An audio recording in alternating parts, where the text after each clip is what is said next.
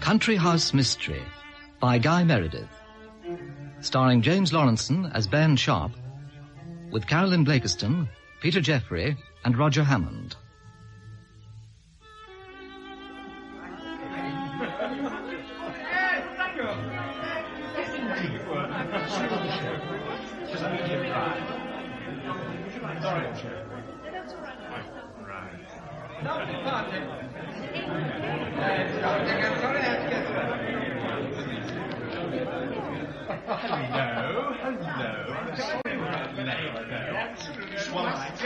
I've enjoyed meeting your friend, these extraordinary writing people, you know. In the afternoon of the 2nd of June, 193 A.D., the Roman Emperor Julianus was murdered. He had reigned for 66 days. His killers were members of the Praetorian Guard, a troop of 10,000 soldiers stationed in Rome for the protection of the monarch. While this death was ironic, it was not unusual. His predecessor on the throne had met exactly the same end. And if his reign was short, there were emperors whose rule had been briefer. What singles Julianus out in the list of those who held sway over the known world was the way in which he became emperor. When he died on that summer afternoon, there perished the man who bought the Roman Empire. It's all as it was. What? I've left his desk, the manuscript, everything as it was. Oh, sorry, I was reading. I didn't hear you come in. I'm Marion Hanfman. Ben Sharp. Would you like some tea? Well, the maid brought me a cup. Good. Well, it's a bit of a mess, isn't it? The book. He'd been working on it for 6 months. Oh, well, He seemed satisfied with it, at any rate. Did he? But you could never accuse him of undue orderliness. He probably knew what was what. I should offer you my condolences. He was one of the most... You met him, didn't you? Yes, some time ago I did a TV adaptation, one of the short stories. So you know him? Knew him. Not really. We just met a couple of times. What are you doing at the moment? A novel. I hope I haven't interrupted your schedule. Oh, no. Afternoon in the country, very pleasant. Well... Is it a mystery thriller, the novel? That's what you normally produce, isn't it? I've produced some. 5. 6. 6. But none for a while. You've been checking up on me, have you? Although perhaps you've been doing something else. When is it due to be published, the novel? I don't know.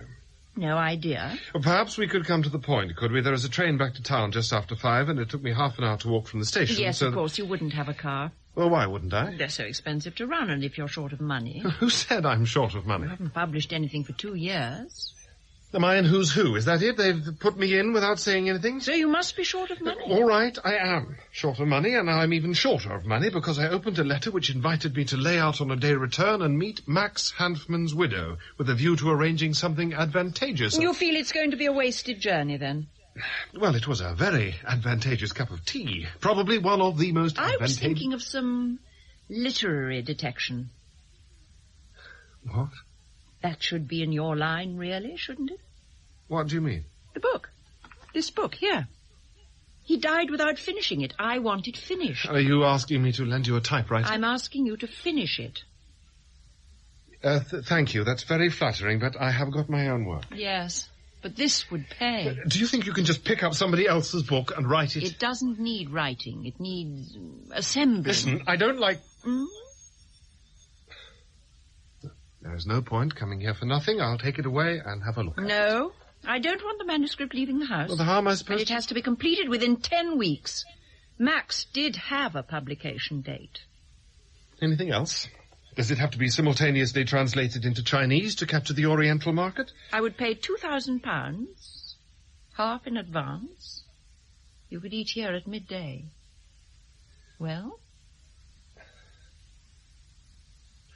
2,000 isn't enough. I'll see you tomorrow. The maid will show you out. Oh, gods, I'm drunk. I'm going to vomit. I move. A stool flies across the floor. The room tips over. The couch I was on a moment ago is above me. My head strikes one of the legs. The tiles are cool on my back. I feel better. My name is Marcus Didius Julianus.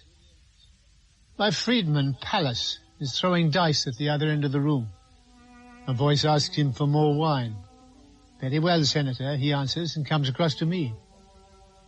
My brother, Cornelius, picks up the dice and starts throwing them onto the marble table. I can't hear them drop. My wife and daughter were here, but they left. I don't remember when. They're back. They come into the room shouting, leading half a dozen men. 2 soldiers, some officials. One of them has a strangely distorted shoulder which turns his arm outwards. Everybody is talking at once. Pallas looks alarmed. Cornelius has ceased the dice. What? Pertinax is dead. Manlia, my wife, leans down to me, has hold of me by the shoulders. Listen, he's dead. I can't think what to say. I can't think at all, to tell the truth. He was alive this morning. My daughter comes over to me. Her mother turns away, I think disgusted. I'm conscious of making an effort at sobriety. Father, the Emperor has been murdered. Manlia comes back. The Praetorians are auctioning off the emperorship. They're going to sell it to the highest bidder. She has me by the shoulders again. I try to get up, but it doesn't seem possible. Speaking seems the most I can manage. Auctioning? Well, that's iniquitous. Iniquitous? She's leaning close. Of course it's iniquitous. That's not the point. Closer still. How much money have we got? I don't know. Cash? Money. We could promise 5,000 sesterces a man. For what? She stands and looks at Didier. Get him washed. Do something with him.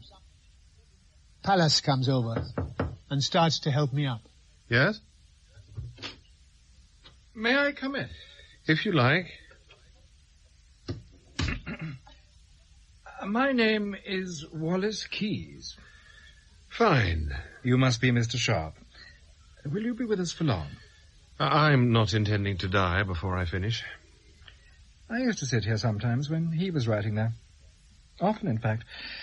Occasionally, he'd look up and say, Wallace, and tap his finger on his chin slowly like this, while he thought something out, and then he'd go back to his writing again. The working of the creative mind. Fascinating. Spellbinding. His death was a terrible blow. Not least to him. I'm sorry? Oh, yes. Oh, terrible, terrible. Telegrams came from all over the world. Did you read the Times obituary? Yes. One of the most feeling of post-war novelists, liberal and humanitarian, comparable to Conrad or Nabokov in his manipulation of the language. He was a wonderful man, you know. I thought he was a bit of a shit. I beg your pardon. I said I thought he was a bit... How dare you? How dare you come here and sit at his desk and abuse him? On the most basic level of decency, you might have the sensitivity to realize that the memory of a dead friend Hold it, Wall, hold it. I am just an employee here. Whatever you are, it makes no difference. I arrived at 9. I'm going to leave at 5. If you don't like my presence, take it up with the management. It's simply your attitude He to may Max. have been a friend of yours, but the couple of times I met him, I didn't like him. He was arrogant, pompous, and condescending. He made no attempt to disguise the fact that he thought I was an under-talented no-hoper who'd been lucky enough to land an adaptation job for the BBC, but whose subsequent career was going to be a long slide downhill.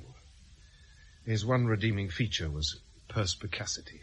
He was a great novelist. Yes, he was popular. I'm sorry he's dead, but it comes to us all. There you are. It's easy for you to be glib. You didn't see it happen. Did you? Oh, well, just afterwards. I came round the corner just afterwards. I heard the scream. Where did he die? Where was this fall at his home? Was he unwell? It was there. Where? Those windows. From the balcony outside. How? Well, the rail is low. It's old and rotten. And part of it went with him. You can see where it's missing. Well, was he shaky then? I mean, he was in his 60s, wasn't he? He was 60. Marion didn't waste a lot of time calling you in, did she? He's only been dead 7 weeks. Well, the book already has a publication date. Is that important? Not particularly. Is it, good? I don't know. I don't think he was very happy with it, with the way it was going. Get away. In fact, I am surprised Marion decided to have it finished, I must say. Have you read it? No, how could I? It's all in pieces. Had she? Well, how could she? It's all in pieces. She's a... There are some things you ought to know about her. You're going to tell me her age? Oh, I could do that as well. Younger than Max, of course, but... Oh, be a gentleman, Wally, and leave me with my illusions. No, Mr. Sharp, it's rather more important than that. Come in. Lunch. Excuse me. Oh, yours is in your room, Dr. Keyes. Oh, thank you. Where shall I put it? Here. Voila, as they say. Oh, roast beef. It's not Sunday, is it? Don't you like it?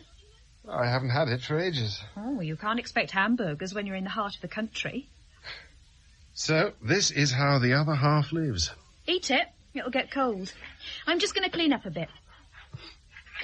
What sort of life do you have in London? Oh, peaceful? Well, don't you go out? Discos, theatre, films? No. What do you do? Oh, I sit at home and wait for the post. Why? What sort of letters do you get? Oh, I get letters that... No. Oh, aren't you going to eat? I get letters from people who sit in salaried chairs with power stenciled across the back. You know what I mean? No. Oh, they start off their letter with, Dear Ben, and they say, they've enjoyed my manuscript very much, or they think my synopsis is very promising, and they'd love to go ahead, but... but I must admit that what I've published up till now hasn't really set the world alight, and at the moment times are hard and money's short, and really they can't afford to take a chance. They have to stick with authors who can do better and sell more. And they wish me luck, and that's it. Oh, you just have to keep trying. Oh, they're right, of course. No, they're right. Don't misunderstand me. I'm not complaining. I'm not very good. That's why I'm here. I just write crummy detective stories. Now, I can take their letters. What I can't take is when they finish writing to me and they pick up the phone and they speak to Hanfman and they say, keep it coming, Max, it's great stuff. You know, there is such a lot of dross around. I was dictating a letter just now. You wouldn't believe what people try and get published. And Hanfman takes a bite of his roast beef and he says, well, I can imagine. Don't put me off my lunch. They exchange compliments and put the phone down, and Hanfman shakes his head at the state of authorship today. That is what I can't take. I can't take it that he dies, and his bloody roast beef lives on after him as a monument to his success. I am not eating it. I'm not eating it. Hey, what do you... Oh, look. I'll get a cloth. Why did you do that? I'm sorry. What do you want, an omelette? No, I'm sorry. No, it's not your fault. It's just as well you missed that rug. Here, let me. Oh, it's all right. I'll bring you some more. No, thanks. I'm not hungry. Do you do the cooking? Yes. Ah. You live in? No, at the village. I'm sorry. Oh, it's okay. You just got to keep trying, haven't you? With the books, it's no good being envious. You can't just give up. I can. I have. Now, there's a limit to the number of times you can bang your head against a wall before bits of your skull start dropping off. Don't say that. Were you here when he died? Yes. I was in the kitchen getting lunch. Paul came round and said what had happened. I didn't go out and look. I couldn't. Who's Paul? Paul Kidd. Looks after the horses. Does work around the house. And it was from here? Yes. Careful. It's a long way down. 40 feet. That's what Paul said. Be careful. I think I'll just use the normal exits. Thanks for the lunch.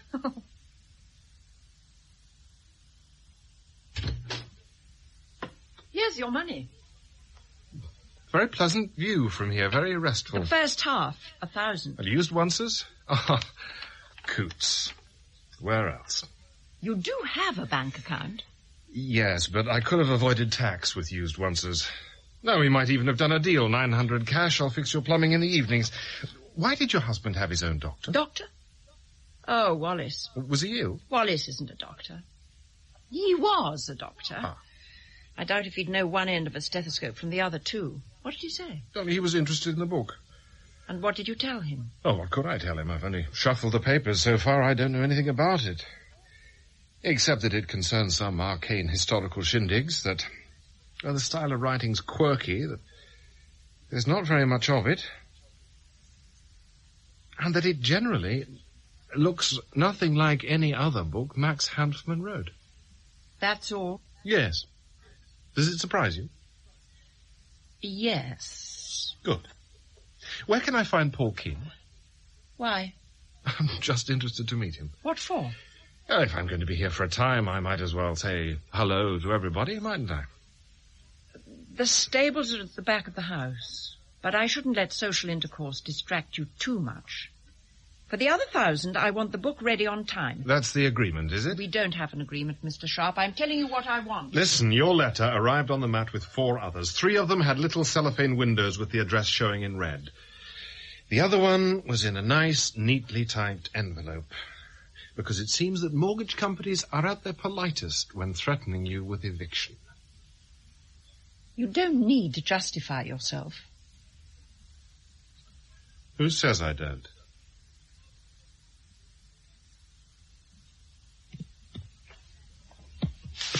There you go. Steady. There you are. All right. Morning. Morning. That'll keep you healthy. My name's Ben Sharp. Yes. Stop it. They're lively. What do you want? Oh, nothing in particular. No? Then why are you up to the tops of your suede boots in mud then? Because the ground is wet. It's the rain that does it. That's country law. Here, mind your back. I wanted to ask you about Hanfman. See, I'm working on the book. I know what you're doing. Did you know him? I taught him, didn't I? To ride? No, to fly. Would have come in more useful. What was he like, generally?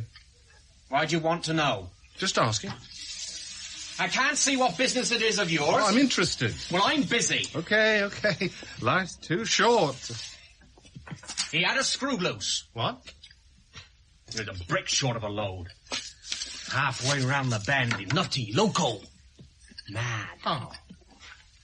Wait till you're 60. See if you want to take up horse riding.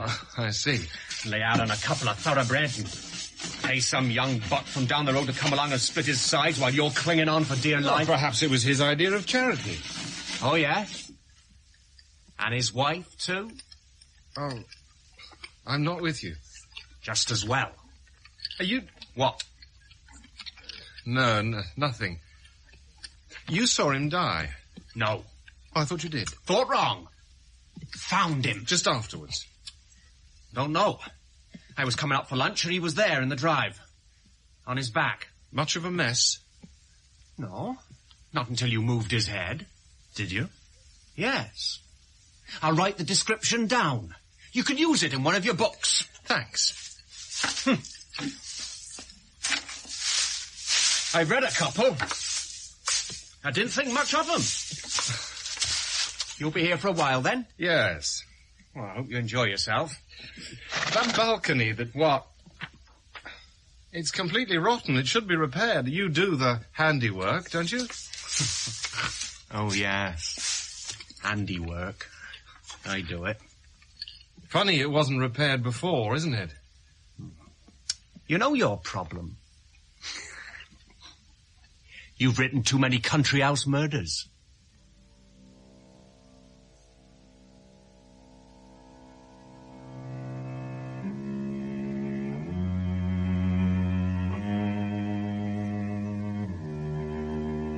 now dark. Outside the city gate lies the Empire. Back in Rome, lights are burning. Carts are banging through the streets. I shiver. We're close enough to the stone fortifications to feel the damp. Pallas puts a cloak around my shoulders. A wooden door at the foot of the wall opens, and a soldier, unshaven, comes out from the camp. Sulpicianus has offered 8,000, he says. He can't afford it, says Manlia. He's offered it. Manlia looks at me. Well, I shrug. 10,000, why not? Pallas touches my arm. Senator, 10,000, I must say. Manlia turns on him. You think that fame can be measured in sesterces? No. But you're worried that your life of idleness might be disrupted. This touches a nerve. Pallas turns again to me.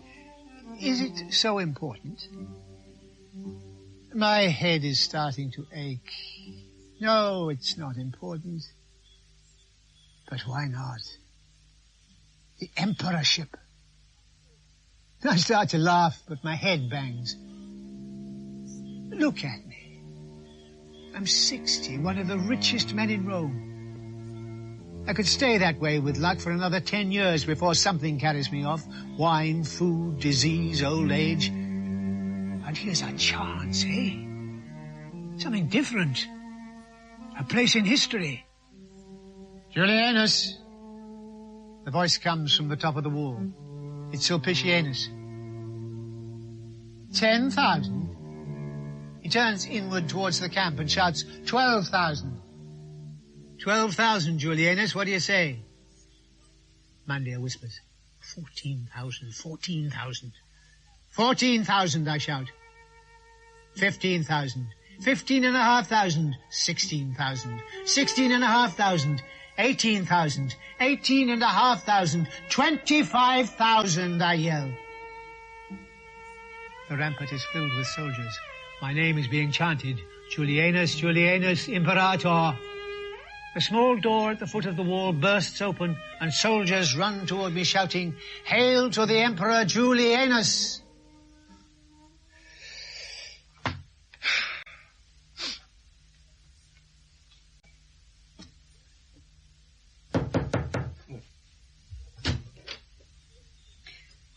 Gathering your thoughts? Staring vacantly out of the window. I wouldn't have known the difference. Here. Are you going to eat this? I've never been inside a country house before. What do you think? Well, it's just like it ought to be. It's large, gloomy, and people with Cluedo characters. That's just the way you see us. Well, maybe. All the times I go to London, every other person looks like a mugger or a drug addict. They probably are. Oh, are you trying to sell me on country life? I bet you don't cook for yourself. How do you know I live on my own? From looking at you. The iron's broken, that's all. It blew up on Sunday. Blew up? That's like in the comics. Flames spat out of the back. Did you laugh? I cried for about half an hour. Felt so helpless. It was one of the last ways of retaining self-respect. Crease-free shirts and shaving. Oh, I thought you did it to look nicer for other people. Not if you don't see anybody. Didn't you? Well, if you're only going to bore them by being endlessly resentful, what's the point? Doesn't anyone try and help? Well, yes, but what is there to do? 6 books published, and then you fall on your face. It's not like having your first novel rejected. You can shrug your shoulders and carry on working for the civil service. No, after 6, you're supposed to be able to carry on. You're past the pat on the back and have another try in a couple of years stage. What would you have done for money if this hadn't come up? I hadn't thought. Pawn the razor. You should come down here. Live in the country for a bit. It'll do you good. Why? You're doing a job, so you're useful and you need it. And you'll be surrounded by people, so you wouldn't feel helpless. Well? I don't know. What don't you know? How to use an earth closet. I'll ask in a village for somewhere to stay. You'd save it on the train fares.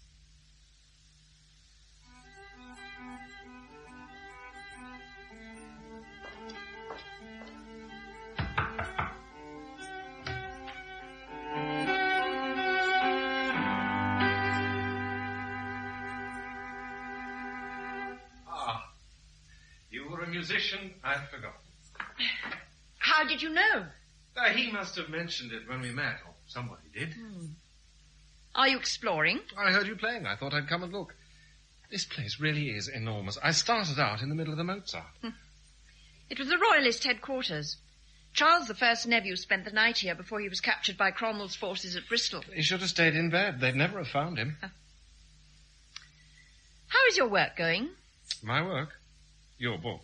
Have you ascertained if everything's there? You told me it was. How would I know if I hadn't read it? That struck me, too.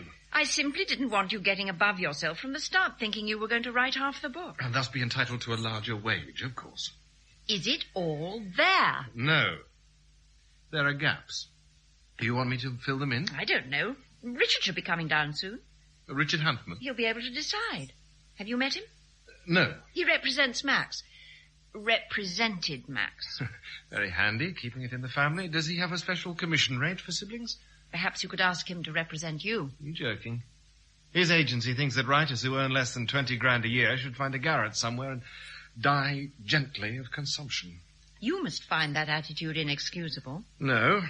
It's the curing of consumption that I find inexcusable. It was the honourable way out. You're not writing a novel, are you? No. Why not?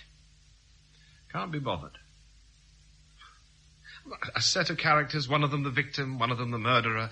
Victim goes in chapter 1, 19 chapters of assorted clues, investigations and red herrings.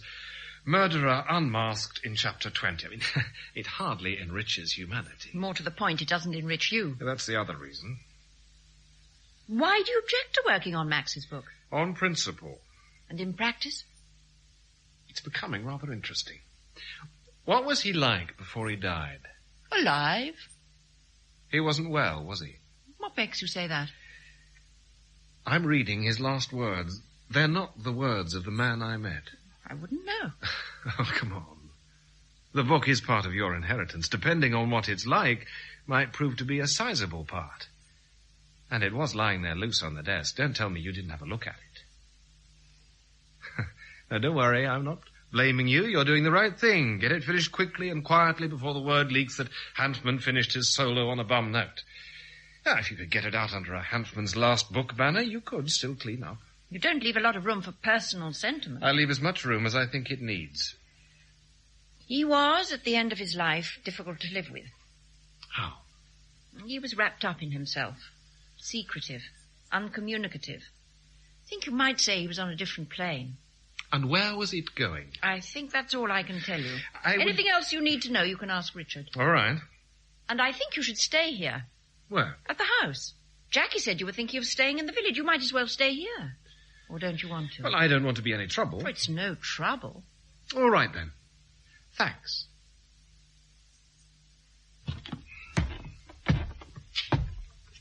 Is that all you've got? Yes.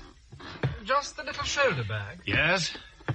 I thought I'd come and give you a hand, but, not much point, really, is there? Not a lot. I saw you from my window coming up the drive. Where's your room? It's down that corridor at the end. I would have thought it more sensible if everybody stayed in the same part of the house. For cleaning. For cleaning, yes. Still, you're doing your bit.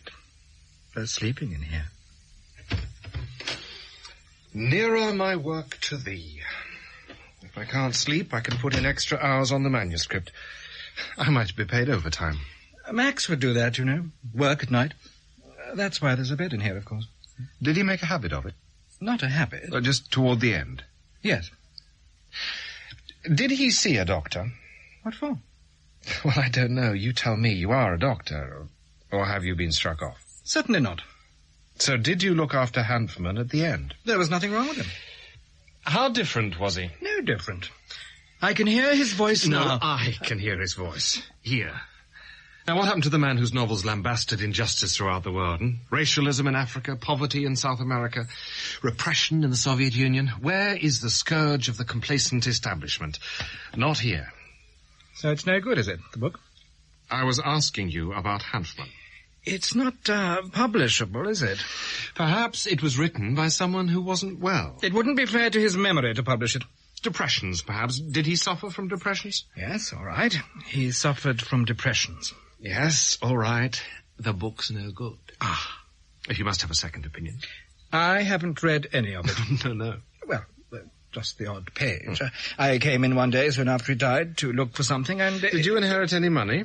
Well, that's a very personal question, I must say. Must you? Did Marion get it all?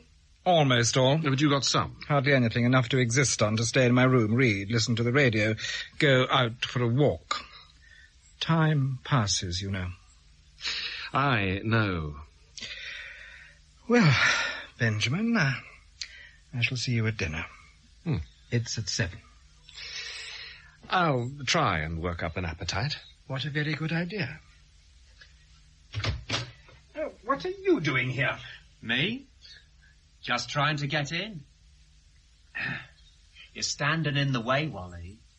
I'll have to squeeze past you. Really? Listening at doors? Tired old queen. He speaks well of you. He needs a good seeing to. Or perhaps you could do it in your handyman persona. That way you're carrying your tools around, emblems of your trade. You want the balcony fixing, don't you? Oh, and I thought you were here to regale me with further tales of your sexual conquests. After you. I don't think I like you very much. Well, that saves me commissioning an opinion poll. When can you have the rail done? Not today. When? I'll have to get the wood. Won't fix well anyway. Maybe tomorrow. Better late than never. I don't like your insinuations. Only keen on your own, eh? A do-it-yourself man through and through. How could I fix it before, huh? He wouldn't let anybody in here. I told you he was batty. Oh, well, no doubt you helped him along the road to recovery, jumping into bed with his wife. Does seem to be picking on the unfortunate, though, doesn't it? Why don't you shut up? All right. A boy with a jemmy in his hand's a man, as far as I'm concerned. You'd better watch your step. I better had. I'd better watch it better than Hanfman did.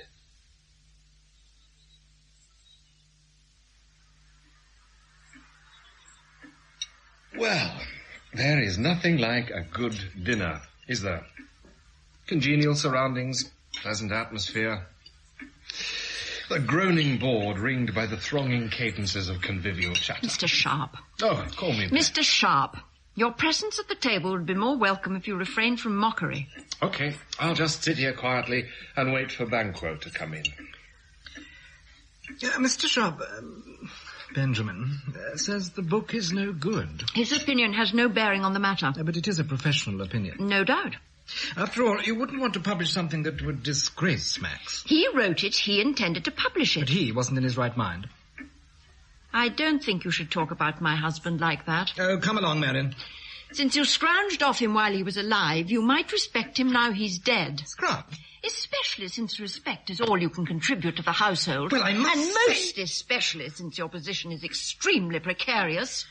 You can only continue to live here while I allow you to do so. Detained at Her Majesty's pleasure. You have no entitlement to stay here. I've lived here longer than you. That's beside the point. I knew Max longer. You didn't inherit the house. I lived here Shut before... up.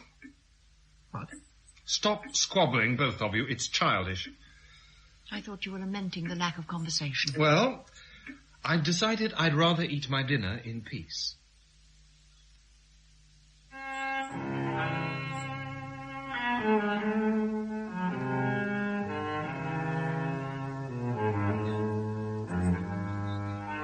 Suddenly, there's nobody here. Why? The wreckage of the feast is still on the table. Glasses on their sides, pools of wine, the remains of a suckling pig, dried fish, chicken bones. I must have fallen asleep when everybody left. I don't know what time it is. I don't know which room of the palace I'm in. A complicated mosaic runs along one wall, but there's no light to see what it represents. The ceiling is domed. Everything's silent. I call out. There are running footsteps. A slave appears, an African. He stands in the doorway with his head down. Go away. He goes. Manlia, Pallas, Didier, Cornelius, none of them came here. Only the soldiers celebrated with me. A candle on the table goes out.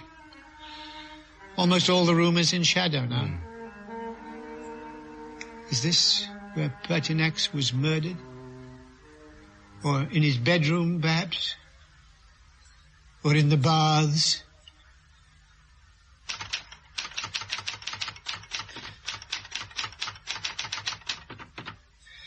Nobody has mentioned his name since I became emperor. How many hours ago was that? Emperor, I say aloud to myself,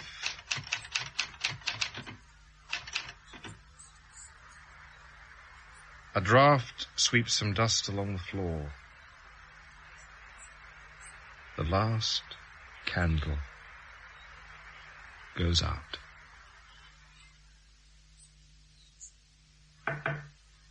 Who is it? The Emperor Julianus. Come in.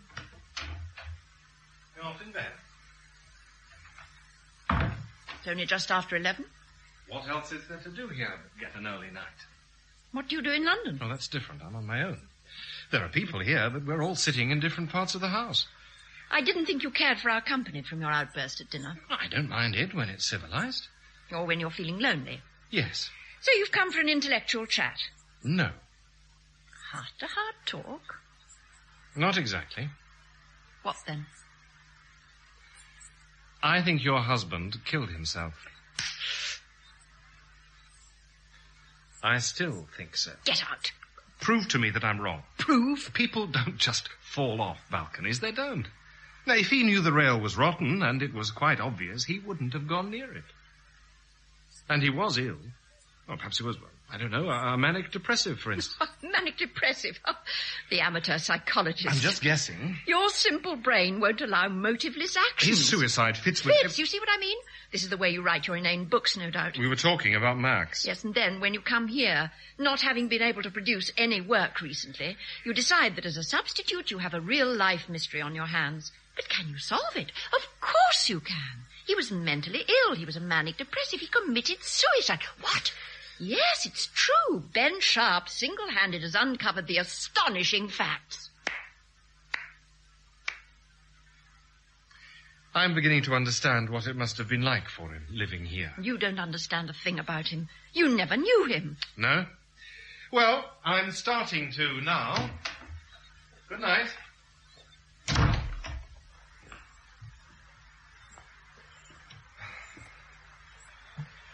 That's when I came into my bed with a hey-ho, the wind and the rain, the toss-brought still. Oh, hell. Can't they afford lights?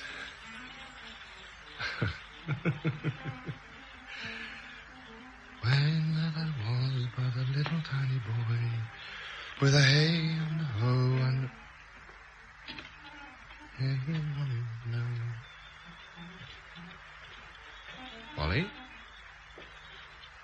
Wall? Wallace? No. It's down here. Foolish thing was...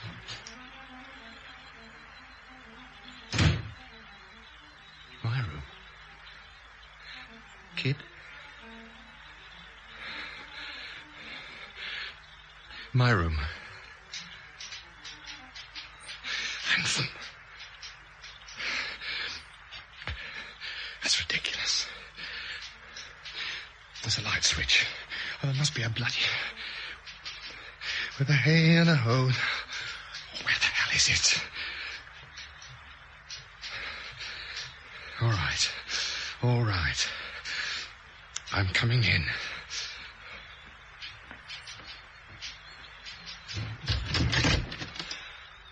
Huntsman. Yes?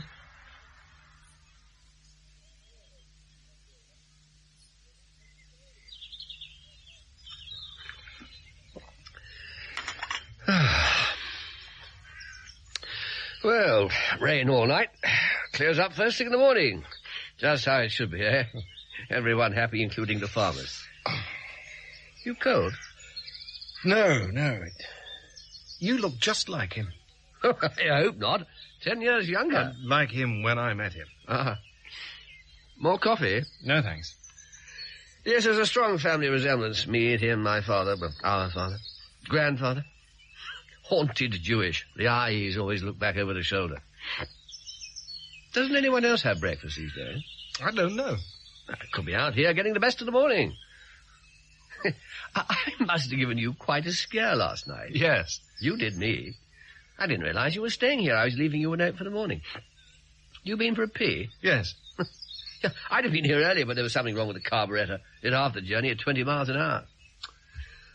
Oh, look at that mist. It'll be gone in an hour. Lovely part of the country, this.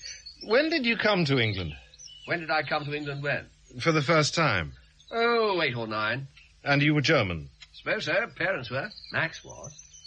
Family moved to France before I came along. Because of Hitler? No, because of business. They thought the slump was going to provoke a communist takeover. And from France to England? 1940. Because of Hitler. Did you leave a lot of money behind? If you call 100,000 a lot of money. It was then. What did your father do here? Died. Same year. Heart. Leaving Max head of the family. You play croquet? No. There's a set here somewhere. In that shed, I think. I'm not just being nosy. No, of course not. If you're finishing the book, you need to know about Max. Perfectly reasonable. How's it going? I suppose it was you who picked me up. Well, I thought you'd be a good person to try. You mind? No. Were you doing anything? Wishing I was Max Hanfman. Ah, here it is. God, hasn't been used for years. Now, I know it's a bit unusual, the book. The thing to do is cobble it together as best you can, so it looks more or less complete. So you want me to fill in the gaps? Certainly. Now, just put a couple of hoops out. Yes, I came down after he died and had a look at the papers, decided to leave it for an expert, which is you. Now, one here. God knows why he decided to write it. It's a sort of autobiography. How do you mean? See, he chose the Emperor Julianus to represent himself. What makes you think that? I think Keyes is in there, and Marion. Are you sure? What was he like before he died? Oh, don't ask me. Oh, Marion told me to. Well, I don't know why. And another one here. I mean, I hardly had any contact with him. He said he was going to write another book, and he told me when it would be ready. That was about the last I heard from him. Was he always like that when he was writing? No. Usually he'd travel up to town for meetings or whatever once a week. Yes, and here. Had it ever crossed your mind that he might have committed suicide? Yes. Oh, you think he did? Don't know. It crossed my mind. Why? I don't know. The way he was behaving. Reclusive. It seemed a possibility. But you didn't voice it to anyone? Look, you don't want to make a fuss about this, do you? Sell something to the papers or something? Oh, no. No, I didn't voice it to anyone. It didn't seem any point in causing more distress. Even after the post-mortem? It wasn't a post-mortem. There wasn't? No. Well, why not? Well, one wasn't called for. You sure you won't have a game? No, thanks. I think I'd better start work.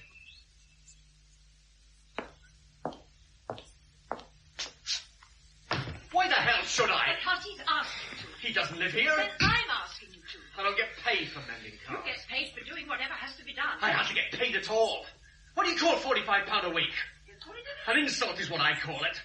I'm not doing this bloody car. Then you're not working here. One employee less? You've changed his mind. He doesn't like Richard, that's all. He doesn't seem to like anybody. Doesn't even like you all of the time. Excuse me. Hold on. Paul Kidd is not my lover. I didn't mean to suggest he was. He's more or less adolescent, and he has more or less adolescent fantasies. That is the problem. I would think the problem is that he more or less believes in them and more or less tells people about them. That is another problem. But it's not easy to hire help. Especially for £45 a week. Is there something you want? Yes, typing paper. I've run out. The village shop stocks it. Do I have to go and fetch it? Max had it sent up. Perhaps you could make the arrangements. You're starting to feel very at home, aren't you? Yes. It was here, then, the fall, down to just here. You're not very pleasant. Were you at home? Yes, I was at home. But you don't want to tell the truth about it. The truth being that he threw himself down and we're all now trying to cover this up for some reason. Because you feel guilty about it, perhaps? After all, it was in your company that his mental state deteriorated. Listen to me.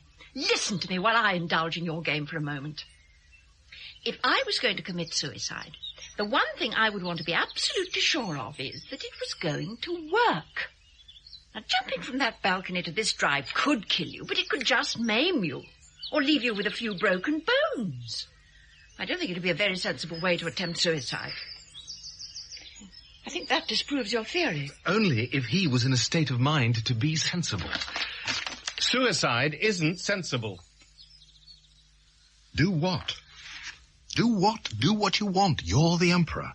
Manlia has to shout to make herself heard. A stone curves through one of the high openings of the Senate House, hits the tile floor and spins off into a group of senators gathered for safety at the back of the hall. One of them drops. Others stoop to help him. The uproar from outside is deafening. You see, there's a riot going on outside the Senate. It's referred to in all the historical sources. He underlined it in the Dio Cassius here. Oh, yes, I see. The noble Roman citizens apparently objected to the emperorship being purchased. Everyone urges Julianus to send in the troops. I won't have slaughter. I'll address them from the steps. I'll speak to them as Roman citizens. I'll tell them the emperorship has not been debased, that they remain the proudest people on earth, that a donative will be distributed. They won't hear you. Cut them down. A tile splinters next to us as Manlia speaks. A trickle of blood appears on her leg. Cornelius leads her off. Yeah. Now, the rest of the episode's in note form. Julianus goes out, makes an impassioned speech. Crowd is wavering, but Cornelius has taken matters into his own hands and ordered in the soldiers. Roman citizens lie dead on the streets. Julianus stands weeping on the Senate steps. The pressures of success, you see. Yes, but nothing is not obscure. Why not just write an autobiography? Because an autobiography is restricted in various ways. You can't tell untruths if they're libelous. More importantly, you can't even tell truths unless they're reasonably provable. But disguising yourself as a character in a novel defeats the whole object. How are you telling your story if nobody knows it's you? Oh, you know. And perhaps the people around you know. That might be enough. I'm not sure. Not sure. These shelves are full of history books. Have you always represented him? Since his second book, yes. He handled the first one himself and then decided he couldn't afford the time and that I could do it. Thrown in at the deep end, like him in 1940. Oh, the first book had given him a flying start, so that made it easier. And he kept a beady eye on me. Oh, he was very tough. He wasn't going to be taken for a ride by anyone. He'd had a hard time, working during the day to get money for the family, perfecting his English and writing at nights. He had a lot of drive. I bobbed along in his wake, learning how to negotiate contracts and look after paperwork. You owe him a lot. Suppose so. You wouldn't have started in the business unless he'd given you the initial push. He must have known you had it in you. Must have. Yes, well, you seem to be doing all right. I'll leave you to it. I see some work's been done on the balcony. Oh, of a sort. I wouldn't try leaning on the rail. I'm trying to imagine him jumping. So am I. Seems the likeliest explanation. Yes, except it looks a long way down, doesn't it? But 40 feet, or maybe it's only a 50-50 chance. Not everybody lands on their heads. Perhaps you'd be lucky to kill yourself. If that's the way to look at it. Oh, 30 feet per second. Second and a half less. It must seem longer. A lot longer. I'd rather not think about it. No. No, well, I'll get off. See you at dinner.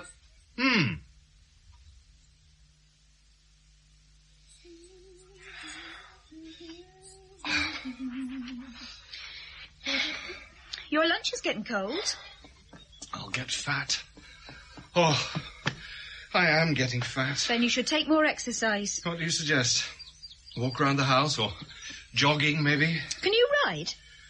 Or cycle round it? Horses. You should learn. It's a good opportunity. Yes, I could become master of the West Kilburn Hunt. That'd solve the problem. What problem? What to do when I finish here. The teeming metropolis awaits you. Well, that's what frightens me. No more rustic charm of draughty houses and impassable roads. You'll be back to your home comforts. Well, that's what I'm getting here. Cash, employment, importance, stability. It's all going to come to an end. Then stay on here. Doing what?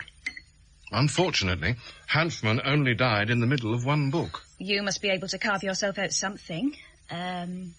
Literary advisor? And end up like Keyes or Kidd, impoverished camp followers. What then? I don't know. Look what I found this morning. Is it for this door? It was in one of these drawers under some papers. Did he lock himself in? Yes. Why? To get some privacy, I suppose. He used to open it before I came up with the lunch and lock it as soon as I'd left the tray. I'd have to pick it up in the evening. Was he pleasant when you brought up the lunch? Not particularly.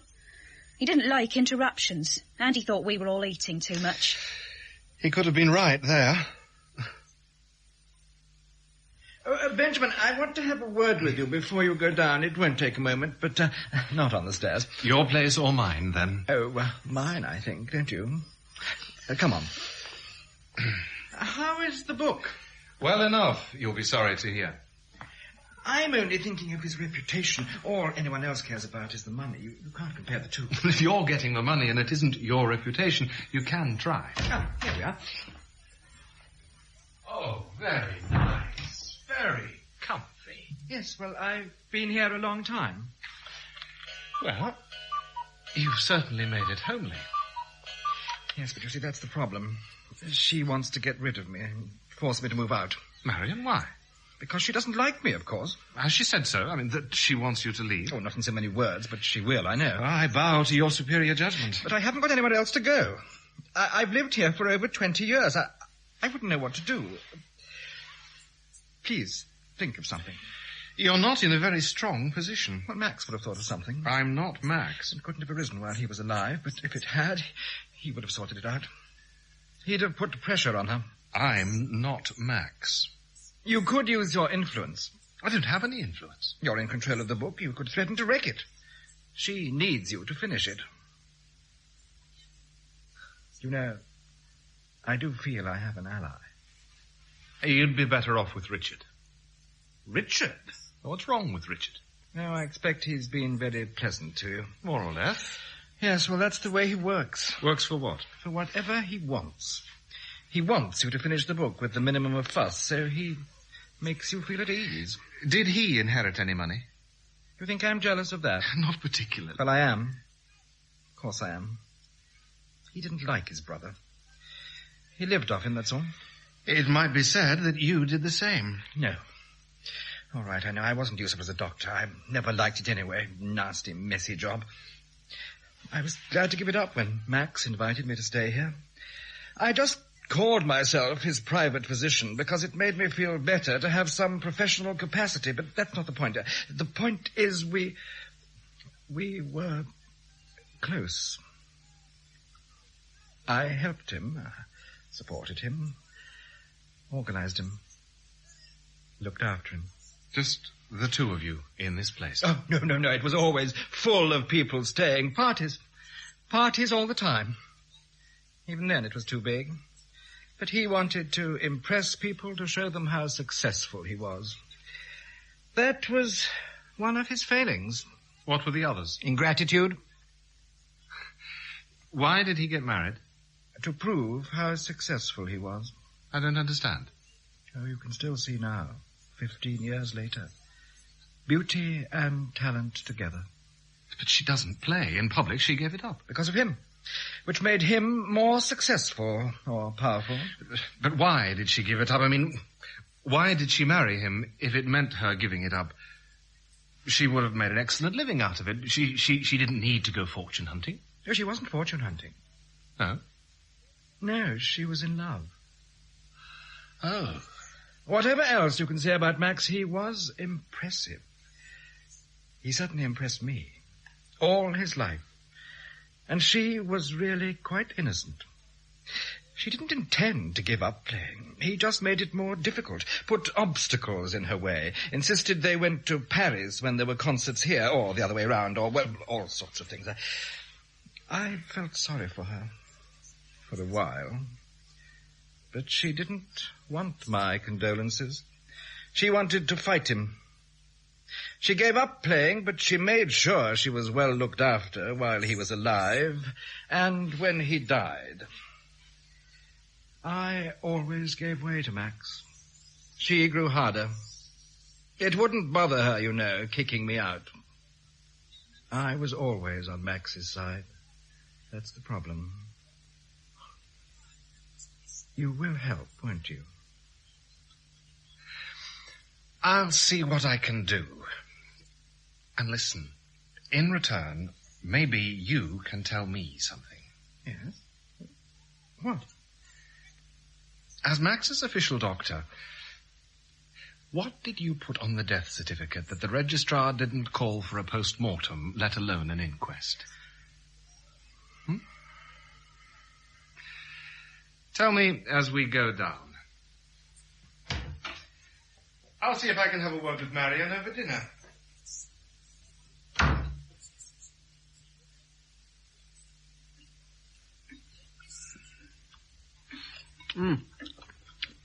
None of the gaps seem unbridgeable, eh? I mean, there are plenty of jottings and notes, just needed sorting out. It's a marvellous job, Ben. Marvellous job, so far. We should have some sort of finished product in a couple of weeks. That's right, isn't it? You could manage that. And then perhaps a quick revision of the whole thing. Good. Yeah, we'll have it in the shops by June. I've sorted it out with the publishers. It's not a great time to launch, but in the circumstances, the earlier the better. No point waiting until the autumn. If we can get some TV backup or papers, reviews of his life, we should be all right. Good. I think Ben's doing excellently. Hey, Ben. Let's not lose contact when this is finished. Perhaps you'd like me to handle something for you in the future. What do you think? Richard's just made you a very generous offer, Mr. Sharp. Oh, has he? Has he indeed? I'm sorry. I wasn't listening. Well, I was thinking. I want to have a word with you. What about? Money. I want some more. You want what? More money. Like more pudding or more coffee, but more money. For doing the book? That's it. You've got it. Well, now, there are a number of... No, I'll handle this, Richard. You're not getting any. And that's your final offer? Don't try and be smart. I'm not, nor are you. I want more money. You're getting quite enough. £2,000 for a couple of months' work. I want more. On what basis? On the basis that you can't refuse. You need me to finish the book. You can't afford to upset me in case I foul the whole thing up irreparably. Perhaps the book's not so important. Oh, come on. You've been talking about the money you're going to make from it. Enough money for you to overlook the fact that you're portrayed there as grasping, avaricious, materialistic, manipulating your husband and profiting from the result. Of course, I admit it's not likely that anyone outside this house would connect Manlea with you, but then that's not the point. The book is a private vengeance that has nothing much to do with the reading public. You don't think it right that I should profit from the book? I don't think it's right that I shouldn't. I'm putting the work in on it. You've done nothing. I put up with Max. That's what I did. Marion, I put up with a selfish, egotistical, imperious, domineering, dictatorial monomaniac. I lived with the great author. You didn't have to. I'll leave it to you to come up with a new figure. You're not getting any more. Don't be hasty. Let me know tomorrow. I'm off to have a look at which parts of the manuscript will be most interesting to destroy.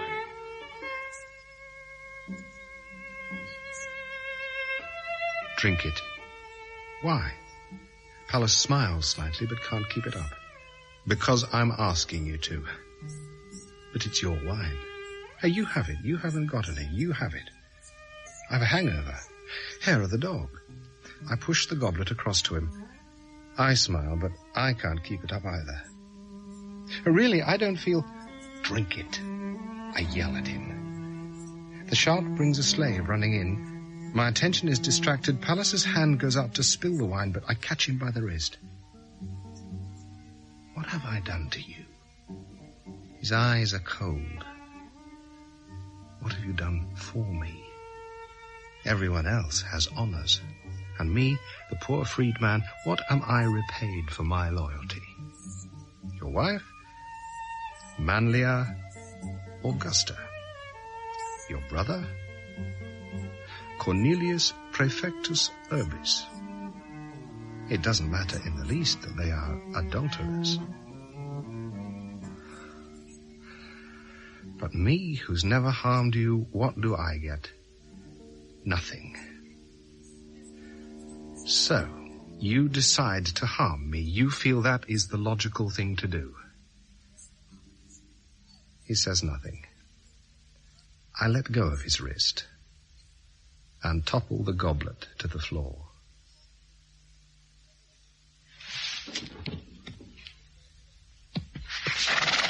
She's very attractive. I mean, sophisticated and intelligent and attractive. No, I think you're very lucky that she likes you. I mean, has affection for you. I mean, I don't mean it's surprising, particularly, just that you're lucky. That's all. And now that she's finished with Richard... Oh, you knew about that. I suppose you did. No, you're not stupid. Or maybe I've got it wrong. Maybe they were never... Finished? Yes.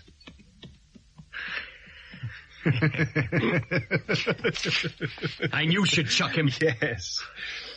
How do you know? Oh, he told me today. Wanted someone to talk to. Was upset about it. He's nearly 3 times my age. Yes. Have they been, for long? And you should chuck him. Yes, well. Finished. Yes.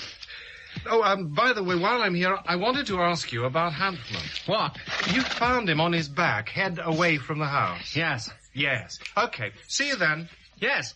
Come down again. Any time. All right, you can have 4,000. Uh-huh. Is that an acceptance? Not necessarily. Take it or leave it. I didn't realize there was a billiard room. Should have expected one. Cloth's a bit dusty. Do you play? Not now. Well? Wally said you were pretty tough. The velvet glove, the iron hand, and all that. He's right. I've just found out something about your iron hands. Yes or no?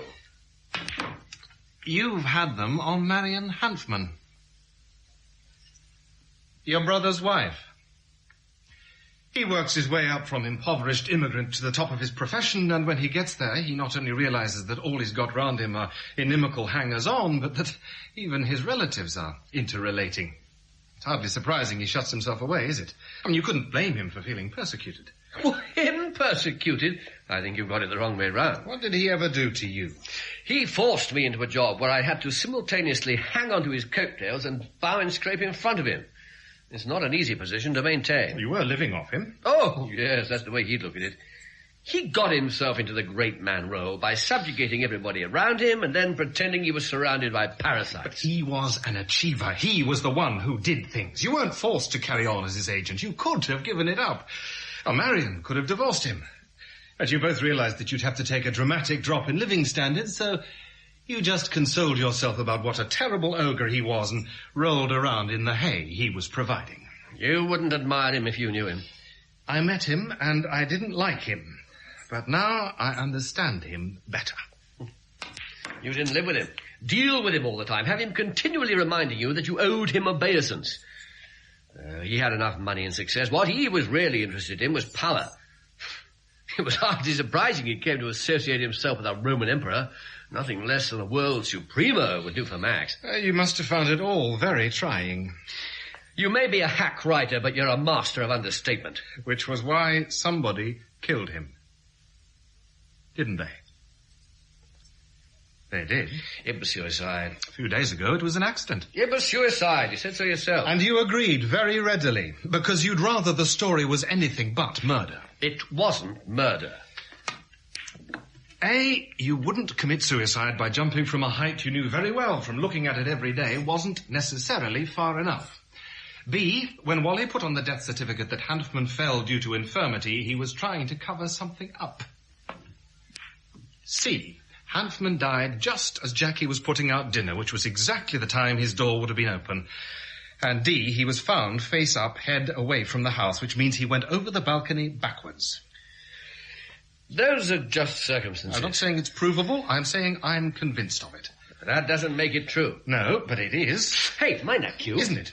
Billiard chalk goes rather well with that shirt. You should have bought it polka-dotted. Ow! You're not a hard man, Richard. You're all soft and flabby. Your brother was hard. He was hard because he needed to be if he was going to work his way. And I'll tell you something else. I'm hard. I haven't been till now, and look where it's got me. I know I'm a lousy writer, but that doesn't mean I've got to be poor. Go away, Richard. Go away and tell Marion I want more money. I've just offered More money. This book is going to sell. You're going to coin it. I'm not going to be left out. She won't agree. She will, because she'll realise she hasn't got any option. I'm in power here now, Richard. Tell her that.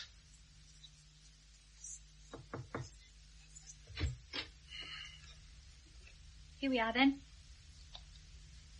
Well? Well? What? Shall I put it on the desk? Aren't there papers on the desk? Yes. It would seem rather foolish then, wouldn't it? What then?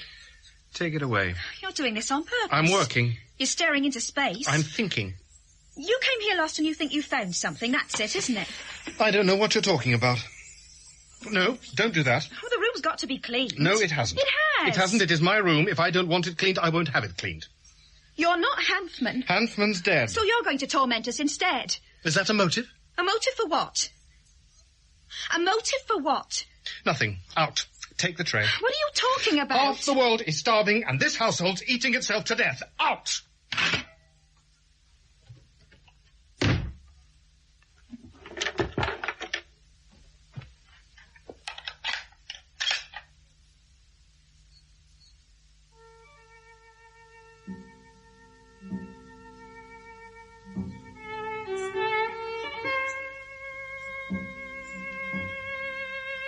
The atrium is full of running figures, slaves, soldiers, officials. I shout, but nobody stops. I shout again. Manlia appears at the far side of the room. She looks steadily at me across the confusion, but says nothing. A soldier comes from the door behind me. I grab him by the arm as he pushes past. What is it?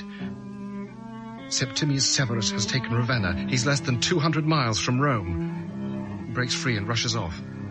Another comes past, a centurion. You, when did this news of Severus arrive? Well, this morning, messengers were at the gates. Why wasn't I informed? To what purpose? I am the Emperor. He's already halfway across the room. I shout, I am the Emperor. Manlia is next to me. But not for long. For 2 months, but not much longer. Severus has defeated the 12th Legion. What remained of it went over to him. He'll be here within a week. He won't spare you. I am the rightful emperor.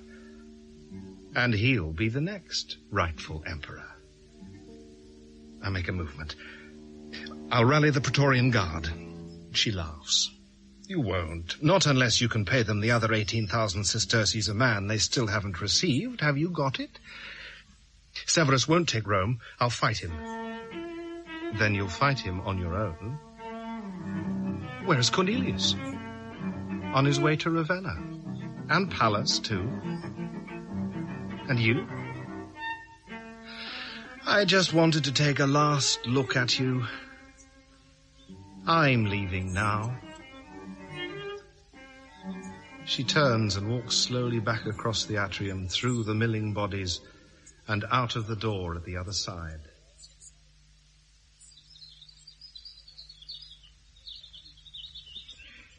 You said nothing to her? No.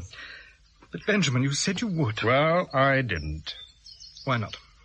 I need money more than you need your room. But you've got more money. I know you have. Now you can say something about me. I want to ask you something. Aren't you going to say anything? Why do you object so strongly to being portrayed in the novel? I don't. I'm not. You are. You try to kill Hanfman in it. Don't tell me you didn't see that bit. And then you desert him in his hour of need. Of course, I understand these weren't very attractive actions to have set down in print, but then look at Marion. She doesn't care about being in there, nor does Richard. Why are you so sensitive? Huh? You're out to stop the book being published just because he saw to the heart of you. That's simply not true. You're going to tell me he was ungrateful? He was. Ungrateful for what? For being lived off, for having attracted a sponger he didn't feel he could ditch? If I were just a sponger, I wouldn't care what he said about me, would I? That I only wanted his money or to share in his prestige. It's hard enough that he thought that. It's harder still that he put it down on paper, but to publish How it... could you have stopped him? What do you mean? There are always ways to stop people doing things, aren't there? But I didn't know what was in the book until after he died. That was the first time I saw it. You said you sat with him while he was working. It was one of the first things you said to me. No, I was lying. You know that. To appear more influential. To persuade me not to finish the book. Yes. Yes, of course. Lying. Silly boy, Wally, you shouldn't lie. Once you're caught lying, people never know in future whether you're telling the truth. And there may be some occasions when you really want people to believe that you are. I didn't kill him. I didn't. You don't think I think you did it, do you?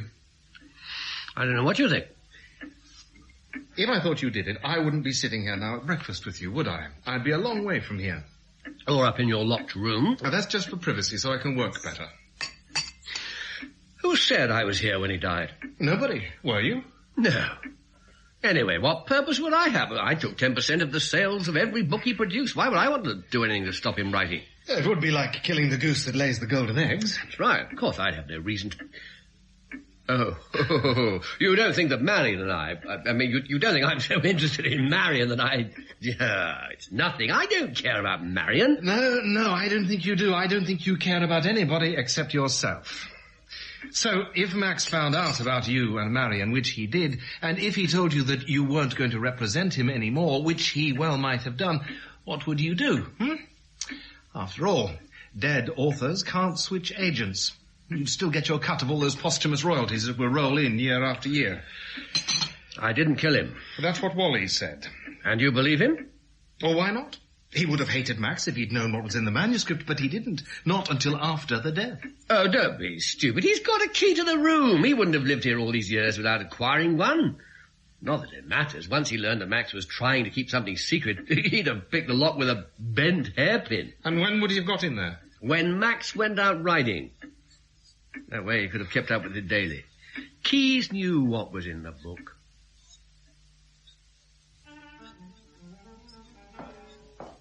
You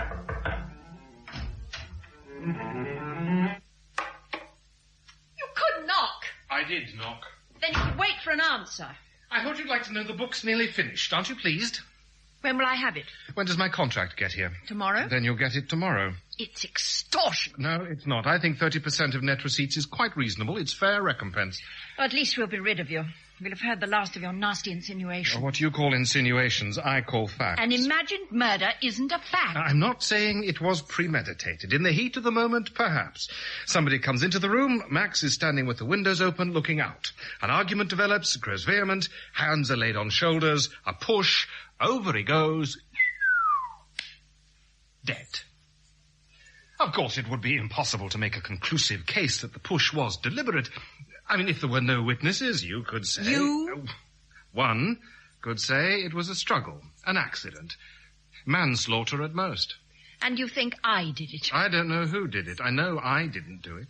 You're not satisfied with the money you're getting. You want to hold this over our heads. You want to make sure you've got us in your grasp. You had the greatest reason to kill him. You can't deny that. You'd have to be the prime suspect. You inherited an awful lot of money. I wasn't the only one. Both Wallace and Richard received money. But much, much less. You made sure while he was alive that you were the prime beneficiary in the will. You had most to gain by his death. Of course, it staved off financial disaster for Richard, but then he wasn't here on the day. Is that what he told you? Yes. Do you think I don't know what you're doing? What am I doing? He was here. Max summoned him down. Really? You feel you've learned something? No. I don't know whether you're telling the truth or not. Tomorrow, then, the book and the contract. We'll swap.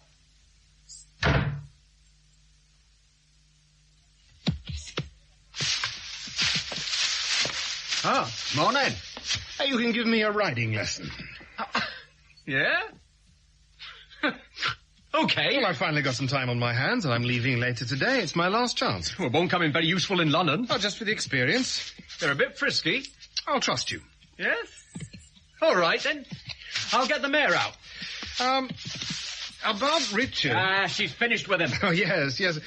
Was he here when Hanfman died? Yeah. He was? Yes. Everyone was here.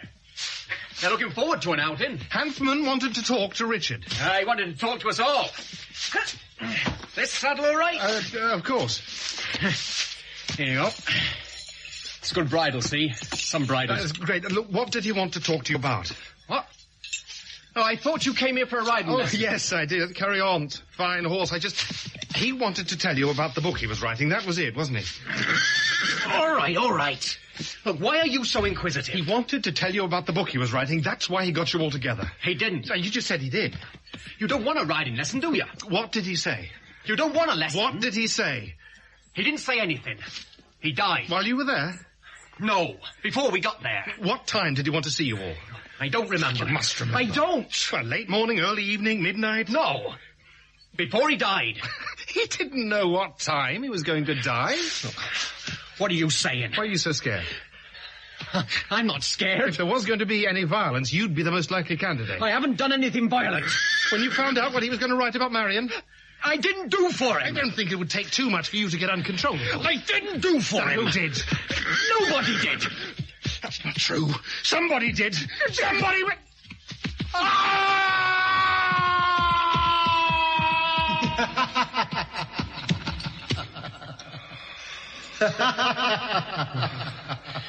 What are you laughing at?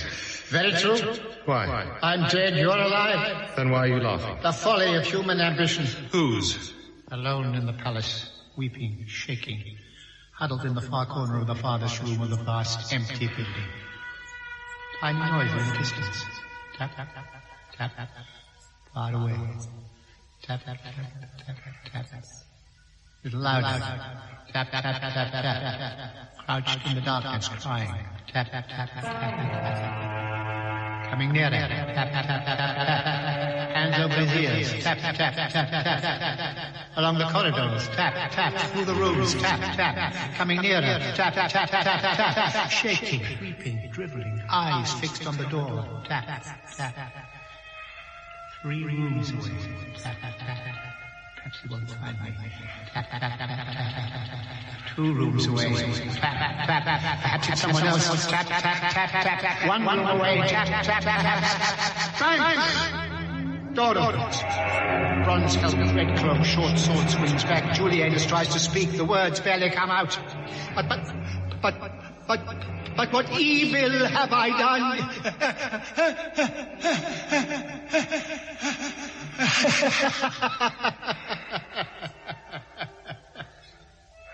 The man who bought the Roman Empire. I know what happened. You know, but you don't understand.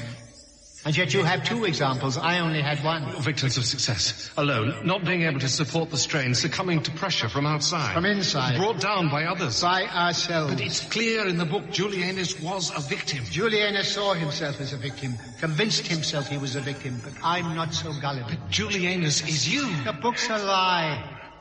I couldn't face the truth, so I wrote the book, but it's a lie. All the books were lies. Liberal sentiments, humanitarian instincts. Why? Because I campaigned against fascism? Because I made an academic celebration of the unity of mankind? Fascism begins at home. The single-minded pursuit of success doesn't leave room for liberality or humanitarianism. Julianus could ignore the number of people who died to keep him in power, or pretend it wasn't his fault. I am more perspicacious. I couldn't cry with him, what evil have I done? I only had to look at the hate that surrounded me. I just couldn't admit that it was my fault. But you achieved something. You got somewhere. Dead. You were killed. You're treading the same path. Which? Ambition can be fatal. You'll find out. Don't lecture me. Don't stand there, rich, famous, successful, and tell me to be humble. Don't tell me to be satisfied with my lot. You've never had as little as I've got. You may have started poorer and meaner, but you always knew you were going somewhere. That's how little I've got, knowing I'm going nowhere. Unless some chance comes along, some out-of-the-way opportunity I can grasp at. And don't tell me not to take it. Don't tell me not to take it.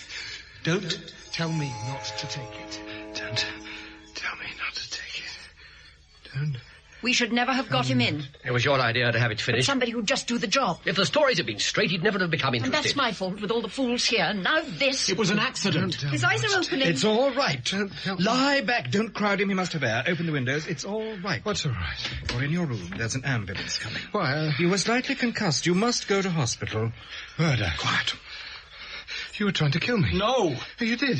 You pushed me at the horse. It was an accident. He tried to kill me. It was an accident. No, You must stay in bed. First Max, now me. Because of the boy. Don't be ridiculous. Because it's finished. Because you can do without You're me. not well. Where's the contract? Don't stand up. You must lie down. Where's the contract? It hasn't arrived yet. It's not coming. It is. It'll be here. Come back to the bed. Leave me alone. You must go back to bed. Leave me alone. Where's the manuscript? On the desk. Where? There, on the desk. Give it to me. You must lie down. He must lie down. I'll get him. I want to see it. I'll bring it to you. Go back to bed. I want it now. Is it all here? Nobody's stolen it. Okay, come on. Stay away from me. Stay away from Okay, me. okay. Stay away from me. Okay. The contract. It's coming later today. It isn't good enough. What do you mean? Don't tax him. We must get him back. All right. I want it changed. It's no good. I worked on this, put it together, written it. It wouldn't have been a book without me. What are you driving at? We'll try together. It's mine. It's not. Try and get behind it. It belongs to me, not to a bunch of murderers. We have an agreement. That's final. Wallace, you go round there. Kid, round there. It's mine, or you're all in court. I've had enough. No, leave him. All tried, all guilty. Give me the book. I've had enough. Stay away. All of you, stay away. Don't go near him. Unless the book's mine. No. The money. No. The credit. No. The whole book. Oh, no! No! Now! Oh, no!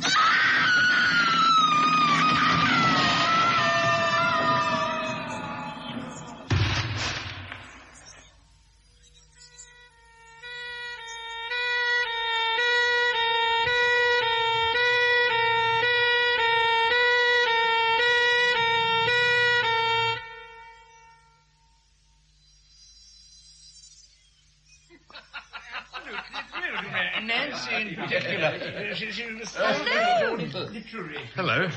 I'm glad you could come. So am I. You're going to be all right. Yeah, so they say. I phoned the hospital quite often, and when they said you'd been discharged, I sent you an invitation. I didn't know if you'd open it. Oh, I opened it. You need those to get around. For the moment. For how long? Oh, only another month or so. You were lucky. For some people, fall on their heads.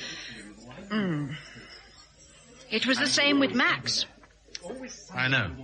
Waving the papers at us. Arguing, backing off. We ran downstairs, he was dead.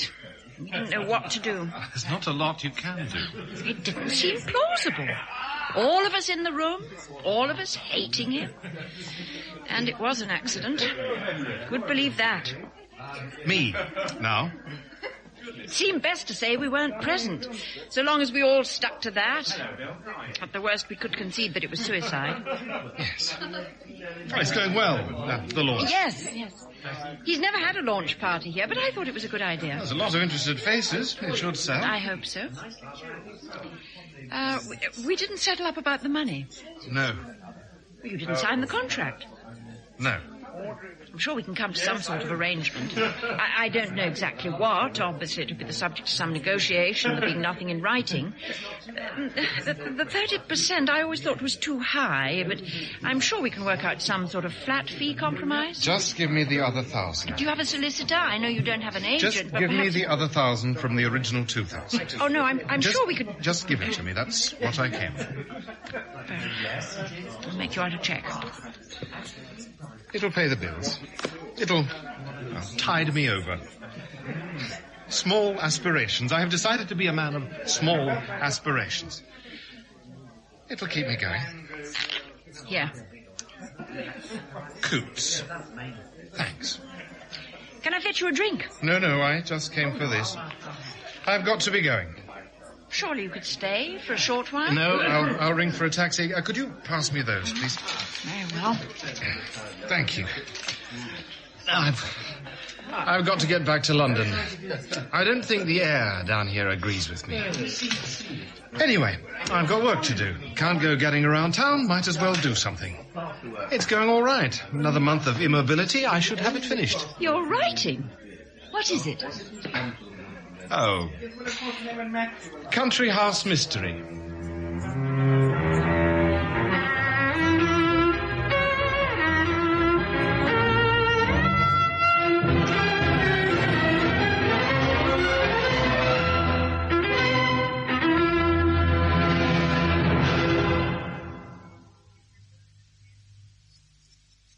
Country House Mystery was written by Guy Meredith. Ben Sharp was played by James Lawrenson, Marion, Carolyn Blakiston, Richard Hanfman, Peter Jeffrey, and Wallace Keyes, Roger Hammond. Jackie was played by Christine Absalom, Paul Kidd, Christopher Scott, and Max Hanfman, Malcolm Hayes. The play was directed by Cherry Cookson.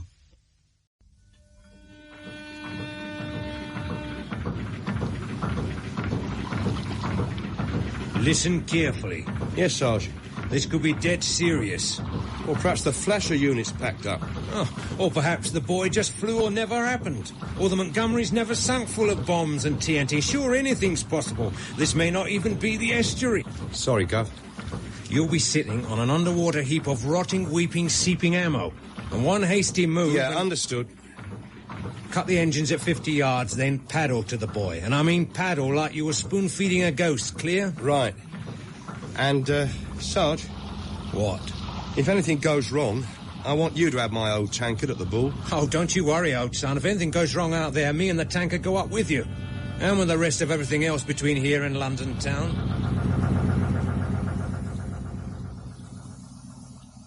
Blockbuster by Stephen Barley. With Brian Cox, Malcolm Hayes, Hayden Jones, and Peter Woodthorpe.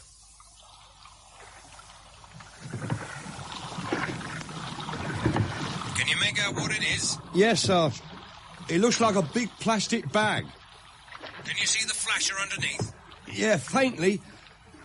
I wish I knew how the hell it was put on the boy. The night patrols reported nothing suspicious. Radar picked up nothing. It might have been a frogman. Like when the kids put a mock bomb here on Rag Day. Can you reach it now? Yeah, just about. Give it a gentle pull.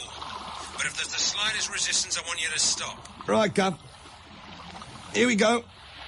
Steady. Steady. Steady.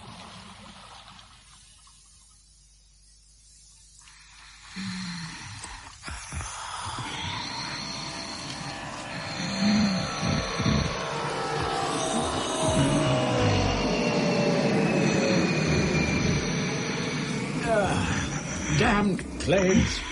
Johnny? Oh. Go back to sleep, dear. Why are you up? I'm expecting a call. It's 6 in the morning. Precisely. It is the day, Winnie. Oh, I wish you'd stop this childish game. It isn't a game. Today is demand day. Tomorrow they'll pay for everything. You're a fool. Oh, I used to be. Oh, no. But now, they'll have to beg me to take their money.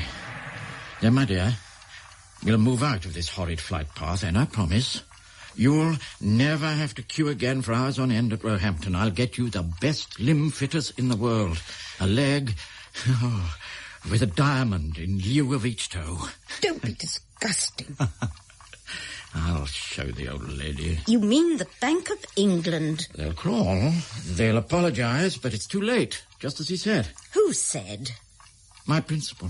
Who's he? Don't know. But he's always right. And he is a gentleman. So where's his famous punctuality? It's 6 o'clock. Another 3 seconds to go. 2, 1, 0. 1, 2. Aha! Cutter Smith? Are you ready, Johnny? Would you kill me if I said no? It would take time to find a replacement. I was only joking. Timetable? Take Central Line, arrive at Bank Station at 10:15. Approach Dorman in Pink Tails 10:20. Onto phone booth behind Royal Exchange Building 10:25. Call Prime Minister and Leader of the Opposition on X directory numbers 10, 28, 10:30 respectively. Letters? Written. Car? Booked. Detective with Geiger counter reporting in the morning. Suitcase? Just as you said. It'll take £900,000 precisely in 450 extra-large bundles, allowing for used 20s. If they're willing to pack them in this way, that is. Make them, Johnny. Make them. Yes. You are no criminal. It's your due. Your bank.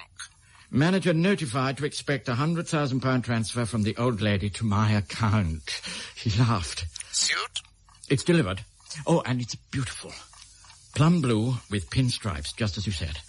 And I'll have the crimson hanky in the breast pocket. Crimson? Very tasteful. Hat? Picked it up last night, black, white-brimmed. Good luck, Johnny. Yes. And you? I'll call you tonight for the good news.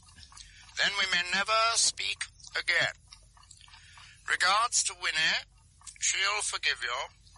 Spend wisely, partner. Some partnership.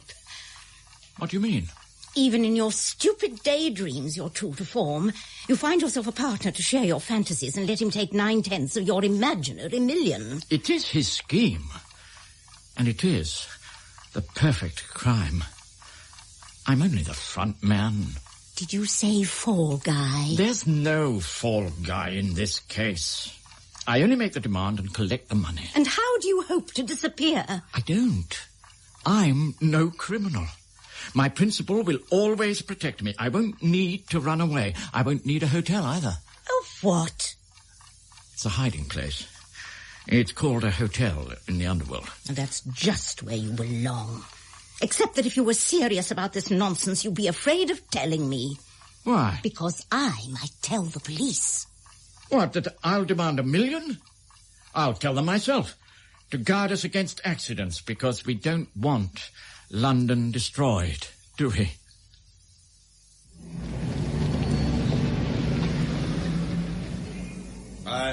Just a minute, sir. Oh, I want to see Grandma. You mean the Governor of the Bank of England, sir? I thought everybody called him Grandma in the city. I don't, sir. You have an appointment, I presume, sir? No, but it is a matter of life and death. Oh, yes? Yes. Well, perhaps you care to write him. All right. Here are 2 letters. One must be delivered to Grandma without delay. The other is for the cashier's department. Could you leave your name and address, sir? In case the Governor wants to contact you urgently. The name is Cutter Smith, and the address is on the back of the envelope. Good day to you.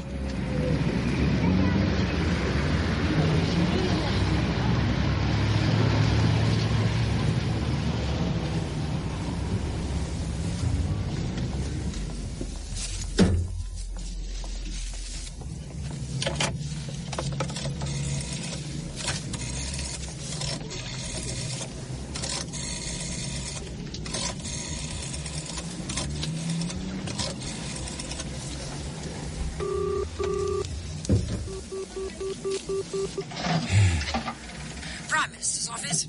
My name's Cutter Smith, and I have a very urgent message for the PM. Does the Prime Minister know you, sir? That's immaterial. May I ask how you obtained this ex-directory number? Look, if you're trying to hold me up to trace the call, you're wasting your time, and there's no time to waste. My demand to the Bank of England must be met without delay, or else the Thames goes up in flames. You understand? If you could be a little more specific, Mr. I've already left my name and address at the bank and the office of the Leader of the Opposition. Now, both major parties will be held responsible if something goes wrong. After all, they should have done something about the Montgomery and all that ammunition when they held office. It was a crime to leave it there. Now they'll pay for it.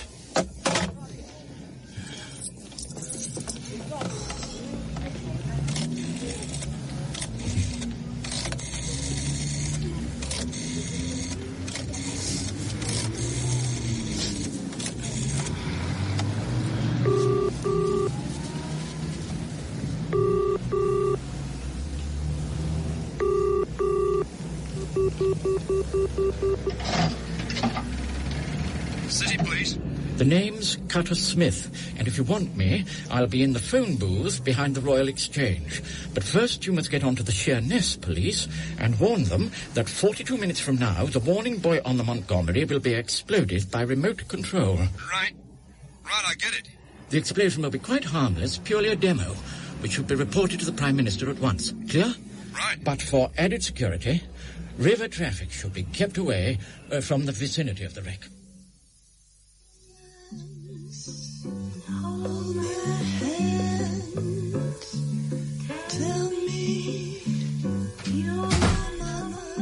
Buchan?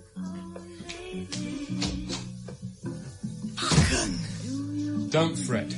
Your face is a mess. So what else is new, Maxine? The bastards. You know them? I mean, whoever did this to you? What happened? Dispute over right-of-way. With whom? A jumbo. Has anybody rung for me? Oh, your boss.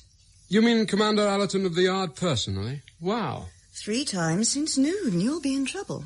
Wow, wow, and wow again. Oh, you are a fool. You're really asking for it this time. All I'm asking for is a Bacardi. Diluted generously with more Bacardi, of course. And we'll start again, shall we? I've just arrived home. You flew to meet me with a kiss and said a loving hello. Loving hello. With a drink. Cheers. Cheers, darling. Kiss, kiss, darling. More loving hellos, darling. Oh, dear, going punk, darling. A safety pin would hold the torn flesh nicely together, darling. Come on. Let me clean away the blood. I thought the hospital had done it. What happened? Had a date with one of my lads, a Chinese sergeant. Got there just in time to save him from 3 heavies. He's in a coma, and his chances are rotten. I thought yours was a one-man show. Everybody thought so. He was doing an undercover job. A Chinese? This racket is run by the Triads. They're smuggling in some Chinese dope specialists from the continent and their own brand of muscle. You mean it's that big? Could be the biggest crime operation ever. And the worst of it is that the lad's cover was airtight. So if the Triads were tipped off, it must have come from somewhere at the top. Oh, you don't suggest that the Yard... I do. And I've warned them, but they won't listen. They don't want to know. And I'm beginning not to care anymore. Oh, I wish it was true. It is. I might just chuck the whole thing in. Oh, goody, goody. Well, my offer still stands. Thanks. Seriously. I'm rich enough for the 2 of us. Rich enough to keep me in the style I'm accustomed to. A lot better than that. Oh, don't laugh. You're crying. I'm not. Honestly, why can't you accept it? I'm not cut out to be a gigolo, I suppose. But then they must have started somewhere. I mean, nobody's born a gigolo. So perhaps there's hope for me. Would you regard me a whore if you were rich and I was poor and I let you keep me? No. So what's the difference? Only that I'm a male chauvinist pig, and I'll tell you a secret. I love your tears, too. I'm not crying. When 9 weeks, 3 days, and say 6 hours ago, your Ferrari mounted the pavement on which I was standing, I would have sworn you were a woman to whom tears would be the acronym or a chemical formula for making some lubricant. And I'm not here. Seaford 891573. Superintendent Buchan, please. Oh, he's out, I'm afraid. I'm certain he's there. Could you call him, please? I can take a message. Who should I say wanted him? His widow. His what? Widow? All right, I'll talk to her. Hello? I give you the deceased. Last night I would have sworn you were alive. Hello? Hello, my love. I must be quick before anyone comes in. There was a sudden conference for top brass. Very hush-hush. Rattray was thrown back to it from a fishing holiday with the kids. And since then, everyone's looking for you alone. You better call Allerton. Okay. Take care. Sarah. Yes. Are you well? Yes. Take care. Why did she call herself your widow? Did she mean police widow? In a way. What way? In the last 15 years, I married her 3 times and she divorced me twice. Now, for a change, she's decided that if we are not together, I must be dead. Do you love her? I love you. But do you love her? She gave me a choice, and I stayed in the job. It's my life, Maxine. Even if it kills you.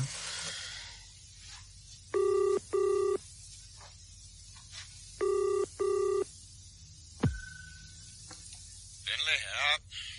Is Commander Allerton there? Buchan, Commander's out. But Assistant Commissioner Rattray has asked me to tell you he wishes to see you in London immediately. Rattray. Send him in. Oh, at last. Where the hell have you been?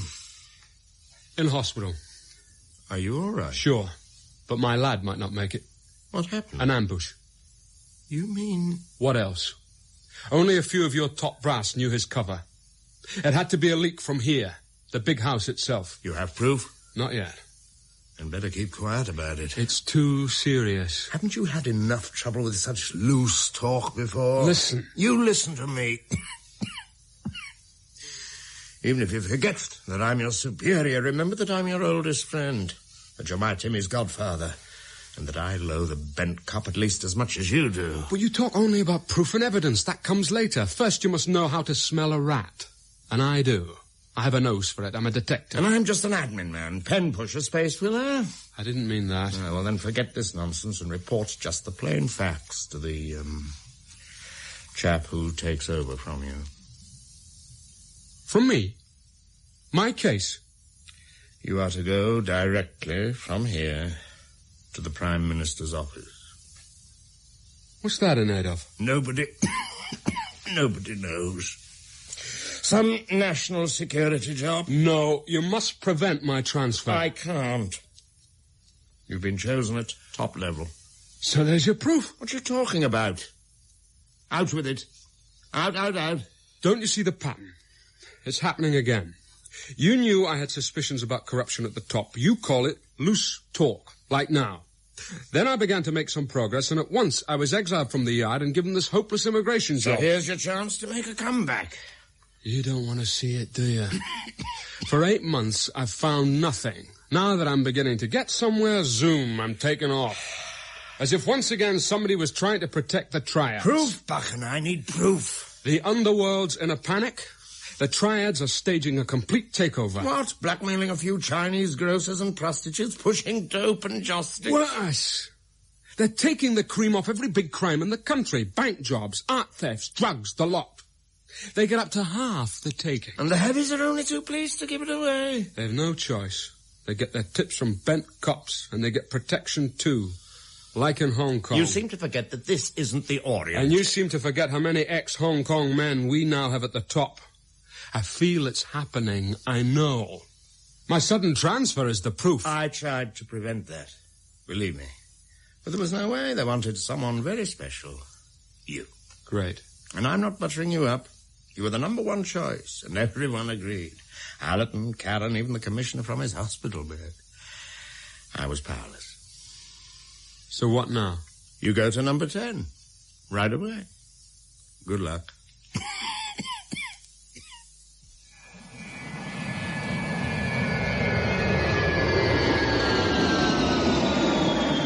Do you get a lot of this, Mrs. Smith? Cutter Smith, if you don't mind. Oh, sorry. Or call me Winnie, unless it's not allowed because it's fraternization with a suspect. Well, you're not a suspect, Mrs. Cutter Smith. Then why are you in here? And 2 policemen outside. I'm not sure, to be honest. Has my husband been arrested? I don't know. Oh, it wouldn't surprise me. Why not? He's always been a fool. Even his mother warned me that he was a bad apple. And when we worked in Brunei and other places, he was known to everyone as what you call a real sucker. You want to unload unpleasant tasks? You ask Cutter Smith. Extra unpaid duties? Give it to Cutter Smith. Bit of a dirty job to be done, particularly for Her Majesty's government. Cutter Smith is your man. Mind you, it can't be a coincidence. You must be cut out for dirty deals and the like, or else you'd never do it, even for the government. You know what I mean? I must warn you. I know. It'll be taken as evidence. But I don't mind. If he's sinned, he must pay the penalty. Oh, dear. I haven't even asked if you and your colleagues would like a cup of tea. Oh, that'd be very nice. May I help you? Because I have a gammy leg, you don't need to treat me like a cripple, thank you.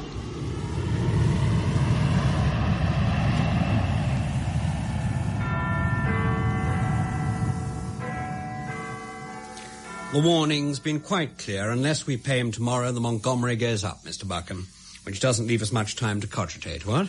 And the PM takes the threat serious. The PM serious. is not involved in this. Not directly.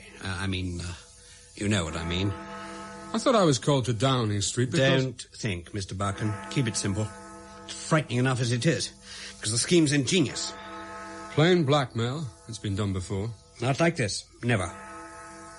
How much do you know about Montgomery? It's that wreck you can see sticking out of the water at Sheerness, opposite the fairground. It contains some 8,000 tons of fragmentation bombs and TNT. But for God's sake, it's been there since the war. Why hasn't it been removed? We'll not go into that, Mr. Buchan. It'll suffice to say that according to the consensus of expert opinion, it's safer to leave it undisturbed, because much of the stuff may be unstable anyway. So it could be set off by some prankster, a passing tanker, anything. Well, And that's where you want me to find that bomb? No. No, we can't risk a search. If it goes up, there could be 500,000 or more fatalities. How? If low clouds reflect the blast and produce a blockbuster effect, it could be the biggest non-nuclear explosion ever. A chain reaction would hit Canvey Island and the Isle of Grain with those vast oil and chemical installations, not forgetting the possibility of setting the Thames on fire all the way through London. So what am I supposed to do? Investigate and assess the situation, keeping in mind that the bomb is timed. You said it's under remote control. That's the ingenuity of it. The timer is set. It needs a coded transmission to stop the timer. Oh, beautiful. And that's not all. Whenever the timer is stopped, it resets itself automatically. So the front man remains untouchable because the threat is perennial. We need his backer to keep sending those transmissions. Where could they come from? Anywhere in the straight line. The transmitter may be dangling from a fishing rod. Or a boat. You'll find some useful technical clues in this brief assessment the Admiralty prepared for me. I think it's a mental exercise. Only you are in the full picture. Some of my superiors, of course. Wrong. They're required to give you full backing with no questions. They must be delighted. And so must you be. Your record indicates the use of some, shall we say, unorthodox methods of investigation. And this could be your great opportunity to wipe your slate clean, what? I'll need an electronics man who also knows the wreck. Sounds as if you have someone in mind. Sergeant Walsh. He's retired and we'll have to pay him. All right. But you must keep the facts from him. And we want results. National security is in your hands. I'm impressed. Doesn't sound as if you are. With due respect, I'm not paid to be impressed, sir. The job is to chase villains. This is just another case. And you have the whole night for it. You can't be serious, Mr. Wade. Call me Colonel Wade. And I'm dead serious. In the morning, I want your advice whether we should pay up or not. Sounds as if you were ready to pay. This may be the most perfect crime we're ever likely to face. But the government cannot be associated with risks you take. Any mishaps will be entirely your responsibility. So handle your man with care. Where's he? In your new office at the Yard. It's in the basement. And soundproof, I'm told. Yes? Tea, sir? For two? I'd prefer coffee. Make a note of that, Sergeant, will you? Yes, sir. 2 teas, sir. You see, I'm a considerate man. At least up to a point, Smithy. The name is Cutter Smith. I'll make sure it's written on your headstone. Because you're a meticulous man, Smithy, and I respect you for it. And quite a dresser, too. Impeccable style. Thank you. Your bank balance. Oh, you did... Oh, yes, I took the liberty to have a peep. It doesn't show how you can afford all those new clothes you've been buying. I incurred a small debt against the 100,000 you'll pay me tomorrow. What about the rest of the $1 million?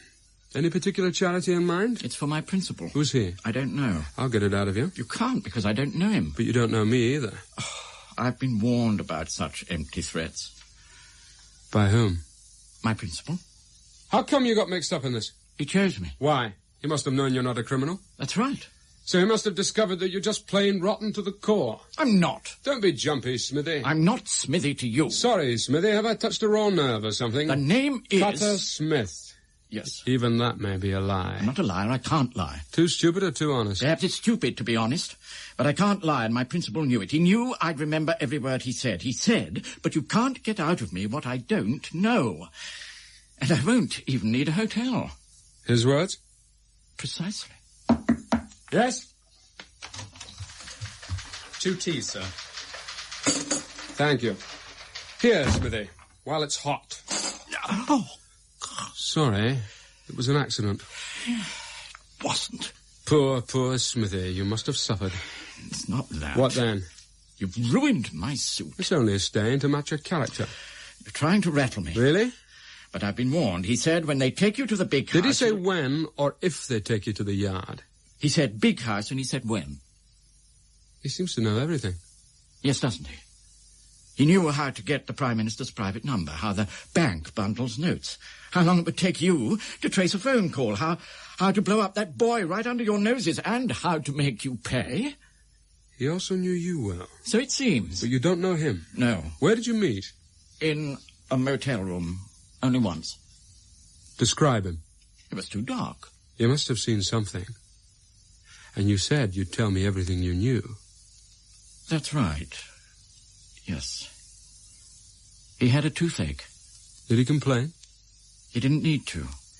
I saw his silhouette. His face was swollen terribly. And he had to keep it warm, wrapped in a scarf.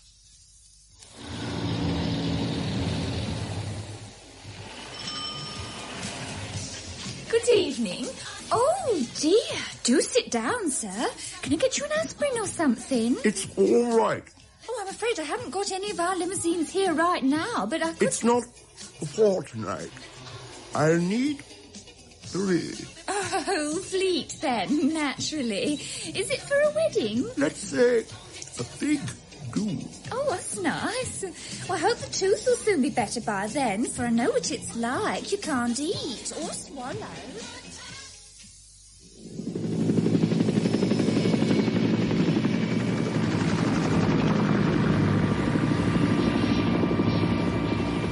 Here. Have half my sandwich. No, thanks. You said you were hungry. I can't eat here. It's vertigo. Good. Then an open chopper is the right place for our conversation. Look. Open your eyes.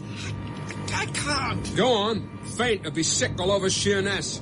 It's just the area that would go up in flames if your principal miscalculated anything.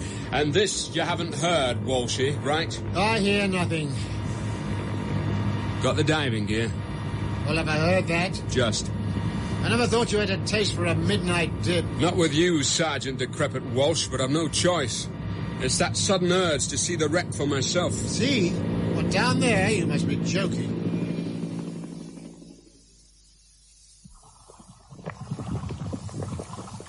I must be mad to let you drag me out of retirement. And I must be mad to think of an old woman like you, but I had no choice.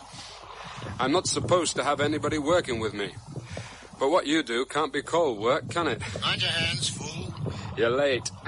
I'm already acquainted with the barnacles. Never mind the cuts. What then? The eels. If you disturb one, I don't want you to jump about like a jack-in-the-box, because you never know when you kick a bomb down here. What would you do if I told you that there was a time bomb somewhere here? I'd take a crash course in praying. I mean, how would you go about finding it? Don't be daft. You can't see your own hands, can you? You'd have to search some 500 feet of the hull, palm by palm, there and back, hundreds of times. And that's only the surface. If you go inside, which we didn't do even for the government survey, you'd get completely disorientated and roller skate on floating bombs everywhere. No, it's not on. Where would you enter? Oh, the gap where the ship broke up. Somewhere around here, through one of the open hatches. Hey! What's up? What? Walshy, are you all right? It's cut. What? The wire mesh. Are you sure? Sure, I'm sure. I helped to fix it over the hatches myself. Damn. Language, Superintendent, language. Wish I'd never recommended you for promotion from PC. Okay. Cut a sample of the torn edge, will you? For the lab. What else? Waste of time. It's being cut, neat and straight. Perhaps accidentally. There's nothing here to cause such accidents. And it can be no accident that you're down here. Keep guessing yourself out of a job. Well, I didn't ask no questions, did I, sir? You're too clever by half for a man who never wanted to make it beyond sergeant. Clever, sir? Me, sir? But out of retirement into the deep end with a madman like you, sir? I must have gone bonkers in me old age.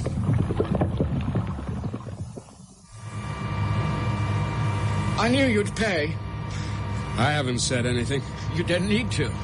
Your principal predicted it. That's right. Did he also predict that I could throw the book at you? Act of terrorism, interference with shipping, the lot. There'll never be a trial. I mean, the government couldn't afford the publicity, could they? After all, it's their fault. Why didn't they do something about the wreck long ago? Some experts believe it's safer not to disturb it. Suits me. For they'll be prisoners of their inaction and present impotence, wrapped in their false public image, whereby the simple opportunity for this perfect crime arises. Just as your principal said. Correct. And if we pay you tomorrow as you wanted it, how will your famous principal get his 900,000? That's his problem. I'll put it in my car. You haven't got one. I've hired a rover, and I'll put my partner's share in the boot. What if somebody stole it? You wouldn't be popular. Oh, that's why I'll have a private detective. To guard the loot? And to supply detector kits in case you drop a bug among the cash or try invisible markings on the notes. You see, I have no secrets. If we decide to pay up, how will your principal know that he must stop the bomb? Easy. I'll tell him when he calls me.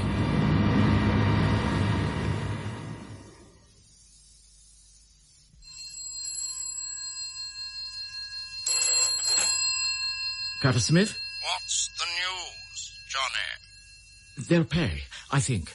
They will. They are not stupid. You'd better get off the line before they trace the call. Don't worry. They need more time. You think they're listening? I'm sure. And they'll understand they must move fast.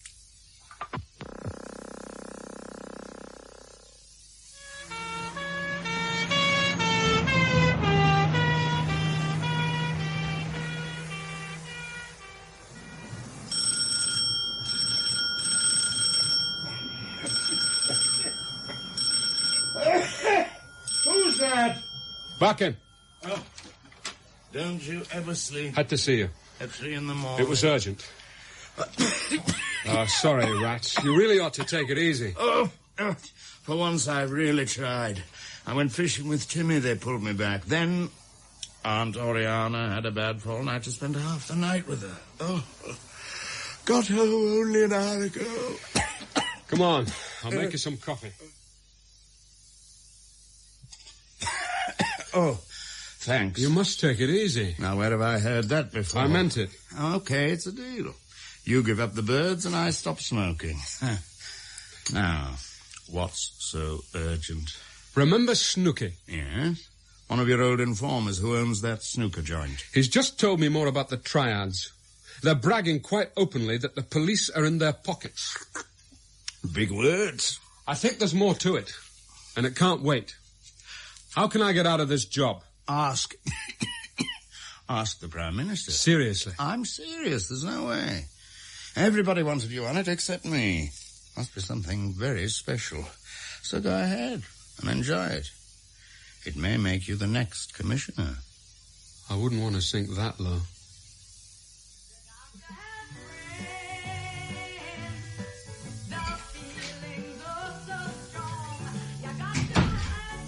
Maxine? Don't shoot, officer. Please don't shoot. I'm just a defenseless girl. Why didn't you put on any light? Waiting is more romantic in the dark. I didn't expect you here. That's a fine welcome. I thought you'd be pleased not to be alone in London. Sorry, it's a lovely surprise. Too late. The damage is done. On second thoughts, you might, just might, find a way to make me forgive you. I must be up at 6. I'm expected at number 10 at 7 in the morning. You are going up in the world. What's it all about? Can't tell. Very hush-hush. Oh, well, breakfast at number 10, 11's is at number 11. It's all in a day's work, I suppose.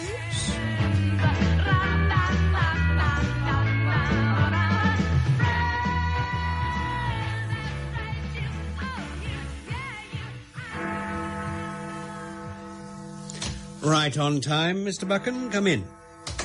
Good morning, Colonel. Coffee? Please. Well? I think we have no choice. I'm sorry. No, it's all right. We had no right to expect miracles from you. But of course, it's not the end of it. I cannot authorize any foolhardy venture. We can't let them get away with it. They'd only come back for more. It would still buy us time to do something about the bomb and the wreck itself. But their plan has a weakness. We get them when they pick up the bulk of the money. Now, I admire your determination, but I cannot share any responsibility for the risks you may take.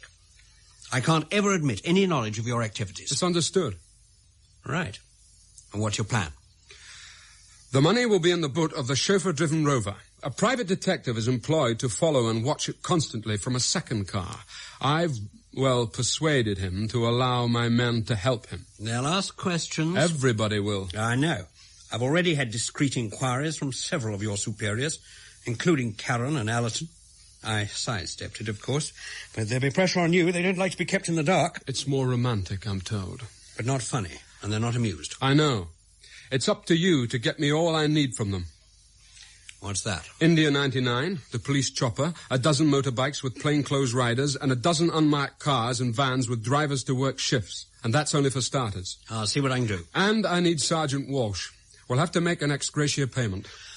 I'll try. Now, the bank. Can you arrange the cash by noon? It's done. It was mere contingency planning. The payoff must go smoothly, just as they wanted it, to convince them that we've given in to everything. The money must be in the courtroom itself, and when Grandma greets There's a minor hit. What? The governor's refused to play his part. Oh. He slipped out of the country and can't be reached. MacDougall, his deputy, will have to do it for him. Smithy might refuse to take it from him. You can't be serious. I am. He wants the cash, all right. But to him, there's a lot more to it.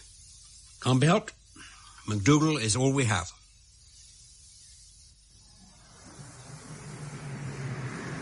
That's the Rover.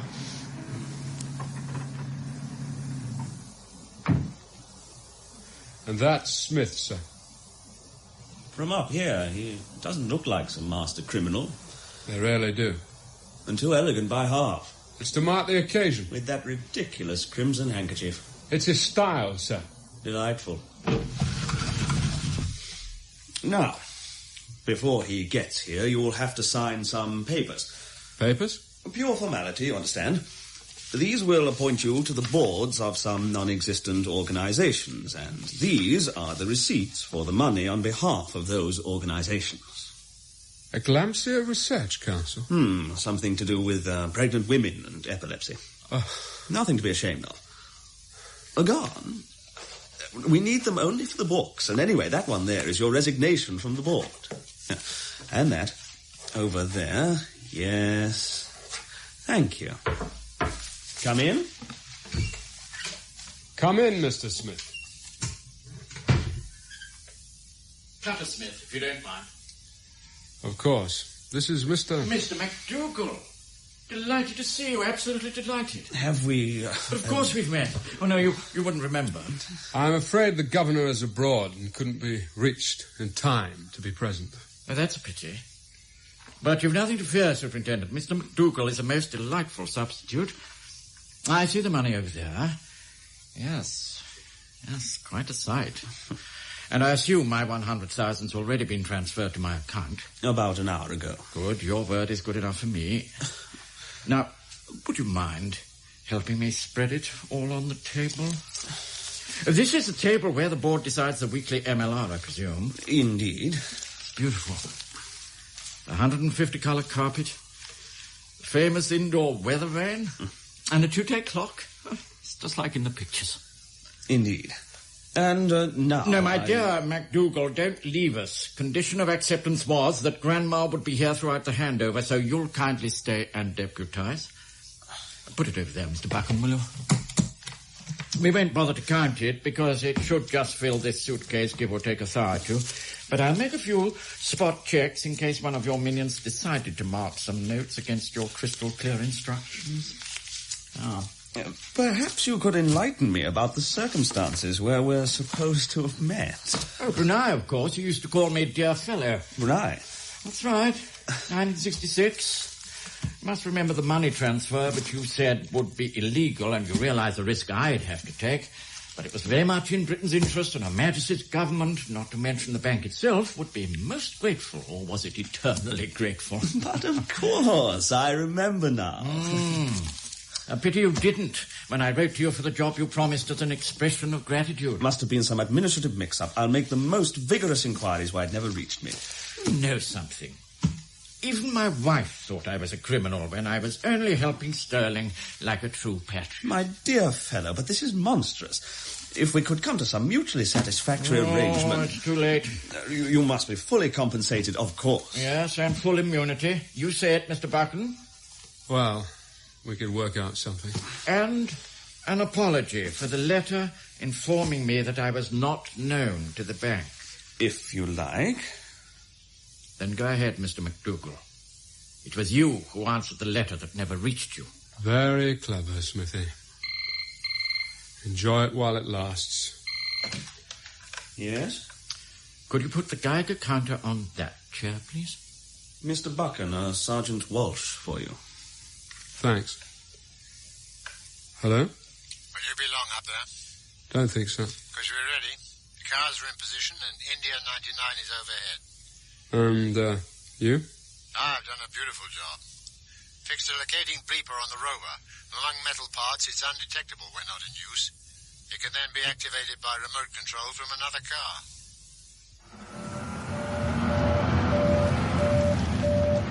Perfect. That's the control. You're sure that Chummy hasn't spotted it? He used a Hannell Wesley bug detector that wouldn't find the Eiffel Tower on a clear day. Thanks, Walshy. Have you fixed his house? That's all wired up. We've 9 independent voice-activated transmitters in there. You should be able to hear an old lady's artificial leg creaking if you wanted. A great prospect. Don't get too close. Well, you must guess we're on his tail. That's the trouble. Doesn't seem to bother him. Who's up in front with the private detective? San Patel. Oscar Victor 1 to Oscar Victor 10. Come in, Victor 10. Go ahead, Victor 1. Got Chummy in sight? Yes, Gov. Just reaching Bloomsbury Square. Use the bleeper only if you lose that rover. But if that happens, you better bite on your suicide pill before I find you. Yes, Gov. I'll... Oh? What was that? The rover's turning down the ramp of the underground parking. Okay, stick to it. Step on it, Walshy. It may be the pickup attempt. Oscar Victor 1 to all units. Suspects enter Bloomsbury underground parking. Seal all exits in the entire square until further instructions. Victor 10, have you the rover in sight? Victor 10, have you the rover in sight? Victor 10, come in, Victor 10. Oh, that's neat. If he's underground, we'll probably lose all contact. Bleeper. We're losing it. Charming.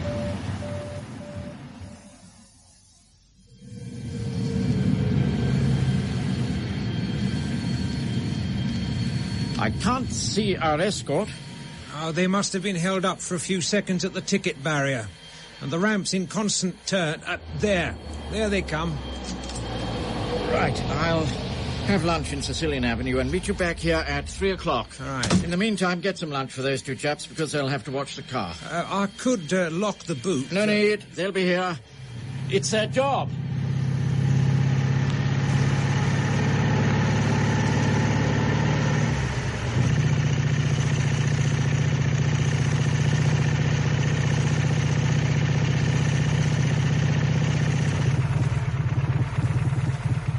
Did you see them? Yes, sir. Both cars were parked. The suspect was walking towards the pedestrian exit. Good. Oscar Victor 1 to all units. Remain in positions, but do not interfere with general traffic in area. Oscar Victor 7 to follow Chummy on foot, but do not interfere with his movement in any way. This could be a long wait.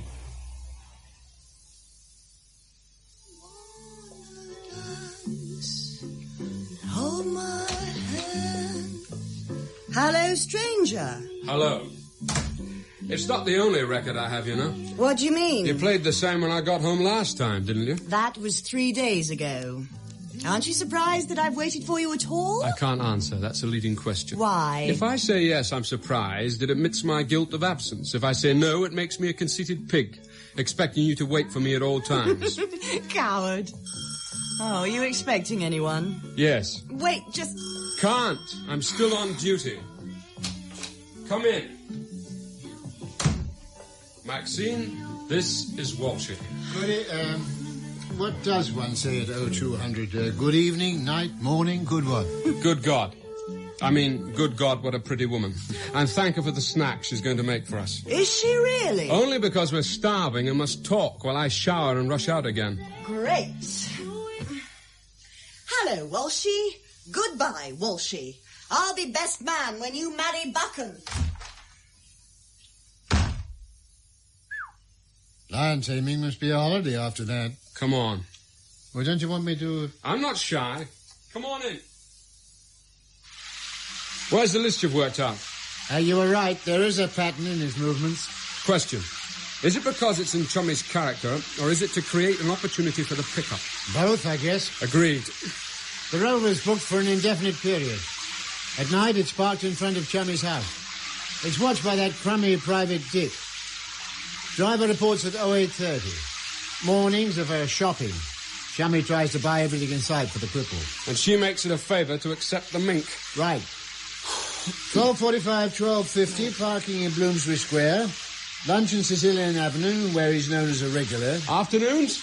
Rest, or a movie, or more shopping. Dinner at the Savoy. Home by 2200, driver dismissed. Chance for us to stretch in that wretched trailer. The pride of the Metropolitan Police. Pass me that towel, will you? Right. Thanks. Driver's back at 08:30. Shopping and more shopping. Bloomsbury Square by 12:45.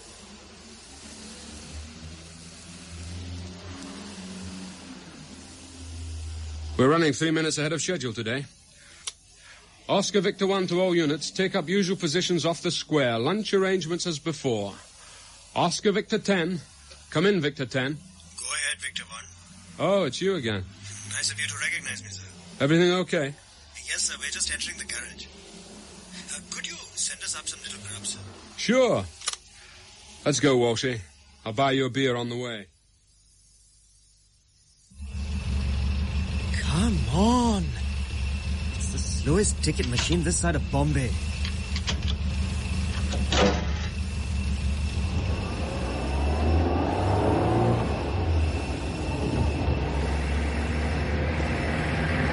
Fools! Get out of the way!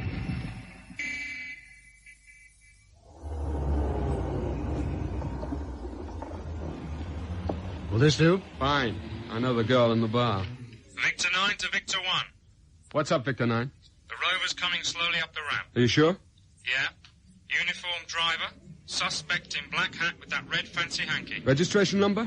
Ah, it's been changed. I can't believe we'll fall for that. Gov, it's another one. Another what? Black Rover. With driver and chummy inside. Is Patel behind him? No, it's a Mini. But there's a third Rover behind that. That's it. Step on it, Walshy. Okay. Attention all units. Seal Square and Garage. All three going in different directions. Okay. Nearest units intercept Rovers and hold all occupants. India 99. Have you got them in sight? Roger. One's in Great Russell Street. And, Gov? Yes? I can see Oscar Victor 7 following suspect and his driver on foot towards Sicilian Arcade. Good man. Thanks. Victor 1 to Victor 7. Apprehend both men and bring them to the garage. It's got to be the pickup attempt. There may be a fourth Rover still underground. Come on.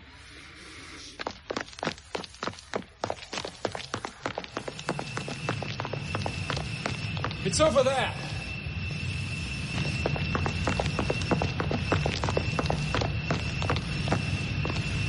Open the boot. I'll try.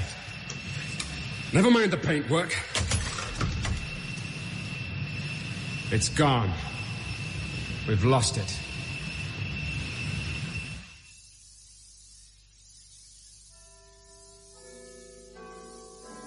Ah, Buchan. At least you haven't lost your punctuality. I'm sorry, Colonel. Scott? Please. That's the spirit.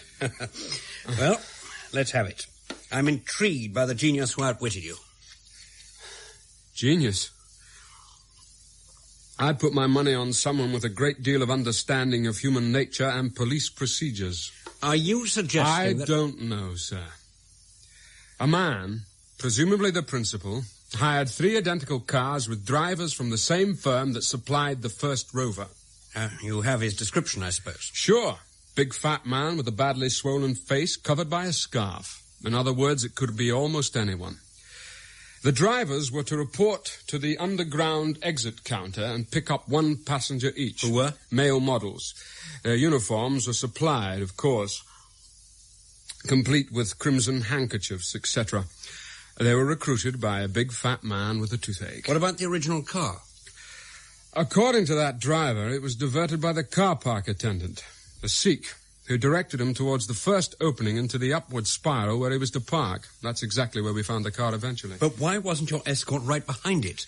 The suspect was always a couple of turns ahead because of the ticket barrier, but easily caught up with. This time our man couldn't catch up because a hired van pulled out across his path. What about the money? It was taken, presumably by the Sikh. He must have been driving the Mini sandwiched between the Rovers as they left the garage. Registration number? Nobody noted it. They were too busy watching the accumulation of suspects. It was probably maroon, but even that isn't 100%. Well, that's it then. Not quite. For one thing, the Mini must have been hidden somewhere nearby, or it's kept normally in the area, because after a few minutes, I had the chopper looking out for it, but it had disappeared. What's the other thing? They're relaxed now. They've won. For once, we'll have the initiative. But they have the bomb. I can work quietly. No, I cannot authorize it. I need men and equipment. But we cannot antagonize your chiefs any further. They'll want to know what it's all about. All I want is a fighting chance before they come back for more. And until you can do something about the wreck itself. Well, I'll see what I can do, but no promises. Good to see you, Sarah. You've just missed Moo. She's gone to look after Aunt Oriana. Oh, sorry, I've just dropped in. Good. I haven't seen you. I mean, outside the big house since you were re-separated. Widowed is the word. But your bereavement wasn't the reason for your long absence, was it? Well, you know how it is. When a marriage breaks up, usually you stay friends with one or the other, and as Buchan's your oldest friend... Come on, out with it, Sarah. Out. Buchan's in trouble. He's like a chronic disease. You can't get him out of your system. You must help him. What's wrong? I don't quite know. Karen's after him, and Allerton. They'll get him. What do you mean, get him? It's just a feeling. Nobody seems to know what he's doing, and they want to find out. They keep questioning me. Do they? I mean, I can see why. Well, Buchan hardly ever comes in. He works from home. He looks worried, and he doesn't sleep well, I can tell. Well... Oh, don't say it. What? But his new girl may be too demanding. It's not that. I can read his face, and I know that he's in trouble. Sorry, darling. We'll not discuss this any further. I know. You and Buchan never discuss business in private or love life at work. And we're not going to change the rules now. Not with him. Not with you.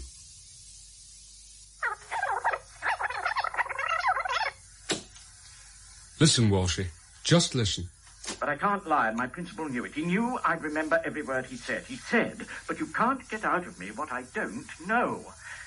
And I won't even need a hotel. His words? Precisely.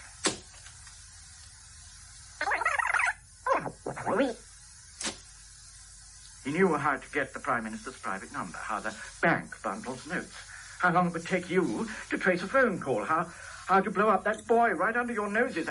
See what I mean, Walshy?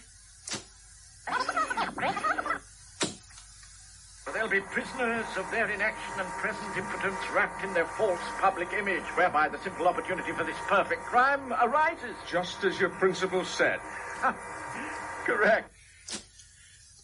Yes, you're right. Could be a cop, or a literate villain. Or some civil servant with a legal turn of phrase. If these really are the principal's words... Got to be. Smithy's memory is like a parrot's. He'd never use hotel for hiding place, or fix or a corner for a cut, or big house for the yard. Yeah. A villain or a cop. Then how about this? Jail. My principal thought that for warning the bank, I deserve a commendation, rather than a jail sentence. Some army background? An officer? Maybe. With real expert knowledge of disguise, police routines in the estuary, diving, explosives, electronics, remote control bomb construction, and even sonar-type equipment for underwater transmission. Those last few of his talents you've never mentioned, of course. Quite. But I'm still not supposed to know. Or even guess. Allerton kept pressing me for a guess. Did you know he'd done a stretch with the Hong Kong police? Yeah. And so did loads of other top brass, with Karen himself heading the list. What made you think of it? Just a chain of associations leading to the Triads and Hong Kong and Allerton, who was supposed to clean up corruption out there. This Montgomery case is just the sort of criminal blockbuster the triads might love to muscle in on. You know, it's incredible how bad my hearing is. Did you say anything? Not a word. Could you put together a shopping list for an underwater bomb? Sure. But if you want to trace the maker on that basis, pull in a younger man. I won't live long enough. Oh? Virtually everything would be available over the counter. The jelly would be a bit of a problem, but not too much. Detonator? Well, if you could afford to buy a pint or two for a thirsty quaddy man, you could get a genuine ICI product in a presentation box. How about electronics? What electronics? A timer. Nothing to it. Even better if you buy the chips and make it yourself for the right shape and size. Chips? What chips? Well, the sort that can count seconds. And when time's up, it'll switch on an automated oven or open a bank safe or detonate your bomb. And if you wanted it under remote control? Yes, I see what your problem is. Don't. Okay, I don't see what your problem is. But if I wanted remote control, I'd insert a master code and place a decoder between the timer and the radio receiver. The decoder would check the incoming signal and accept or ignore commands. And now the $64,000 question. Who could put all this together? Anybody above the level of a radio-controlled boat enthusiast? But there's a $64 million question. Underwater transmission. What about it? The range is limited. Good equipment is hard to come by, and the source is quite easily traceable. You know the dealers? I'm beginning to see why your flattering choice fell on me. I don't. Just a sec, Maxine. How quickly could you check out the dealers? Oh, do you mean over the weekend? Please. I'll be here from now on. I thought we were to go out tonight. Oh, yes, sorry. But we'll be back at midnight. And come and have lunch with us on Sunday, whatever happens. Oh, yes, please do, Walshy. I wouldn't know what to talk about with Buchan. It's so lonely, just the two of us.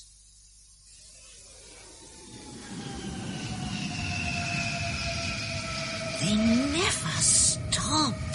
We'll move soon. Well, not with me, if you pay the stolen money. If I dream of a bungalow, we can view it on Monday. I'm at Roehampton on Monday. I'll get you the best limb fitter privately. No, thanks. He'll come to us. You won't have to keep appointments, rain or shine. And lose my friends there. You never had any friends. I have now, and they agree with me about you. You didn't tell them, did you? No. I was too ashamed. Third, please, miss. How about a drink at the Crown, mister? They're almost closing, and Walshy might call. Oh, there's plenty of time. It's 10:30, and I've work to do. But it's always the same. I'm sure I didn't leave the light on. Well, let's call the police. I am the police. Well, if it's a thief, he may not be alone. I'll keep them inside. You go and phone 999 from the caretaker's office. Oh, don't. Buchan, don't. Buchan!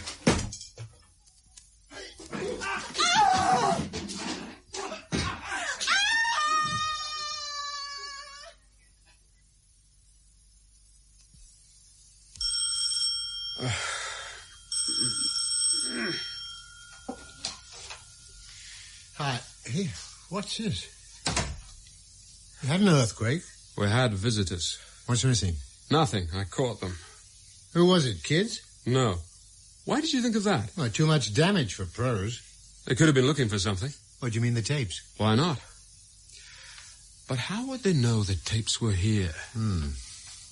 How many people knew that you were working from home? Very few. Allerton, Karen, perhaps Rattray.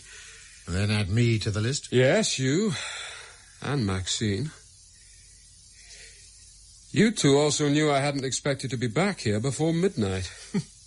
You're mad. I know. But look at it from my point of view. While I was on the immigration job, somebody seemed to be taking a special interest in my work. The same may be happening in this case. We're still looking for that Minnie in Bloomsbury. All right, it's a very long shot, but I keep hearing that somebody else is also making inquiries. Well, then here's something else to feed your paranoia. That's why I came back now. The first few dealers I contacted told me that someone with a real cock and bull story was asking similar questions in the trade. Who was it? They didn't know. But why? Search me. I shouldn't really involve you. Well, you can't work on your own. At some point, everybody must trust someone. Might as well be me. Yeah. At the last count, even Cutter Smith must have faith in someone. You mean his principal? Yes. That must be it. A lifeline. You don't make sense, you know. What would you do if your security depended on just one man? Would you risk losing contact? No. That's it. You might agree to knowing nothing, to having blind faith.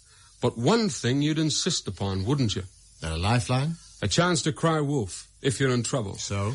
Will cause trouble. He'll be stopped and searched and harassed again and again. I must see Allerton right away. What now? It's midnight.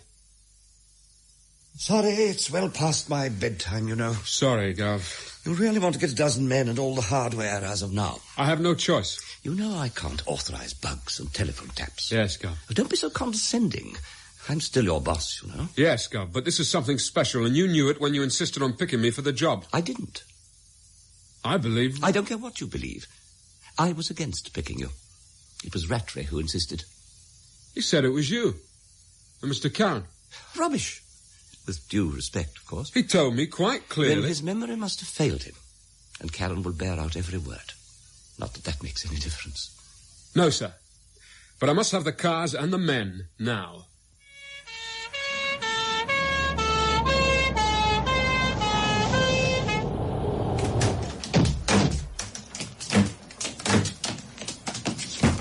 Open up! Police! Open up!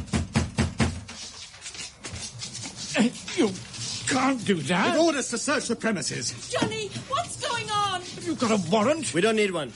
You have no right. Under the Official Secrets Act 1911 and the Explosives Act 1875, in cases of great urgency, a superintendent may issue a written order of search. What superintendent? Police superintendent. I happen to be one. Good morning, Smithy. You. The name's Buchan. Get on with it, lads. They may be hidden in the furniture. In my furniture? Check everything. If in doubt, cut it open. No! Shut up, Smithy. Superintendent, let me fetch a leg. Sergeant, get the leg. Yes, Gov. And search it. Come on. All right. Where is it? Where's what? You know perfectly well. I don't, honestly. Honestly, you... Please believe me. Leave that alone. Nothing will be damaged if you cooperate. How? Tell me how. Are you trying to question me? Of course not. But you refuse to tell me. I don't. Then tell me. Well, what do you want to know? The settee! You see what your silence is doing to her? I tell you anything. So you admit you know? Please. No, please. That's enough, lads. Look at the state of the place. None of this would happen if you didn't obstruct us in doing our job. I didn't. Lucky I won't charge you with an assault on a police officer this time, but we'll be back soon.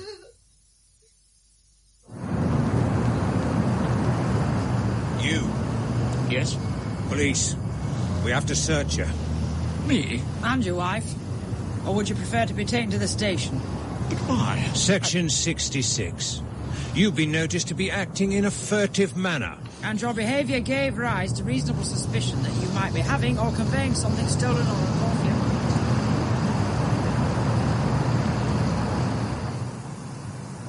You cry? Wouldn't you, Walshy?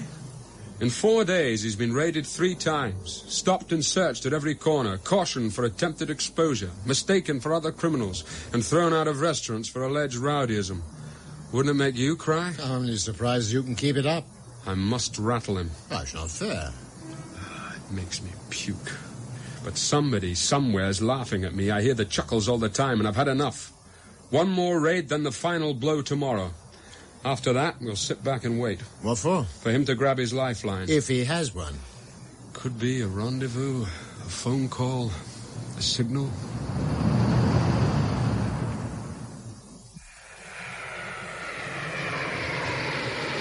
Have you no pity? Can't you see the state he's in? I'm sorry. I'd never have guessed. And I pity him because he's no real criminal. Thank you, Mr. Buchan. Then why don't you leave him alone? Because it's my job. Well, what do you want from us? A deal. Information for sympathy and leniency. What if we refuse? Did you say we? Us? You mean you side with me for once? Spare me the violins, will you? You said we refused. All right. You'll share the experience of being the losers in a big way. Look, I know Johnny's a loser. I knew it when I married him. But he's had a tough life. He's been cheated all round. Can't he ever be a winner? Not in this game, no. I'm a winner now. Are you, my pet? Look at yourself. Look at your home and your wife. We've wiped the floor with you, and we'll do it again and again.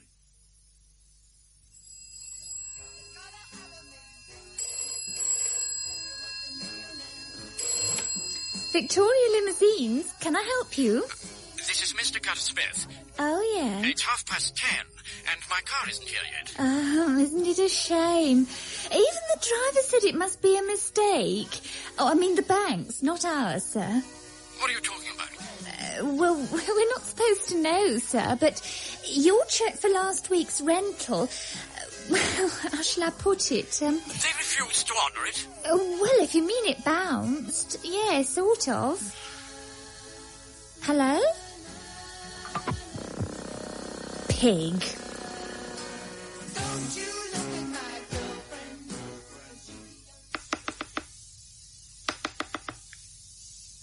Do you have to do that? Oh, sorry. We mustn't let it get on our nerves, Walshy. No. Sorry.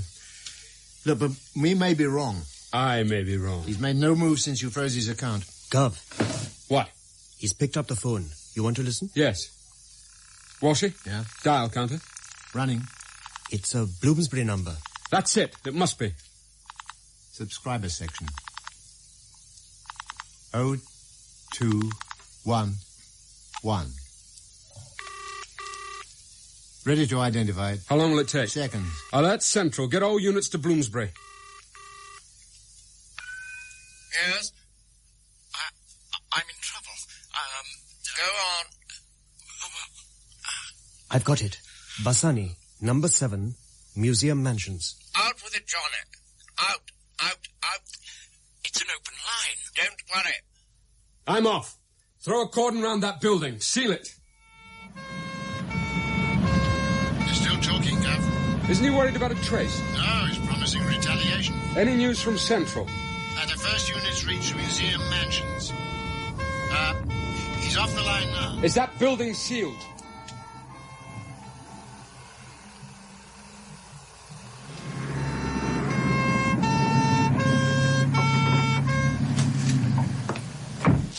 Sorry, sir, there was nobody at home in number 7. That's impossible. The door was locked. We had to break in, and I had men just everywhere. At the entrance, under the windows. You were late. I wouldn't know, sir, but when we got here, your man was still on the blower, according to Sergeant Walsh. Then the pulse counter made a mistake. Get Walsh here. Uh-oh. Very neat. Come on, Walshy, give. It's an American technique of pooled wires. They call it a cheese box. What does it do? It fools you. Look, incoming lines go to terminal points on this panel. Mm-hmm. You loosen these screws here and change some connections. Then if you dial the Bassani number, it'll ring there and in another flat, too. On prearranged days, of course. For emergencies. Right. Which means that he knew the Bassani flat would be empty on Saturdays when he'd have regular and legitimate access to another flat in the block. That's correct. Then what are you waiting for? Trace that secondary connection. Waste of time. He must still be in the building. Don't you know these old mansions? Each entrance serves only 4 or 6 flats. Number 7 belongs to entrance B, and we're at... D. It figures. Chummy could still be on the blower when our men knocked. He'd then come down here, remove the temporary hookup, and walk out unseen while we sealed entrance B round the corner. Okay. Where's the caretaker's office? A cup of tea, sir? No, thanks. Is this the full list of tenants? Yes, sir. And I can vouch for every one of them. How about Bassani? Oh, he's in television, but a real gentleman. Always at home by 10 o'clock. Which of the flats served by entrance D? Here, sir. Baker, Page, Ketteringham. Oh, Ketteringham. Who's he? She, sir, she. A very dear old lady. Never a word of complaint, though she's suffering a lot since they had to cut her leg off. I mean, it's not easy to keep going out to Roehampton now that she can't drive. What's her car? A maroon Mini? Oh, that's a clever guess, if I may say so. Oh, are you all right, sir? Yes. Walshy, yeah. Number 20. Ketteringham. Initial O. Will do. Ferrariana. Unusual name, isn't it?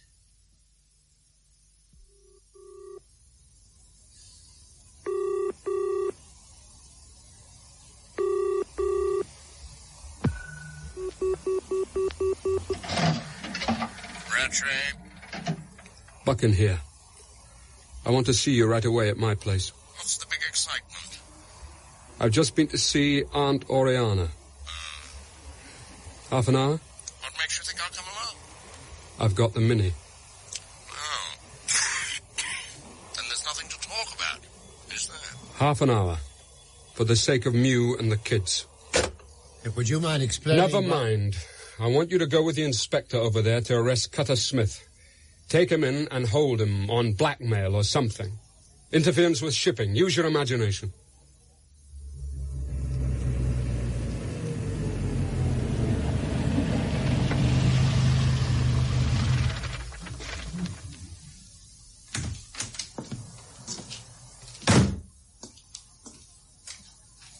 Nice little car. Isn't it just? I thought you disliked minis. Are you just going out? Not if you have a better proposition. Tomorrow, love. I'm expecting a visitor. And my absence would be appreciated. Is she pretty? Terrific. One other thing. Would you mind leaving your Ferrari in the street for a few days? There's plenty of room in the garage. I know, but this is a borrowed car, and I feel responsible, so I want to lock up.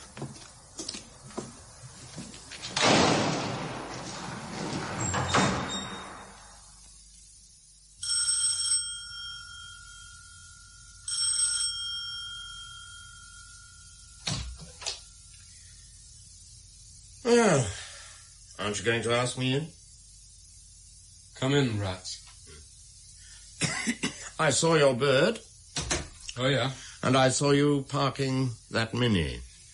Before you get any fancy ideas, I better tell you the money's no longer inside it. What? You should have asked what money. But don't worry. I have it stashed away. Am I summoned to hear that, or is the main lecture to follow? Climb down, rats. This is serious. I understand. I'm sorry I failed to keep you out of this Montgomery job. It's no good. Allerton told me it was you who insisted on choosing me. Really? The trouble is that it doesn't make sense. To you, I was a bigger risk than any other cop because I alone could connect you easily with Aunt Oriana. So? So, you must have had a reason after all. Perhaps you thought I might take pity on you and let you run. Will you? No. Buchan, you're bluffing. Do you really think so, Master Principal? Mm-hmm. It's a passable imitation, but you'll have to try harder or run me in. Is that what you want? It's your duty to catch the villain and charge him. Not this time. What's the difference? Your kids and Mew are the difference. And something else. There won't be a police Watergate. Your decision? Yes. I thought you were the absolute copper. No politics, no diplomacy, just right and wrong, cops and robbers. You were mistaken. And perhaps you have something up your sleeve. Perhaps you hope to wriggle out of it. If I take you in. It would be clever of me, wouldn't it? It won't happen. You have 24 hours. That should give you a chance to kill yourself and do a favor to your family and the job. What if I make a run for it? I hope you will. Because you won't get far. I'll hunt you down and kill you. With pleasure. Buchan? What? Okay. Keep in touch. Cutter Smith's dead. Oh, no. Should we go and see him? Oh, I didn't think he'd kill himself. How do you know he did? I'm guessing. You're wrong. He was tortured to death. Then you must believe me. Why? People are tortured to give away something. What would I want from him? Maybe part of your cover-up. I wouldn't need that, would I? I don't know. You squeezed him to make him cry for help. What if others tortured him to find out what he knew? What others? The heavies who killed your police sergeant. He was after the Triads, wasn't he? What if the Triads were after Cutter Smith and the £1 million? You're a clever liar. You know the Triads have begun to skim the takings off even the biggest villains. You told me so yourself, but you had no evidence. What if I found a way to trap them? What if I created a monumental crime that would surely draw them out? How would they know about it? Through corruption at the top, in the big house, as you always said. Keep on wriggling. I'm only telling you why I did it. If you had an honest motive, you'd have told me in advance. I couldn't. To make it look real, it had to be real. They'd have sussed it otherwise. And it had to be a real detective job to make it convincing. I might have failed. Oh, I trusted you. Rubbish! I'm a dying man, Buchan. Give me a chance. What chance? Run me in. Arrest me. No way. It would get to their top man. It must be one of the two, Allerton or Karen. He'd try to make a deal with me. Offer my freedom for the control of the Montgomery. I told you, no police Watergate. Okay. Let me make just 2 phone calls. To double-cross me?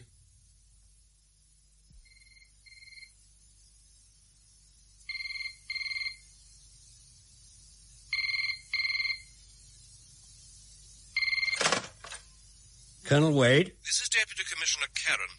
I must see you right away. It's about Superintendent Buchan. Buchan? Who's that?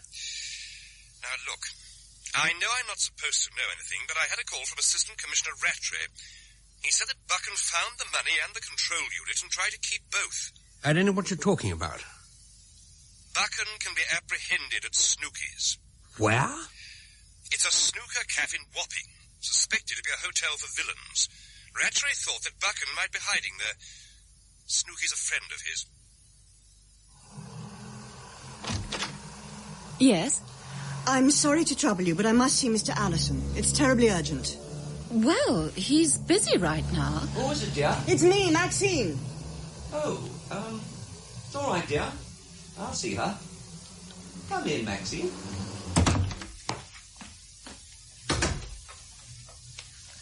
You shouldn't have come here. I had no choice. You might have been followed. I was. I lost them at Holland Park.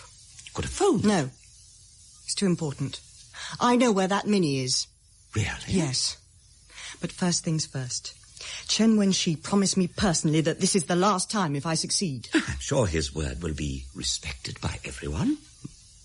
You're off the hook. And nothing will happen to Buchan. I couldn't guarantee that. Then no maroon Minnie. That's enough.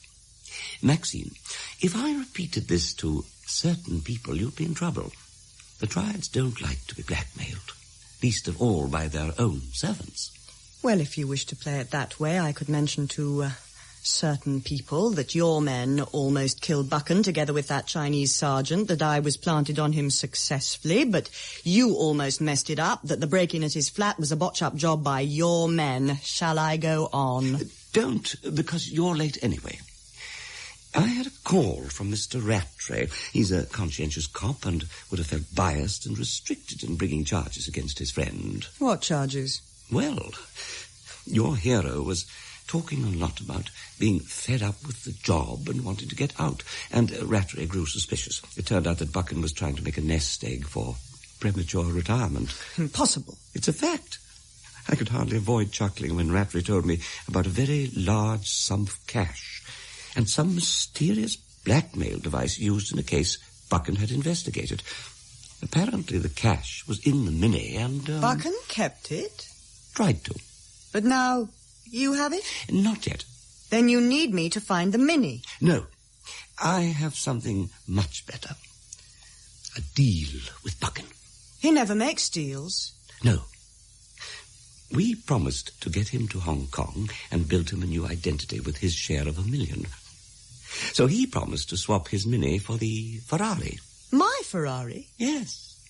A Ferrari is always convincing, and you've always claimed it goes like a bomb.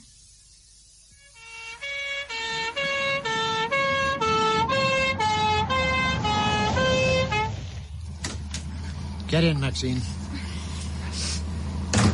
Where's Buchan? When you called the Yard, they told you, I believe, that we can't contact him for a while. That's why they put you under me. Oh, don't play games, Walshy. This is serious. Buchan's involved in a deal, swapping a lot of cash for an escape route. How do you know? I was in on the deal, that's how.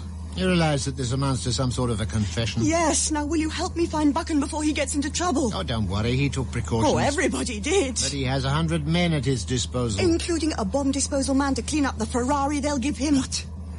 What, you mean? Yes. Radio him. We can't. It's a precaution. Well, can we reach him before the swap's made? Well, if what you say is true, is there any chance? Can we make it? It's only down the road. Attention blue and green. Phase 1 completed. Damn. What does that mean? The swap's made. Blue 7 to Central. Imperative to locate and stop Green 2. It may be bomb. What? The Ferrari, get in front of it.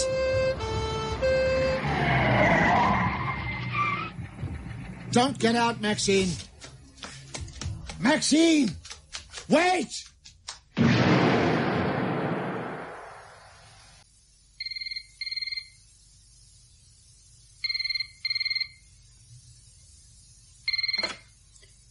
Wade here. Yes. It's for you. Ah, thanks. Karen? Oh, I see. Yes, carry on as planned. What? Yes, as planned. Sounds bad news, what? The Ferrari blew up. Oh. I wish you could tell me more. There's no need for you to know.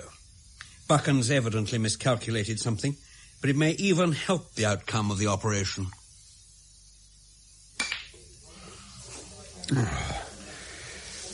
Snooky? Aye? What happened? You're accosted, that's what. By whom? The governor. Rattray? Aye. Give me a fiver to look after you. He's taken the Mini. Aye. Said it was worth a Ferrari. This was something he himself had to do. Yes, right away, sir. Mr. Buchan, this way, please. Colonel Wade will see you now. Come in, come in. It's always nice to see a dead man walk as vigorously as that, what? Not funny. Ah, well, can't blame you. Scotch? Make it a large one, sir. If the Treasury can afford it. I may have to ask for a chit. Sure. I'm getting used to signing fix. Cheers. I was honestly pleased when I heard that it was the other chap who was incinerated in the Ferrari. Rattray was my best friend. You now believe him, do you? He left full documentation of every move he'd made. But how come he suspected a link between the triads and the top policeman in the first place? He took my word for it, but called my remarks groundless accusations to make me produce the proof. And you failed? Progress was too slow. And then Rattray heard that he had cancer. He decided to make a desperate but ingenious move, to bait the triads. He knew he had to make it look real, and at the end it was so convincing that when I found that maroon Mini in his aunt's garage, I could have killed him in cold blood. Why didn't you? Only because much of his argument sounded right. I must have been spied on during the immigration job, and again in this case. They knew what I was doing and tried to get ahead of me. So you were ready to suspect your girl? I was ready to suspect myself. Yet in the final analysis you trusted Rattray. I didn't. Not when he made the phone calls to Allerton and Karen to discover how each would react. Not when Karen called you while Allerton got in touch with me and suggested the deal. I meant not to trust Rattray for a second. Yet for 1 second I did. I turned my back on him at Snooky's, and he coshed me. Well, he was your friend. He had to take the final risk. It was his scheme, and it was perfect. Not quite. Why? There are gaps in the evidence. And when the Attorney General... Well, you shouldn't worry too much about the details. I mean, not in these fortunate circumstances. What circumstances? You see, it'll be impossible to prosecute anyone because of the tragic accident. What accident? Listen carefully. This will be remembered as a top-level operation which netted several leaders of the triads. Rattray, Allerton and Linley carried out the arrests, and they were on their way with the suspects to the yard when the police van went out of control. No. It's sad, very sad indeed, to lose such top men at a moment of their great triumph, but what can we do? You had them just bumped off. Nonsense. You can't believe that Her Majesty's government would authorize anything like that, can you? You would, wouldn't you? You overestimate me, my dear fellow. And right now, Mr. Karen is investigating the possibility of sabotage. Good, I'll give him a hand. You can't. You'll be too busy helping to prepare your colleagues' commendations, which would lead to suitable awards, bestowed, alas, posthumously. Bastard. They died in the course of their duty in the highest tradition of the service. Whatever you may say now, that's just how you wanted it. Didn't you? No Watergate, no scandal, right? Right. Which leaves only your girl's fate to be decided. If she survives. Yes, I hear she's in a poor state. I'm sorry. She was too near the Ferrari when I went up. Shame. She thought you were in that car and tried to save you. So I'm told. Then it's only fair to leave her fate to you. Thank you. I'll ask for special permission to visit her regularly in Holloway. Don't be foolish. How can we prosecute her and another few extras in the show when we have no stars left for the court case? Oh, it's like that, is it? Administratively, it would be tricky. Just like the formal return of the $1 million you still hold. What $1 million? You didn't really leave it in that mini, did you? I wouldn't know if it was there in the first place.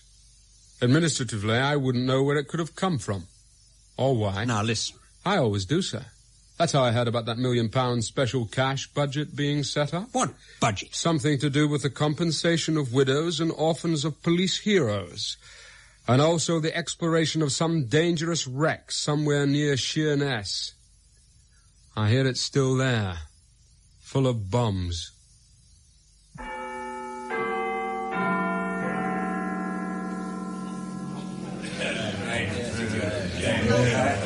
In view of the growing oil traffic and increased traffic generally in the estuary, will the Home Secretary assure the House that the wreck at Sheerness will be rendered harmless?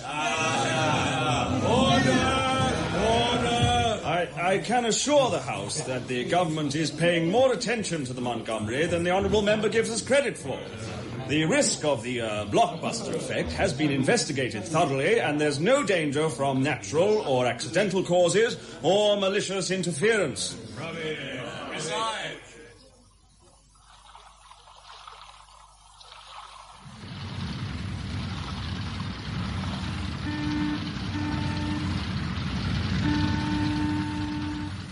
In Blockbuster by Stephen Barley.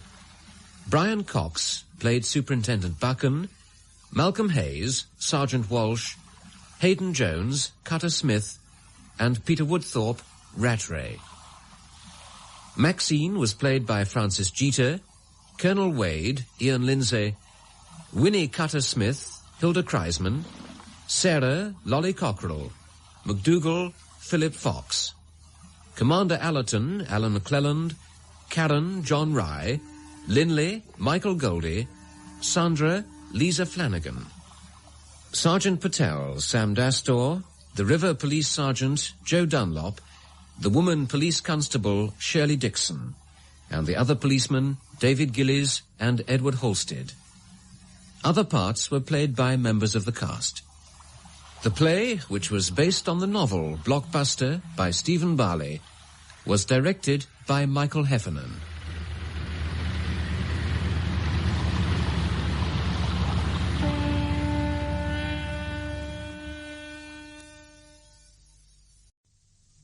Black Light, a new thriller by Michael Gilbert. Black Light. For heaven's sake, must we have that thing on at breakfast? What's that? For God's sake, switch it off.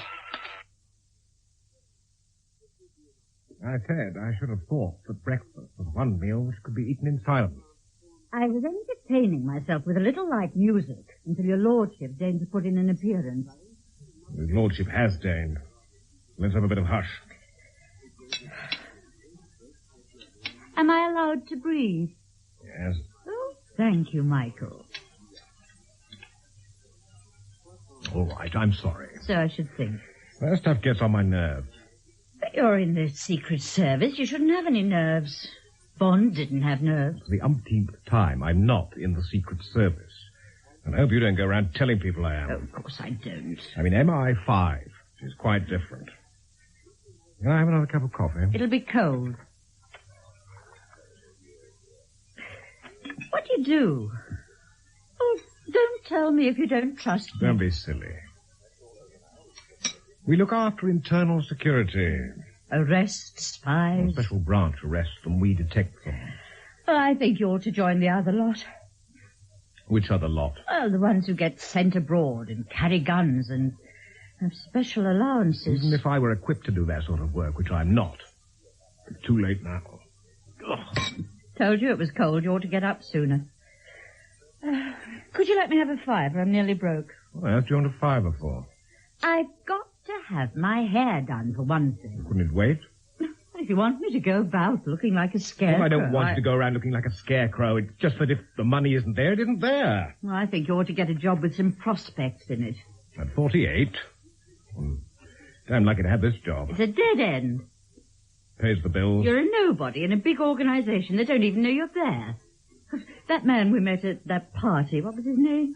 Oh, Brigadier Partridge. He's your boss, isn't he? Yes. He didn't even know your name. You can't be very important if the boss doesn't even know your name. God's sake, You're an office boy with an office boy's salary.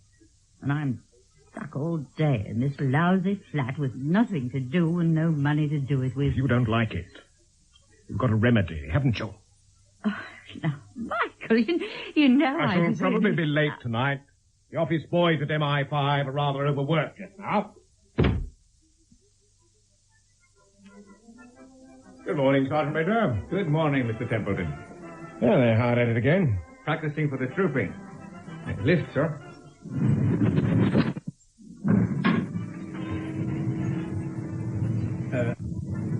Good morning. Good morning, sir.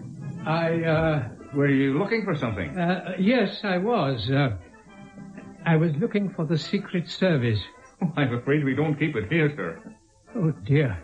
I was distinctly told. Are you sure you're not the Secret Service? Quite sure, sir. It wouldn't perhaps have been the civil service you wanted. No, definitely secret. When I spoke to this man about it... Which man was that? I don't know his name. It was in a public house, actually. He seemed a very knowledgeable sort of man. He said the people you want are MI5 and gave me this address. Oh. Would you excuse me a moment, sir?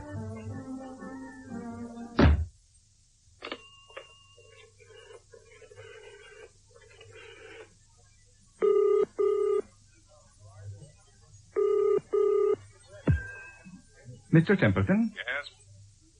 Yes? O'Farrell here. We've got a visitor who seems to think he's got something he wants to pass on to MI5. Oh, dear. What sort of person? He's an elderly party. Might be an inventor, perhaps. Oh, I'm terribly busy this morning. Couldn't you head him off? I don't think he'll be happy till he's told someone, sir. All right. Send him up.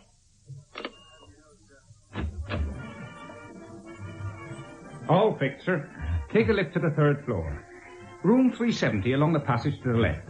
Ask for Mr. Templeton. Is he the head of MI5? He's in it, sir. Oh, thank you. Take this chit. Now, don't lose it, or you'll never get out again. It was very good of you to see me, Mr. Templeton. Mr. Templeton. What can we do for you, Mr. Reynolds? Professor Reynolds, actually. I am, or was, a professor of mechanical and applied sciences. An inventor? Not really. My job is turning other people's inventions into concrete form. Most inventors are so impracticable. And is it someone else's invention you want to tell me about? In a way, yes. It's rather difficult. Well, suppose you tell me all about it. Well, it started more than a year ago. No, come to think of it, it was almost 2 years ago. I'd given up my university post and had come back to England. I was a bit of a loose end. I think you ought to get a job with some prospects in it. At 48? Of course I jumped at the chance. It was an interesting project. I suppose I ought to have inquired a bit more closely into the bona fides of the people involved. But I've always had a weak spot for educated Frenchmen. I didn't like the other one. He was a bit of a bully. You're a nobody in a big organization. They don't even know you're there. What was his name? Brigadier Partridge. He's your boss, isn't he? And then I learned to my horror that they were planning to kill Sir James Flint with it. I see, yes. Kill Sir James Flint. Yes. And how would they do that? Just focus it on him. It's deadly. Focus. The ray. Focus the ray on Sir James Flint. Yes. Yes, I see. And it's deadly, you say? It wouldn't be immediately if he was hit in the arm or leg, but any central part of the body, you can visualize what would happen. Only too easily, Professor. You may say, of course, there wouldn't be many chances to use it. Sir James is not a public figure. He remains carefully out of sight for the most part. In fact, he spends most of his time in his office saying no to people who want money, as I'm only too well aware. But don't forget one thing. He's also a lay reader. A lay reader? Yes, I'd forgotten that. I once heard him myself, oozing hypocrisy. Do you know what he took as his text? Blessed are the poor. And he earns a 5-figure salary. And his wife's got money. Yes, well, Professor, it was very good of you to come and see us. Very public-spirited. I've made a careful note of what you've told me. And you can be certain we'll look into it and take all the necessary steps. I do hope so. The thought of the Reynolds prismatic ray being used as a murder instrument fills me with horror. And don't forget your umbrella. Oh, thank you. And hand in your pass at the door. I'll do that. Thank you very much. Don't mention it. Hello, Bruce. God, what a start to a Monday morning. What's up? Who was that cove you were talking to? A professor. What does he profess? Mechanical and applied science. And he's invented, wait for it, a death ray. Lord, not another. What was his name? Professor... Damn it, I've forgotten. I'd have written it down. Not on my mind this morning. Trouble on the home front? Sort of. What was it? Began with an R. Roberts. Rogers. Oh, I shouldn't bother. When you put your report in, say a nutcase who refused to give his name. No, I remember it in a moment.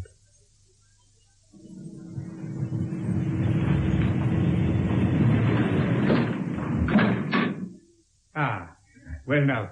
And did you speak to Mr. Templeton? Yes, I spoke to him. I wasn't sure he took it all in.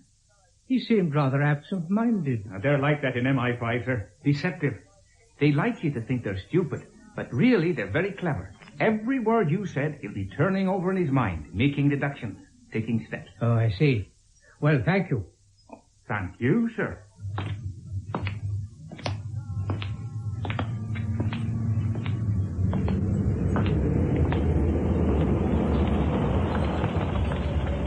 Ah, there you are, Professor. Thought I recognized you. Jump aboard now. Crusoe, what are you doing here? Come along in, and I'll explain. What is all this? Mon cher professeur, que nous sommes heureux de vous voir. It's very good of you, but...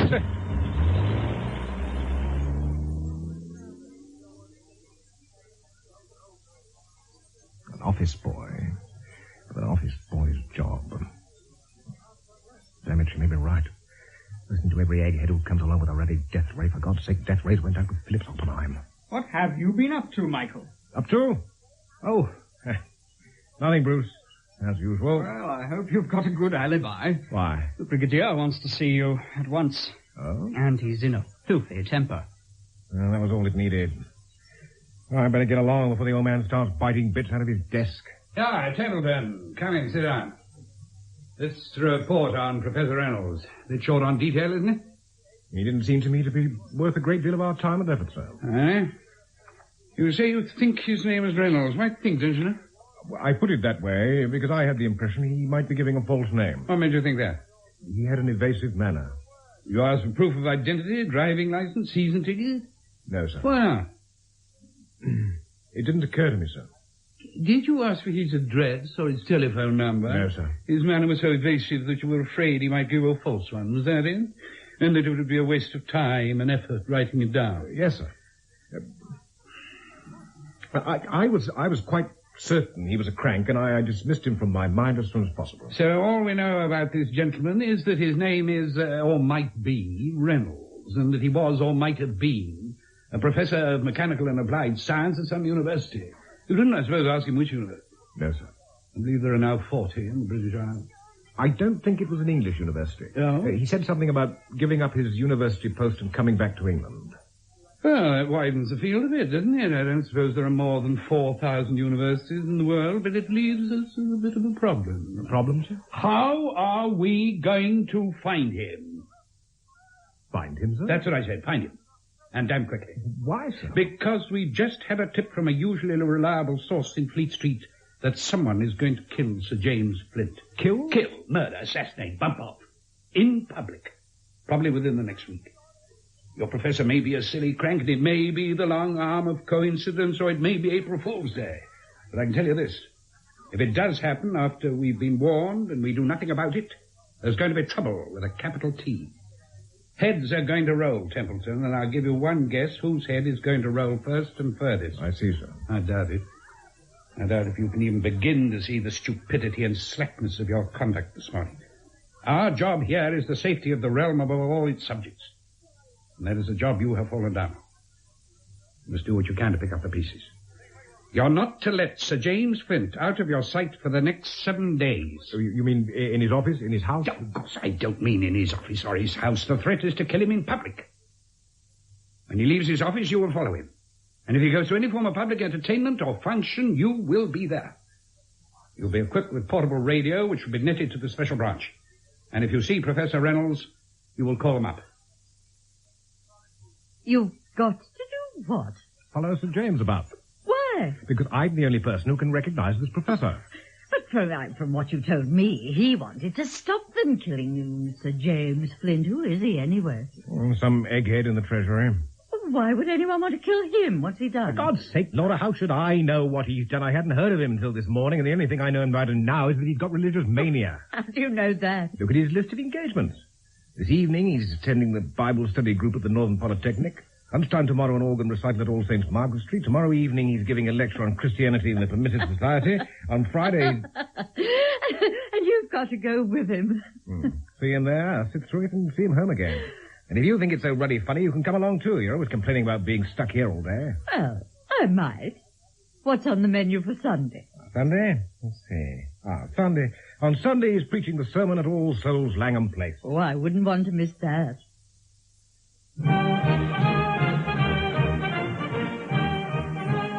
Shut that window, would you? Bruce can't hear myself speak. I've got Commander Oldroyd coming round in a minute. You know him? I know of him, sir. He's the head of the special branch.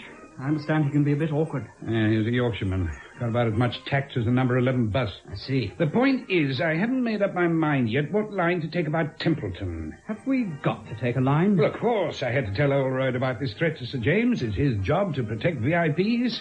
That meant telling him about Professor Reynolds and Templeton. Yes, I see. You've known him longer than most of us. What's your opinion of him? Off the record.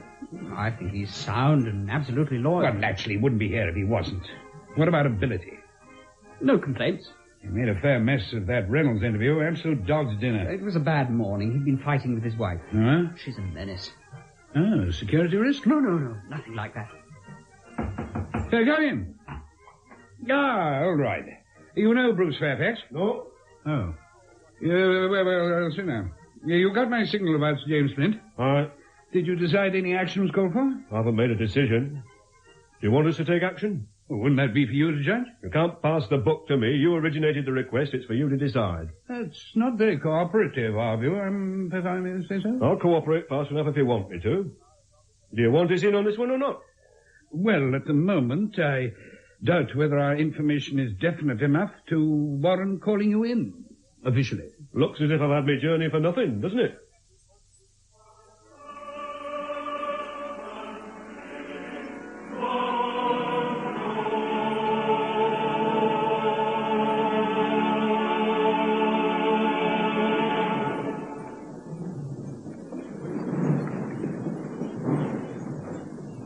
My friends, I would like to take as my text for this little discourse the closing words of that fine hymn we have just sung. One church, one faith, one Lord. They're so pregnant with meaning that I could discourse for a full hour on each of them. I hope he won't. One church. In these days of divided loyalties, liturgical dissent, splinter groups, each convinced of the rightness of his private interpretation of the word and the wrongness of everyone else. Wake up. If you must go to sleep, don't snore. Is the vision fading, or is it something we can grasp? Oh, I missed a lot of sleep lately. Is it a mirage, or is it real? Is it a fact, or is it fantasy? I leave the question to you to answer. God bless you all.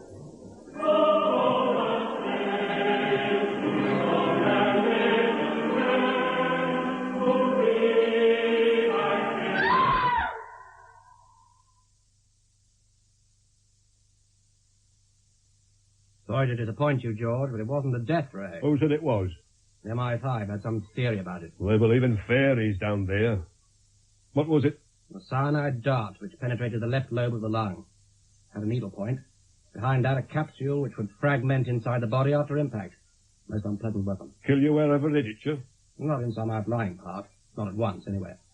If it hit you in the face, thorax, chest, or abdomen, it would be fatal within seconds. Any ideas about the weapon? All I can tell you so far is that it wasn't any gun in our book. To start with, the caliber was very small. Less than 3 millimeters. Air gun? I think that's very likely. Particularly as no one heard an explosion. Well, too ruddy busy singing hymns. Will an air gun be powerful enough?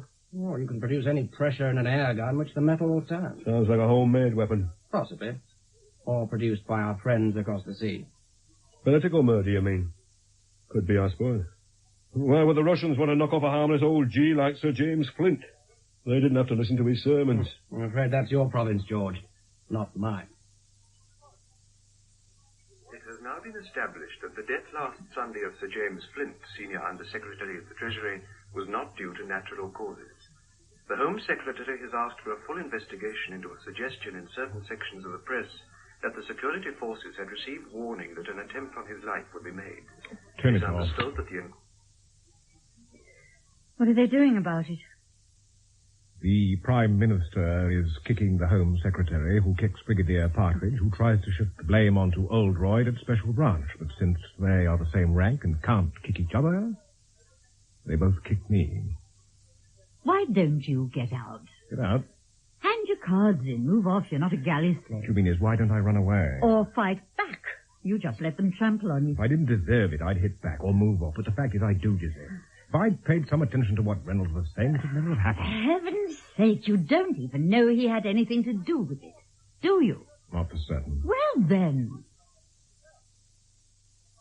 And are you telling me, Commander Oldroyd, that you offered Special Branch assistance to Partridge? Yes, Home Secretary. And he turned it down? He did. Did he give any reason? I fancy he thought he could handle it himself. I see. It has occurred to me from time to time in the past, I may be wrong, that there has been a certain lack of cooperation between your two departments. We'll cooperate if we're asked to, Home Secretary. Must you wait to be asked? You're not a branch of MI5. You're an independent organization with functions of your own.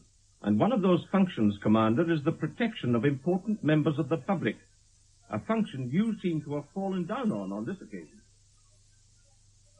Yes, Home Secretary. And Commander Oldroyd tells me he did, in fact, offer you assistance. Yes, Home Secretary. Well, why did you refuse it? The thing was a tip-off from Fleet Street. We get dozens every month. We chased every one of them. We'd need 10 times the staff the Treasury let us have. But in this case, I believe you had information from one of your own men. I had a very sketchy report about a professor who talked about a death ray. I'm afraid I didn't take it seriously. Well, that's understandable, maybe, but it was unfortunate. It seems to me that one way of preventing it happening again would be increased cooperation between MI5 and the Special Branch. It has been suggested that they should be amalgamated under a single head. Now, there are arguments against it, but it seems to me that a case could be made for it. He suggested what, sir? That we should amalgamate with the Special Branch. Oh, you mean we should take them over? Well, there might be something to be said for it. Yes, I'm not sure that's what he did mean. He can't have been thinking that they... Well... Surely. I don't think any Home Secretary would go as far as that, Bruce. Has Oldroyd said anything to you? Only to suggest he might have another go at Templeton. Poor old Michael. Everyone's having goes at him. What's that brute want to do now? Fill him with scopolamine or try him with a lie detector? He said ask him a few questions. Since we've been ordered to cooperate, I don't think we can say no. I can't see what good it'll do. I've been through all that twice already, Commander. Try again. There's no point in it. I just tell you the same thing. You don't, you know. The second time you added quite a lot. Well, you've had it all now. Every single word he said. Let's take it in parts. Start with the two men he said he'd worked with. One was an educated Frenchman, right? Yes. And the other was a bit of a bully, a description which fits quite a lot of people I've met lately. You mustn't take things personally, Mr. Templeton. You're our only source of information at the moment. Now let's think about the weapon. He called it a ray. Yes. And talked about focusing it.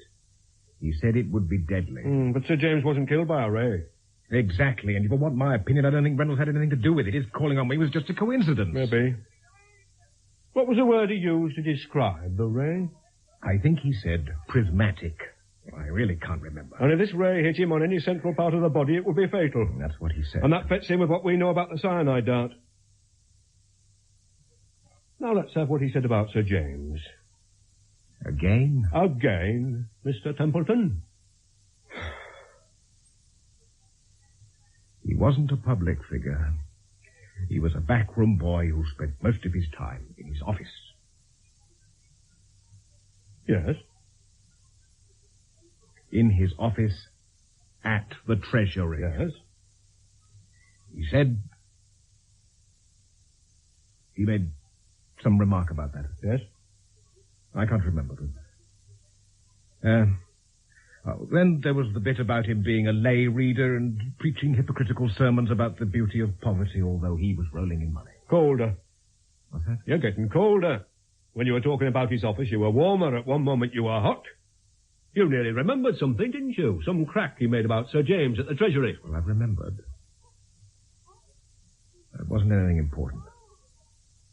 He said something like, he spends his working day saying no to people like me who want money. People like me who want money. Sir James had refused him money for some project. I suppose he could have meant that. Third time lucky, Mr. Templeton. I can't make out why you thought it was so important, Commander. I didn't say it was important. I said it might be. When people go to the Treasury, they take the trouble to write it down. Names, addresses, things like that. We might trace him. There's a chance, I suppose. Another thing, it gives us something which was missing before. A motive for killing Sir James. Would it also give him a motive for killing Leopold Black? What do you mean? The tip-off about Sir James came from Fleet Street. They got it from an anonymous telephone call, also, they said. Well, the same source produced a second one this morning.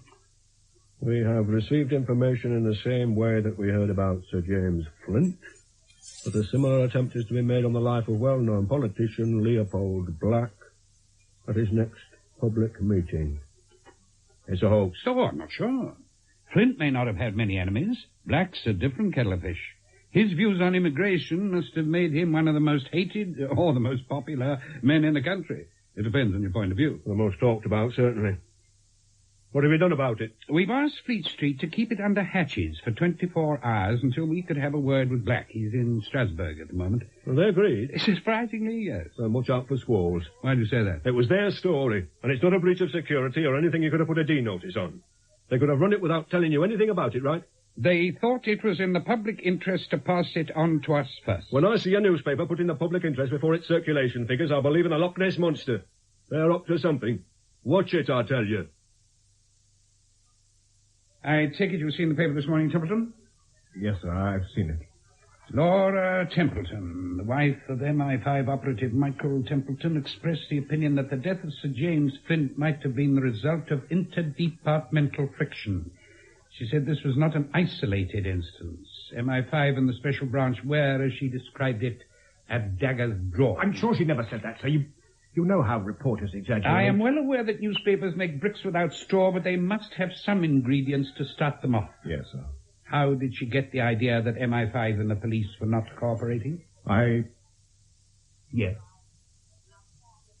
Suppose she must have got it from me. You mean you discussed official matters with your wife? Only very generally, not in detail. You are aware that there is such a thing as the Official Secrets Act? Yes, sir. I shall send in a report to the Director of Public Prosecutions tonight. Until I get his ruling, you're not to come back to this office. Yes, sir. Go home and stay there. And if any more reporters come round, send for the police.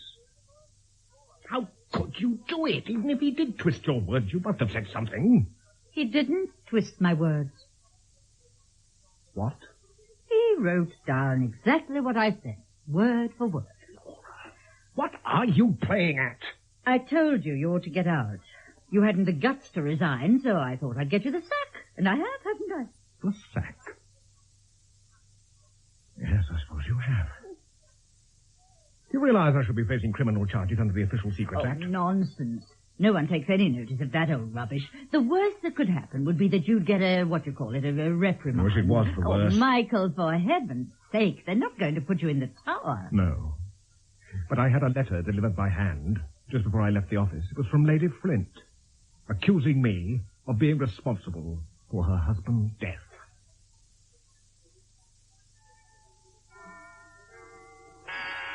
Oh, is it? Brigadier Partridge for you, Commander. Well, this time of night. Situation must be serious. Well, don't keep the gentleman waiting. Come in. I didn't know you folk worked overtime. I thought that was just the poor ruddy police. Our masters have ordered us to cooperate.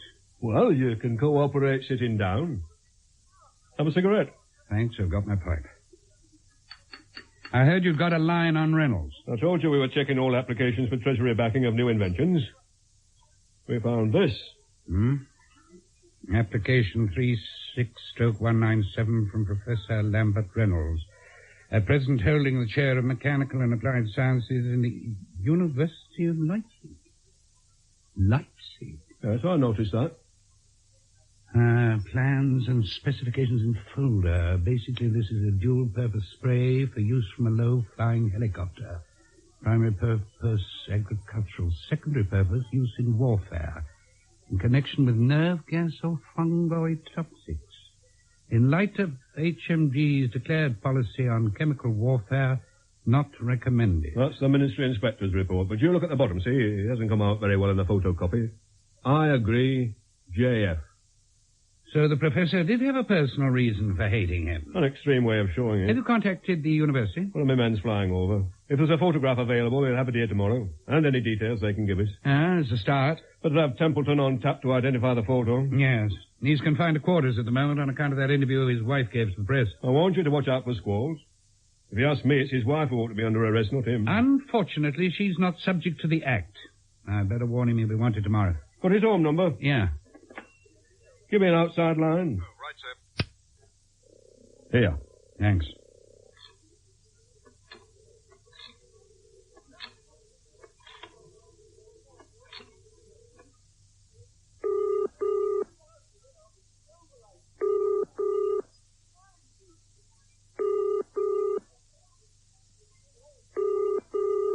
Funny, doesn't seem to be any answer. Could be out. Tell him to stay at home. No, here's someone. Hello? Who is it?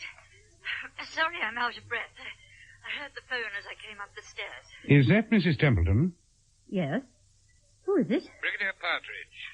Oh. I'd like a word with your husband, please. I'm afraid he's asleep. Then would you mind waking him? He's very tired. That's why he went to bed early. Wouldn't tomorrow morning do? If it hadn't been very important, I wouldn't have telephoned at this time of night. Now, if you don't mind. Oh, very well.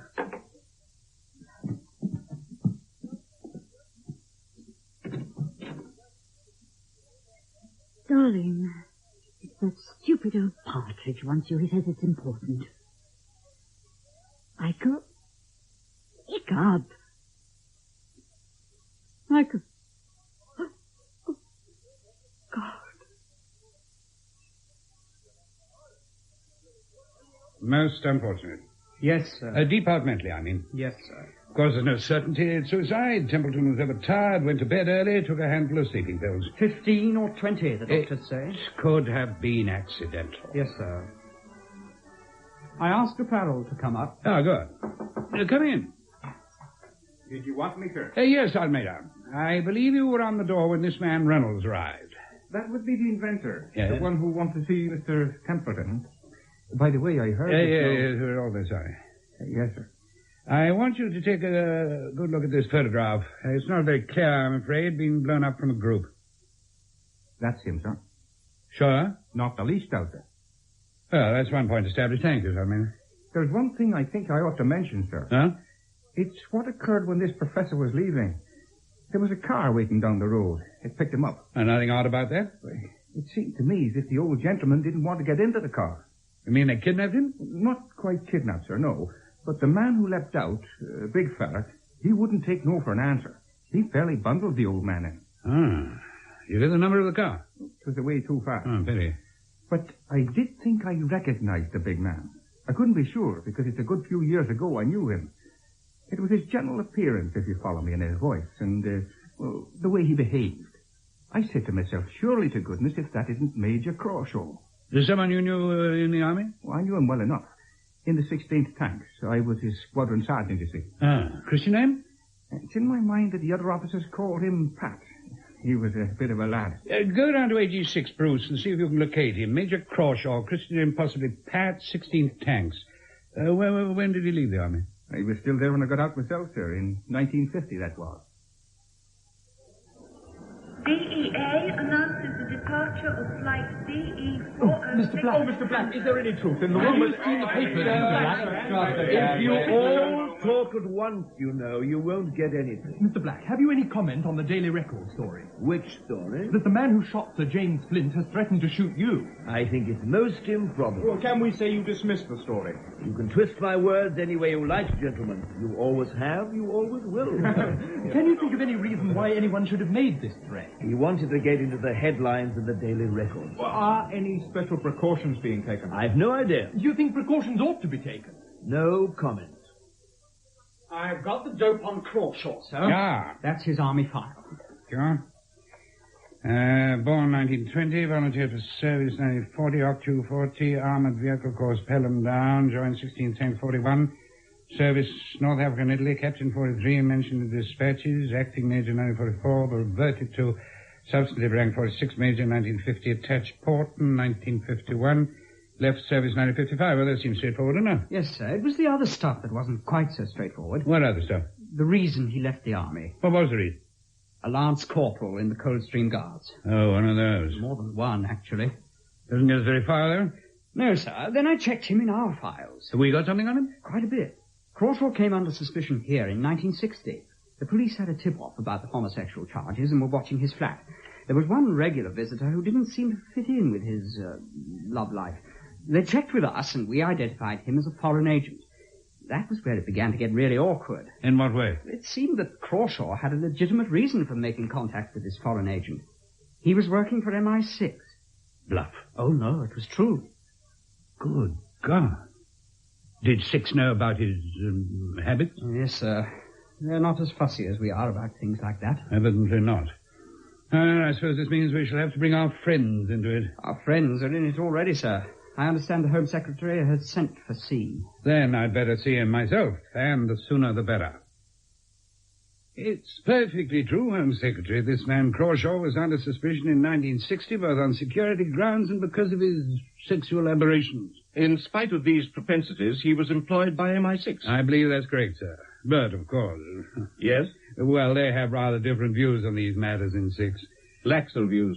Well, to be fair, they operate on different lines. We are concerned with security, so we have to be absolutely certain of the soundness of our own officers. Quis custodiet ipsos custodes. Yeah, exactly. But Six operate differently. Sometimes they have to get information in disreputable circles. Then they have to employ men who can move in those circles. Men like Major Crawshaw? Even men like him. And how does Crawshaw fit into this particular business? Professor Reynolds came to see us at MI5. He was interviewed by Templeton, who thought he was a crank and omitted to take any particulars. Templeton, was that the man who... Yes. It was brought in as accidental death. The coroner handled it very well. Go on. When the professor was talking to Templeton, he mentioned two colleagues in this scheme, plot, whatever it was. One was a bit of a bully, which would fit Crawshaw. The other was an educated Frenchman, which would fit a known associate of Crawshaw who called himself the Comte de la Jarige. Although he has no right to the title. A very smooth operator. French father and Russian mother. Used to work for French intelligence. Used to work? The usual stuff. The French thought he was working for them and pretending to work for the Russians. But he was working for the Russians and pretending to work for them. When they rumbled him, he came over here, one jump ahead of the SDEC. Six then used Crawshaw to keep tags on him. Why? Well, when the French took him off their books, the Russians naturally disconnected him too. If Six could have signed him on, that would have given him a chance of doubling on us and going back to the Russians, which is probably what he wanted to do anyway. If he did that and thought we didn't know, it could have been very useful. If you follow me. I don't follow a single word of it, Brigadier, and I don't wish to. The only point I want to be clear about is whether you're suggesting that it was a Russian intelligence agent who assassinated Sir James. I'd concede it was exactly the sort of weapon an intelligence operative might use. Silent, efficient, and rather beastly. But why Sir James? He seemed to me a person of no political significance. You'd hardly say the same of Leopold Black. No, there I must agree with you. I understand a specific threat has been made to kill him at this meeting he's addressing in Central Hall on Friday. That is so. What's being done about it? The Prime Minister saw him and asked him as a personal favour to cancel the meeting. He refused. Well, no one would wish to be killed. But I think that if Leopold Black had to choose the manner of his going, he would select an occasion with the maximum press coverage. If you want my opinion, Brigadier, I think the whole thing's a mare's nest. You mean you think the press invented the second scare? I'll tell you what I think. I think Professor Reynolds killed Sir James Flint himself. Oh? Why? We know he got a grievance against him. Brooded over it until it went rotten. This happened before. If he was going to kill him, why did he come and warn us about it? Because he really wanted you to stop him. Oh, are you a psychiatrist as well as a policeman? I've seen plenty of cases like it. All he wanted was sympathy. What he got was a brush-off from your man Templeton. I suggest we stop blaming Templeton, who is no longer here to defend himself. I'm not blaming him. I'm blaming your organisation. Oh? You staff it with amateurs and expect them to perform like professionals. Do you think being offensive is going to solve our problems? All right, I apologise. But we've got to be certain it doesn't happen again. Then you are taking this second threat seriously? We are. We can't call off the meeting, but we've arranged to have closed-circuit television cameras monitoring the audience, and there'll be enough plainclothes men inside the hall to put one into every second row. If anyone points anything at Black, he'll be grabbed before he can pull the trigger. And if the professor or either of his friends manages to loose off a shot, he won't get out again. There'll be policemen on every door and a cordon round the hall. But Mr. Leopold Black dismissed these as sensational rumors with no foundation in fact. Early today, the body of an elderly man was found in the New Forest. The police are treating the case as murder. The recent numerous fog accidents on the motorway. No doubt about it, Bruce? None at all, sir. It was Professor Reynolds, all right. I only saw him once, but it wasn't the sort of face you could forget. How did the police get onto it so quickly? Someone had emptied his pockets, but they'd overlooked a tailor's tab inside his trousers. It had his name on it. They knew Central were looking for a Professor Reynolds and put two and two together. I suppose there's no chance of keeping it quiet. Not at all, I'm afraid, sir. The press were rolling up as I left. I think they followed the pathologist there. Did you see his report? No, but I had a word with him. He said the professor had been dead for at least a week. Well, then he can't have had anything to do with Sir James's death. Not directly, but it ties him in with it, doesn't it? Explain. But before this happened, he might have been only a harmless old crank, and what happened to Sir James could have been a coincidence. Not now. The commissioner had a story that two men picked the professor up when he left here, bundled him into a car, and drove off. If what we're thinking is right, it means they drove him straight down to the New Forest, killed him, and dumped the body. That would fit the timing. But how did they know they weren't too late? He was coming away from here. How did they know he hadn't told us everything? Names, addresses, method they used, the whole shooting match. Oh, that's easy. When we did nothing to stop them killing Sir James, they knew they were all right and decided to go on with their plan. And kill Leopold Black? Yes, sir. Been no lack of interest this time. The papers have seen to that. Do you think they'll try it? Oh, I shouldn't think so. Oldroyd's on his mettle. He'll have that hall sealed tighter than the Bank of England.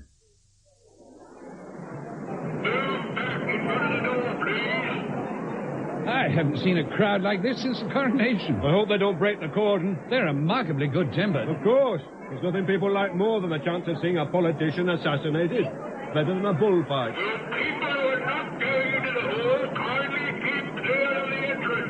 They'll have to shut the door soon. Must be hundreds of gate crashers in already. Do you suppose he's in? Who? You know damn well who I mean. Oh, him. Move back into the door. No, sir. Therefore, in introducing a man who I am sure needs no introduction from me, Mr. Leopold Black, the Member of Parliament for East Sunderland.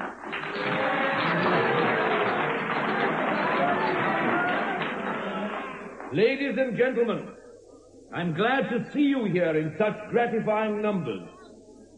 I should be flattering myself if I imagined that all of you had come here to listen to my views on immigration in an overpopulated and industrialized state.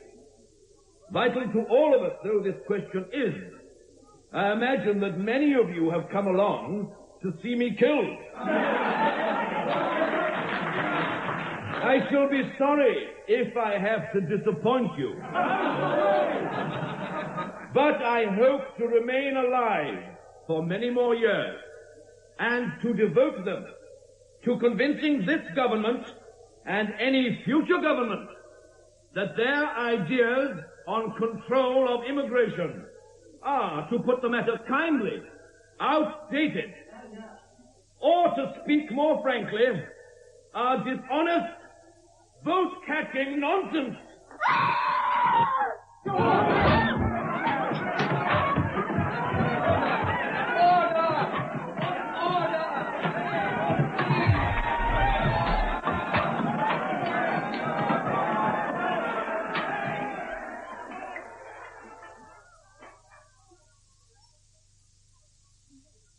I have to make a statement in the House this evening. I want the facts. No excuses, Commander, just the facts. We can apportion the blame later. The security arrangements were made by me, Home Secretary. I had the cooperation of the Assistant Commissioner C and the Chief Superintendent of A Division. Yes? I informed MI5 of what I was doing, and I was in touch with Brigadier Partridge throughout, though he had no responsibility for the actual arrangements. Which were? We had 40 plainclothes officers inside the hall as observers, and a closed-circuit television system which monitored the audience. Static cameras on the section in front of the platform and roving cameras on the gallery and side aisles. A bit slower. I want to make notes. Yes?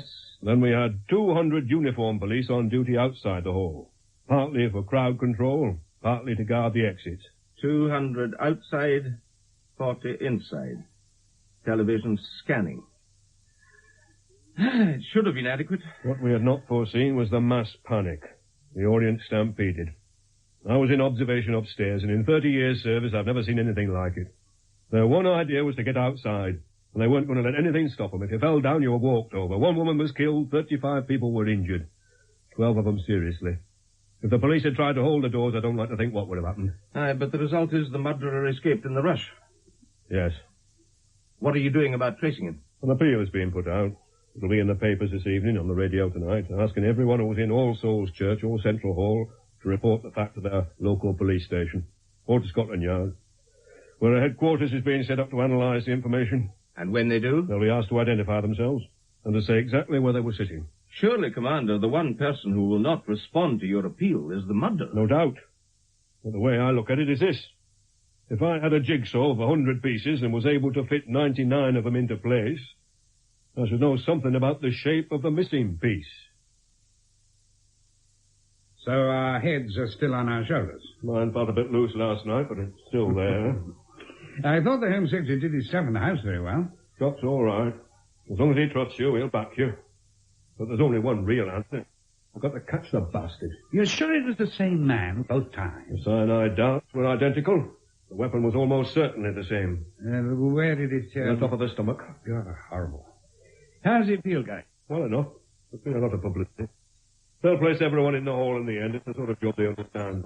Rebuilding the stable after the horse had gone. One odd thing has come up already. Huh? They've only found one person who was present on both occasions. Who was that? Mrs. Templeton. Can you give us anything on range or angle, Superintendent? Nothing useful. The depth of penetration was the same in both cases. To calculate the range, actually, you need to know the muzzle velocity of the weapon. Angle? Angle of impact was level in the first case. In the second, slightly downward. Downwards? A lobbing shot? No. I took it the first shot was fired from a point level with the target, the second from a point slightly above it. From the gallery? That's what I thought. The gallery at All Souls is about level with the top of the pulpit. The gallery at Central Hall is well above the platform, but one has to remember that Black was standing up.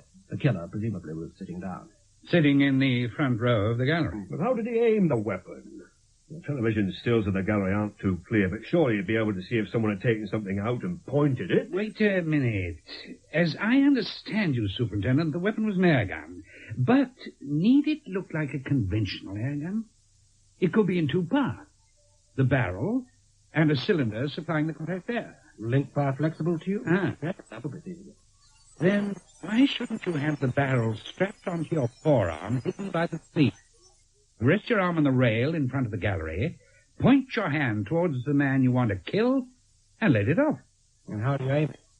Well, I mean, it's pointing in the right direction. The distance from the front of the gallery to the stage in Central Hall. I'll take a word. A variation of half a degree. Error of 1 foot. Would have been a fluke. A carefully prepared plan depended on an outsized influence coming off, quite running. No, I don't believe it. Have you any idea, Superintendent? Well, I thought about it all ways round, and I can only come to one conclusion. They've discovered something professional established for ever to far out. Accurate way of aiming at guns. Hearing the paper. I asked you to come along and have a word with me, Mrs. Templeton, though my reason may surprise you. I imagine it was because I was the only person who was there on both occasions. Apart from the killer. Apart from the killer, of course. Very natural you should have been at the church. But what took you to Central Hall? I'd no difficulty in getting a seat. The man who does the bookings is an old friend of mine. I didn't mean that. I meant why did you go? Are you interested in the immigration question? Not in the least. Then why? I should have thought it. I could have guessed. Maybe, but I'd like you to tell me. I once set up at this man before he kills someone. You think you'll be able to help? I have a curious power, I don't know what you'd call it, a photographic recall. If I have seen a picture without bothering much about it, then I want. All I have to do is sit with my eyes and then I see it. It's like developing the next. I was sitting in church about halfway down on the south side of the aisle. I could see the faces of the people sitting level with me and in the row or two behind. I could describe each of them to you and identify them if you wanted me to. I could do the same for the people in the front row of the gallery. Yeah. You're particularly interested in the people in the front row of the gallery. What makes you think that? When I mentioned them, you closed the fingers of your left hand, usually a sign of tension. Oh, I must remember to cure myself of the habit. Yes, we're particularly interested in the front row of the galleries of the church and hall. I could describe each one in detail, but there's no need. There was only one match. Mrs. Templeton, if you're sure about what you say, I don't want to sound hurt, but if it really is true, it could be vitally important. Can you try it? But there is a difficulty. The top half of his face was almost entirely concealed. Concealed?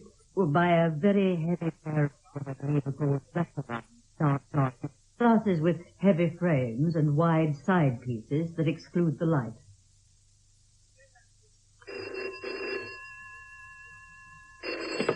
Oldroyd. Brigadier Partridge here. Look, can you tell me from your records if any of the people who were sitting near your suspect noticed he was wearing dark glasses? All of them noticed it. Why? Because I wanted to check up the...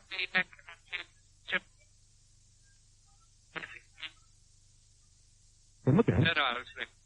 There's the more important question. I'd like you to put it to your scientific chap. Why would anyone wear heavy, dark glasses in church? Stand clear of the door.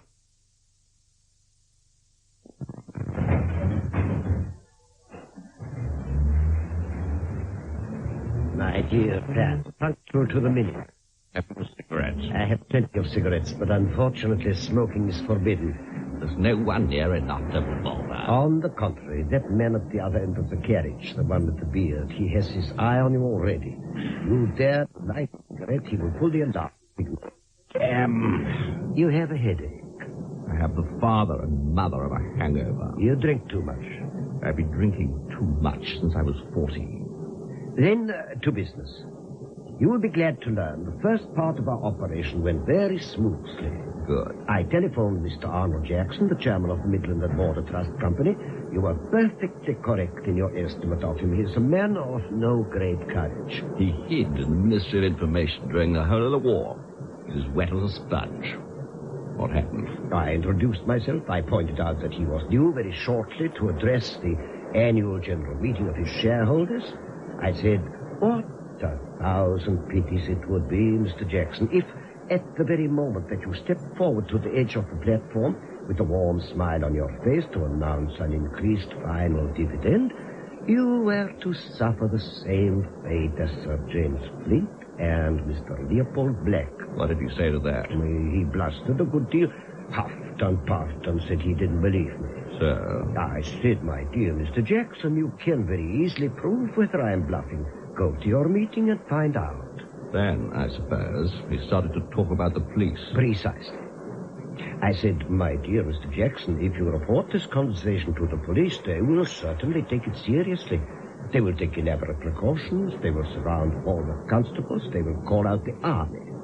Then, of course, I shall not appear. But later, some weeks later, Mr. Jackson, when you are walking home... I bet he started crying. Very soon it was a matter of how much. I was able to assist him to salve his pride. I said, surely the company would pay to protect its chairman. Yes, if you are traveling by airplane, they would insure your life. A modest single premium, £2,000. That ruddy woman's going to come and sit down beside us. Put your tongue out at her. There. You see, she has gone away. Stand clear of the doors.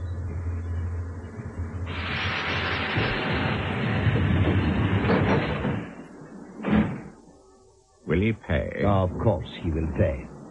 When I telephone him this evening, he will say that he has been thinking the matter over, and the board has come to the conclusion that the expense is justified. And how would we like payment to be made? How would we? I have been considering the matter. I noticed you have a wide acquaintance with the younger members of the criminal class. I wouldn't deny I find them interesting. Boys with no particular moral scruples. Boys who are in and out of jail. And when they're out, they're usually hopped up to the back teeth. I suggest we employ one of them, possibly a different one each time, to attend at the rendezvous and pick up the money on a 10% commission. If any of our contacts should have played us false, our messenger boy will get into trouble. And start singing. No doubt. But since he knows nothing about me and very little about you, except that you are a man he met in some club in Soho, is there any information he can give them? Not really. The point is, would they take the risk? For £200?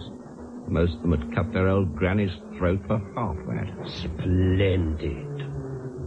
Then I leave it to you to make all the arrangements. This is where you get out, is it not? Yes. Where do you get out? Further down the line, Pet.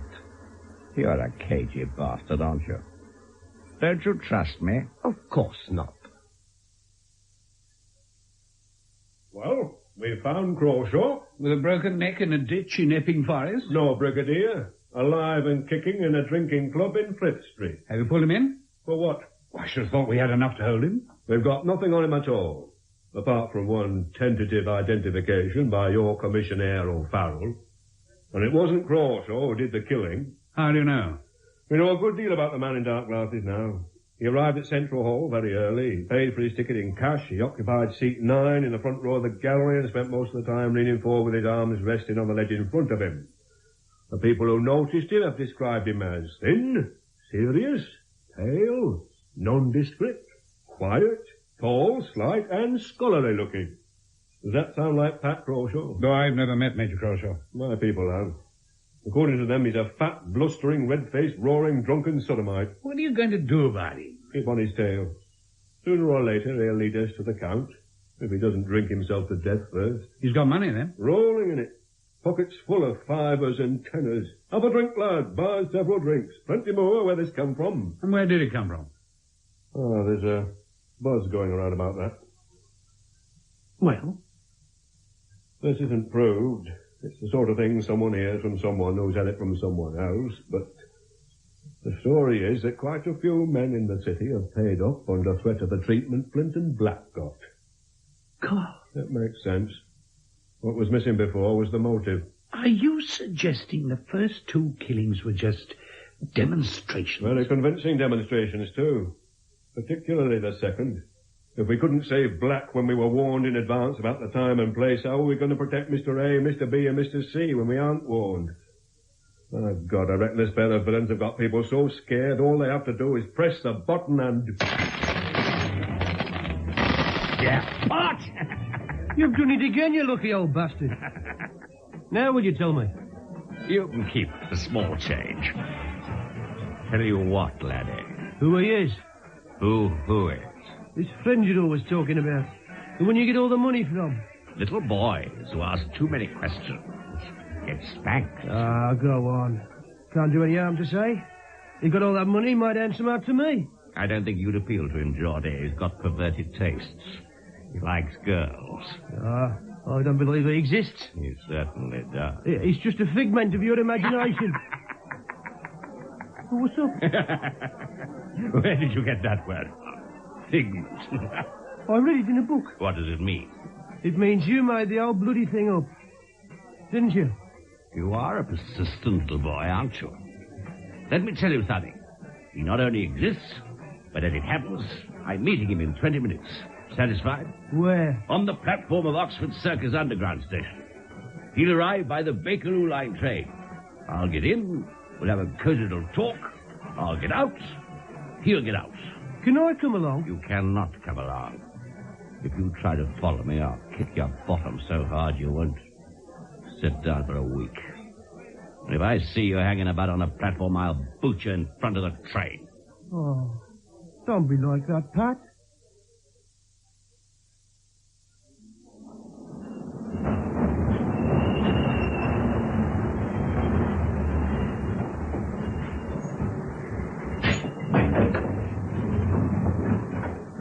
This is Walthamstow Central. The line terminates here. All passengers alive.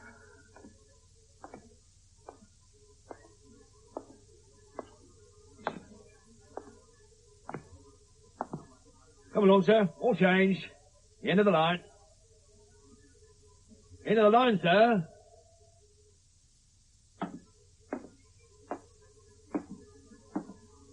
Wake up, sir. End of the line. Wake up. Dead. Like the other two? Like the other two.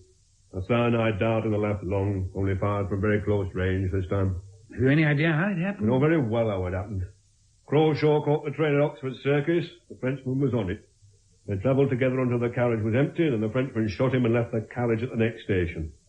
They found Crawshaw at the terminus. Why did he do it? Because Crawshaw had been drinking too much and talking too much.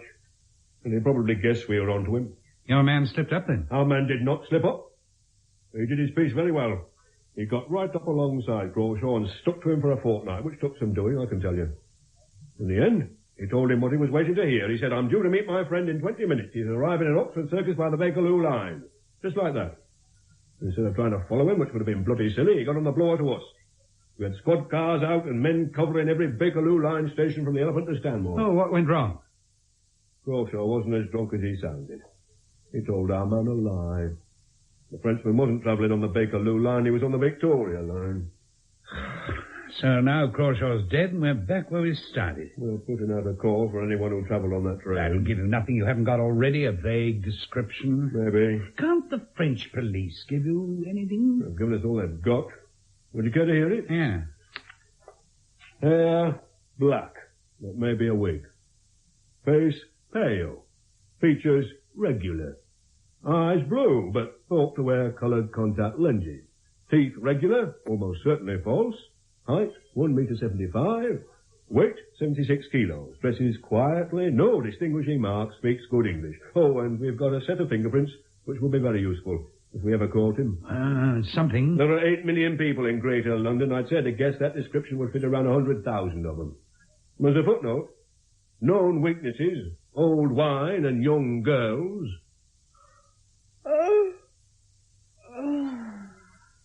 You sound tired, baby. I'm not tired. I'm bored. Why are you bored? Because we don't do anything. You sit there drinking and I sit here thinking. That's a poem. Oh, why can't we go out? Go somewhere, do something. You want to do something. Something else. For instance, why don't we go over to Paris for a few days? I have explained, my dear. For the next few days I have business to attend to. Just now I'm expecting an important telephone call. I have to be here when it comes. After that is done with, perhaps. Just because you've got to sit about, does that mean I've got to? It's boring sitting about. But if you go out, Sherry, I shall be all alone. Then I shall be bored. Oh, go on. You can amuse yourself for a couple of hours. Start another bottle. No. Oh, I loathe you. Did you read this thing about the man who found dead in the train? I only read the financial news. The guard, Mr. Sidney Munt, discovered the body when the 11:54 Victoria Line train arrived at Walthamstow Central. Mr. Munt, who is a father of 5, said, "When I saw him first, I thought he was asleep. The dead man has been identified as Major Patrick Crawshaw." Hey, Hey, what? didn't you know someone with a name like that? A name like what? Pat Crawshaw. I've known many people in my life. I can't remember any Pat Crawshaw. Yet it does ring a bell. Was she a professional golfer? Says he was a major. Oh, is that the phone? It's probably the one you're waiting for. If it is, tell him to be quick. Then we can go out somewhere. Hello. Yes? Mr. Thompson? Speaking. Who's that, please? I understood from a mutual friend, Ivan, that you were at a loose end in London.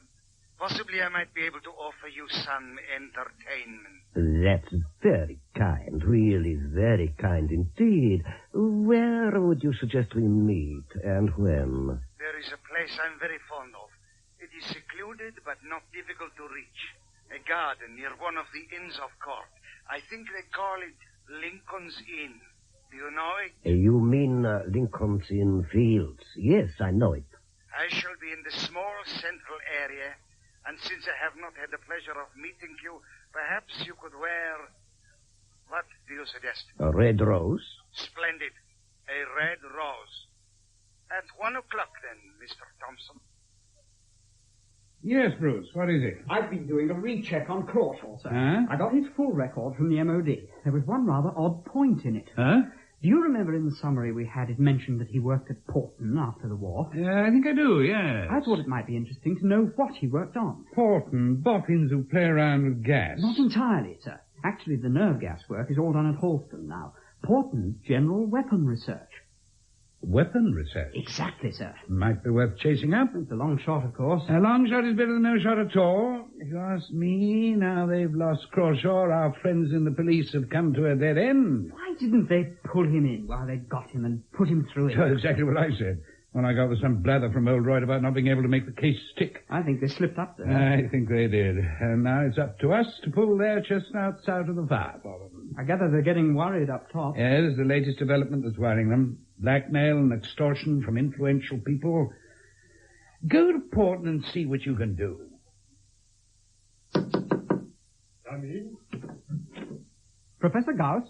Correct. Colonel Trent sent me along to have a word with you. You are coming to join our section, Mr... Fairfax, Bruce Fairfax. No, actually, I've been sent down from London to make some inquiries about a Major Crawshaw who was down here in 1951. So? I was told you were the oldest inhabitant of Portland. 22 years I have been here. And I think that here I shall remain until I die. Well, I understand that Crawshaw was in the project section under you. Crawshaw? Crawshaw, yes. Certainly I remember him. Fat, lazy, stupid, and debauched. Why they send him here is a mystery too difficult even for me to solve. What has Major Crawshaw done now? They think he was mixed up in the killings. Killings? What killings? Haven't you read in the papers? The only killings I am interested in are rats, rabbits, and guinea pigs. What we wanted to know, Professor, was what project Major Crawshaw was working on when he was here. Work? He did no work. All day he sat in the bar and drank gin. Let's say, what project was he supposed to be working on? In 1951, yes? In the armament section? I can consult our records if you wish, but I am fairly certain it would have been the Black Light project. Black Light? Black Light? That's right, sir. They were starting to develop it at the end of the war. The original idea was to produce a headlight on a vehicle or a tank, one which the driver could see but no one else could. The light was outside the visual spectrum, infrared or ultraviolet. The driver saw it because he was wearing special goggles of filtered glass. Goggle? That's right, sir. It, does seem to fit, doesn't it? By God, it does. Get hold of that chap Nicholas from the Forensic Science Laboratory and give Oldroyd a ring. Well, it's perfectly possible, sir. The barrel of your rifle would really be a torch. It would throw a single concentrated beam of infrared light. The operator, wearing dark glasses and sitting directly behind it, would see the beam, but it would be invisible to everyone else. Then all he has to do is to focus it on his victim and pull the trigger. That's the bit I don't see. If this apparatus has got some device which shines a beam of light down the barrel, wouldn't it block it? No. The source of the light would be outside the actual barrel. The light would be reflected down it by a prism, and the action of the trigger would raise the prism. You get the same thing in a modern camera with an aiming device. And that fits with something else, sir. The professor said something about my prismatic ray. Let me get this straight, then. You wear the barrel up your sleeve, strapped onto your arm. That's right, sir. You sit somewhere which gives you an uninterrupted view of your victim. Front row of a gallery, best, because you can rest your arm on the rail quite naturally. Center this ray, which only you can see, on your victim, and pull the trigger. Which is probably in your left-hand pocket. It's one thing I can't make out. How would a drunken sot like Crawshaw put together such a complicated piece of machinery? I don't think he did, sir. That was where Professor Reynolds came in. This precious pair kidded him they were working for MI6 and got him to build it for them under conditions of strict secrecy. It was only towards the end he got worried. Maybe they let something out. So that seems to be the truth of the matter, Commander. All right. So now we know how it was done. You don't seem very grateful. Knowing how it was done isn't going to stop it being done again. It's a step forward. At least you'll admit that. A long step. We've taken a longer one. Huh? We know who he's going to use it on next. What? Who? Sir Ian McLachlan, chairman of Fraser and Ritchie, the cotton spinners. He asked him for £5,000. He picked the wrong man there. Sir Ian came straight to us. You'll give him protection, of course. Just exactly what sort of protection would you suggest, Brigadier? Well... Would you perhaps suggest we check everyone in sight every time he goes to a meeting, or to the theatre, or to the cinema, or to church, or a football match? And keep it up for, what shall we say, the next 5 years? You could warn your men to watch out for anyone wearing dark glasses. Don't be daft. He won't turn up wearing them. They'll stay in his pocket to the last moment. Are you telling me, Commander, there's nothing you can do about this? I didn't say that. I think there is something we can do.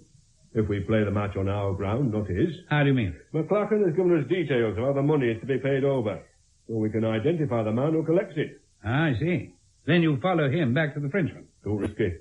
Then what are you going to do? Pull him in and charge him with 3 murders. My dear Count, how can one believe it? That man, that creature, what is his name? I believe he is known in the criminal circles in which he moves as Connolly, Fred Connolly. Ignorant, immature drug addict. Simply employed by you as a messenger to collect the money. How could anyone believe he devised and carried out those ingenious killings? People believe what they want to believe, Colonel. They felt uncomfortable when a killer was on the loose. A killer who had demonstrated his power to strike in public undetectably. Now, the wonderful British police have arrested him. Bravo. They can sleep peacefully in their beds. The authorities cannot believe it themselves. It must be a trap. Trap or not, it makes things very difficult for me. How? Which is a matter of psychology. Previously, the advantage was with me. I telephone a man out of the blue. His reactions are shock, fear, followed by relief that the way out is offered him. I have established a psychological ascendancy, but not now. Now his first reaction will be disbelief. He has read in the papers that the killer is in custody. Therefore, I am a fraud, someone trying to cash in on the situation.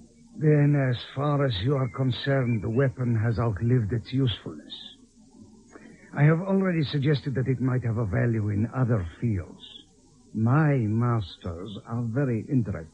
If I were to agree, would your masters accept me back on the same terms as before? A man who came bringing a weapon as valuable as this would be welcome on any terms.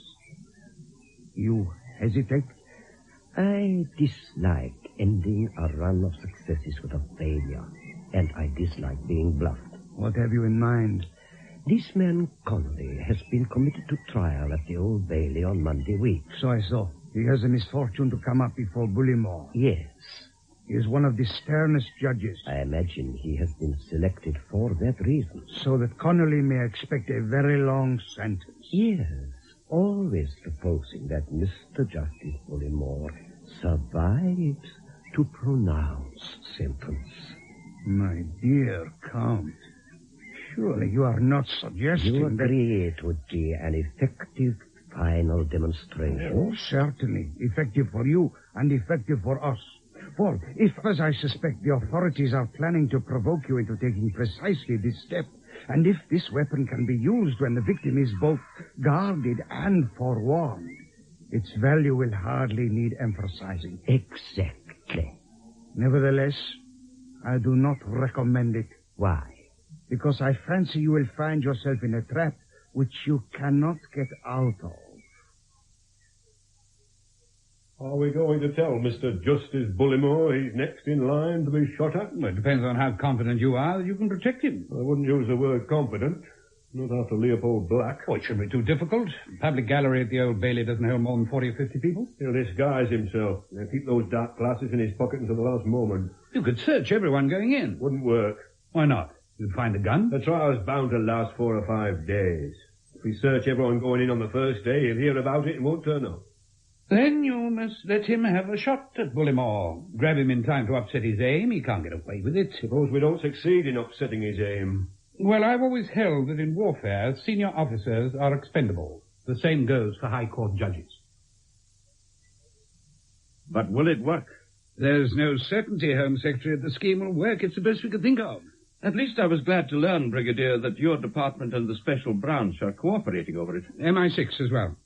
How did they come into it? For some time, they've been keeping observation on the third secretary at the Russian embassy, Colonel Sholitov. 2 days ago, they got a photograph. I thought you might be interested to see it. Is the young lady on the left of importance? Oh, no. She happened to be playing netball and got into the picture by mistake. No, it's the two middle-aged gentlemen on the seat who are of particular interest. The man on the left is this man Sholitov, I take it? Yes. And the one on the right? MI6 had it circulated to a number of friendly organizations. They had an answer from Paris this morning. Close resemblance to photograph in their possession of the so-called Comte de la Jarige. What? I thought you'd be interested. You had him followed, of course. I'm afraid not. Why? Well, at the time, we had no idea who he was. I see. However, we're keeping Colonel Sholitov closely covered. If they meet again, we will do our best to see that the Count does not escape us. You must make sure of it. Well, it won't be easy. Their technique's very good. They always arrange to meet in the open. Imagine a rendezvous in the middle of Hampstead Heath. I'm not saying it's easy, but it's a chance in a million. We've got to try it.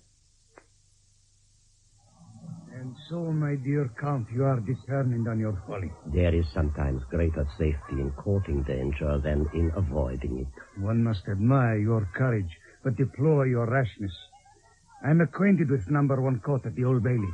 The public gallery is small and approached by a narrow staircase, which can easily be blocked. True. One must assume that the authorities have by now deduced your methods, in outline, if not in detail. They would be very stupid if they had not.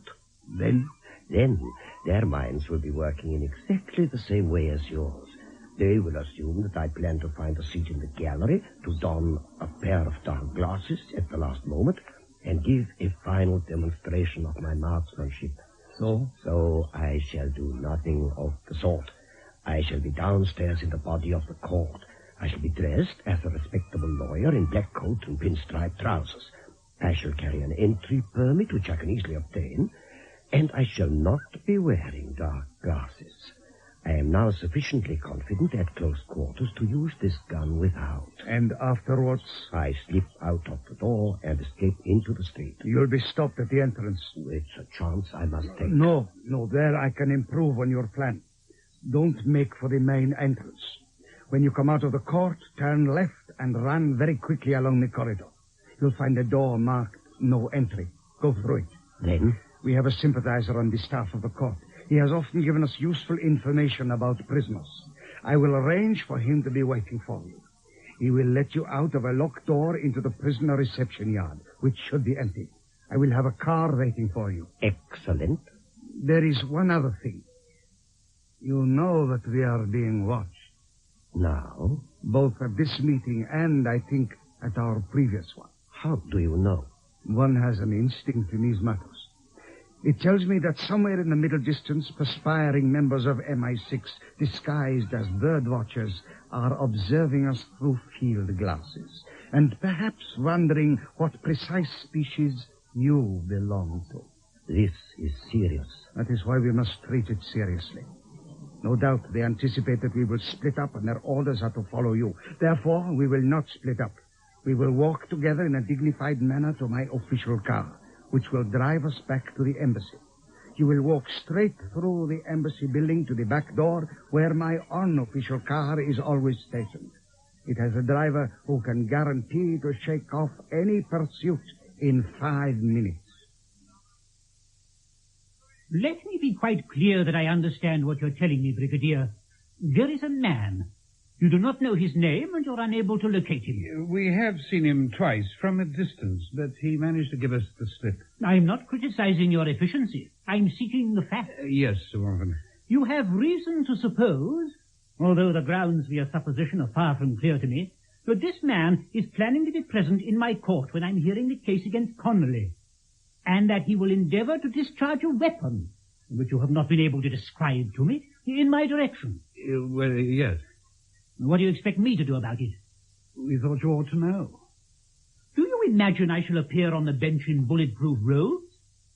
Well, with an armed guard on either side of me, eh? Or perhaps you suggest I should cower behind a glass screen, speak through a microphone. Because if you have any such ideas, Brigadier, you can dismiss them. That is not the way in which justice is administered in this country. In the last 4 days, members of the jury, you have heard the facts in this case set out for you by the learned Attorney General. On the 3rd of September, Sir Ian McLachlan, chairman of Fraser and Ritchie, received a telephone call at his home. The caller, speaking in what may have been an assumed French accent, demanded... 4 possibles in the gallery. 3 of them in the front row. Yeah, better not try to hold him in the gallery. We don't want another Central Hall panic. We've got 4 good men on the stairs, and the door at the bottom can be locked. When the accused offered no convincing explanation of his actions. As is not uncommon in such cases, he has asserted that he was acting under the orders of another man. I take it you've got the outside doors guarded too. I've a party under a sergeant on each street door. Armed? The sergeant's armed. Isn't there a back door into the yard? Locked. And I've got the key. Weigh up carefully the evidence you have heard, and to consider your verdict. If there is any further point you wish to have explained to you, you are welcome to return here, and I shall be available to deal with it. The court will rise.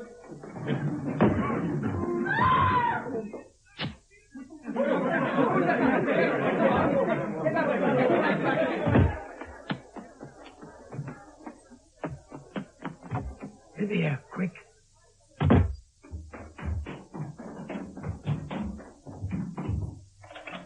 All clear.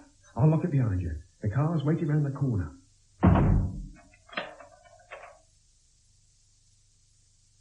Hello, Car 1. Hello, Car 1. Control to Car 1. Over. Hello, Control. Hello, Control. Car 1 receiving you. Over. How are you making out? Over. Nearly lost him twice. He's dodgy. Over. Hold him for another 5 minutes and we'll have the choppers airborne. Out to you. Hello, Car 2. Hello, Car 2. Report your position. Over. Hello, Control. Car 2. Stationary point B. Fox not inside. Over. Fox reported making for A20 via New Cross. Patrol slowly towards Car 3 at point C. If Car 1 loses contact, we will try to put you and Car 3 onto him. Out. Well, this is very interesting, Brigadier. A full-scale military operation involving ground and air forces. Well, I hope it works, Home Secretary. We've 3 radio cars in a triangle. Commander Oldroyd is in Car 3. Fox is somewhere in the middle. Car 1 has him in view, but may lose him at any moment. It's a top embassy driver. Then what? Well, we've got to hope it won't happen until the helicopters are up. They're on net to the cars. Once they spot him, he won't get away. How did you get this organized so quickly? We had the embassy car covered. In case the Frenchman did get out, we knew he'd make for it. What happened in court? The accounts so far have been a mite confusing. Well, the Frenchman seems to have got into the body of the court. He got a pass somehow. We'll have to look into that. He wasn't wearing glasses. When he was on the point of firing, Mrs. Templeton spotted him. She loosed off a scream to wake the dead. Bullimore ducked, and the shot hit the paneling 6 inches above his head. He must have remarkably quick reactions for an old man. Hello, Control. Hello, Control. Chopper 1 airborne. Over. Hello, Chopper 1. Receiving you, strength 5. Over. Hello, Control. Chopper 1 on net. Receiving you, strength 5. Over. Report position. Over. Airborne over Sidcup. New Cross, Sydenham. I'm on net to all 3 cars. No sign of Fox yet. Over. Fox will break cover soon, probably on A2 or A20. Car 1 will give a location as soon as he can. Cars 2 and 3 will operate to Chopper 2. Out. It's the second turning on the right, Ivan. Slow down, you'll miss it.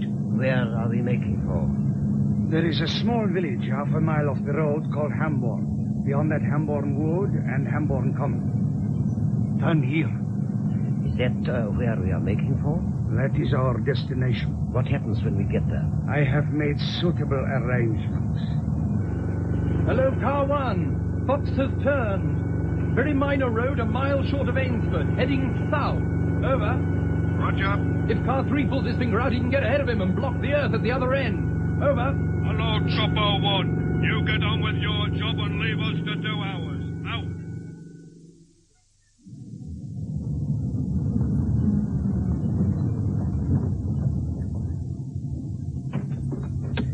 This should do very well. Where do we go from here? Nowhere. What do you mean? This is as far as we go. Keep your hand away from your pocket. My driver behind you has a gun and is very expert with it. So, no sudden movements. They might be misinterpreted. I don't understand. It is not very difficult. Our masters have decided that your weapon is far too dangerous. In their revolutionary past, they would have welcomed it as they welcomed all weapons of destruction. The bomb, the sniper's rifle, the silenced pistol. Now, as you may have noticed, their views are changing. They are interested in maintaining the status quo, and this weapon is a grave threat to the status quo. It and you have to pay the penalty of too great success. What shall we do with him? That ditch. A car is coming, and another from the other side. Then I suggest you put the pistol in his hand. Wipe the handle first. Alexis Sholitov. You have the advantage of me. I'm Commander Oldroyd of the Special Branch. Who's this? This is, was the self-christened Comte de la Jarige, real name unknown, a minor agent whom my government dismissed some years ago. Today, he forced us at gunpoint to help him to escape. When we would go no farther, he shot himself. I expect you'll be able to explain to the court how he shot himself in the back. There will be no explanations to any court. I shall claim complete diplomatic privilege. In Black Light by Michael Gilbert, Brigadier Partridge was played by Colin Gordon and Commander Oldroyd by Edward Kelsey.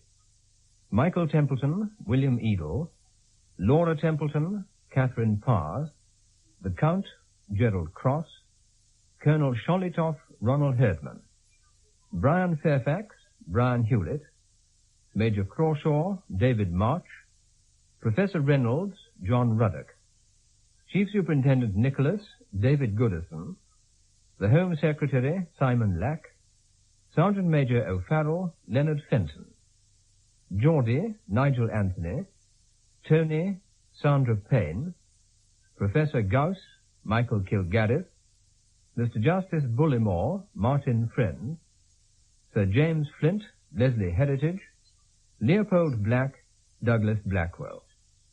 The many other parts were played by Geoffrey Beavers, Robin Brown, and John Rowe, and the play was produced by Charles LaFoe.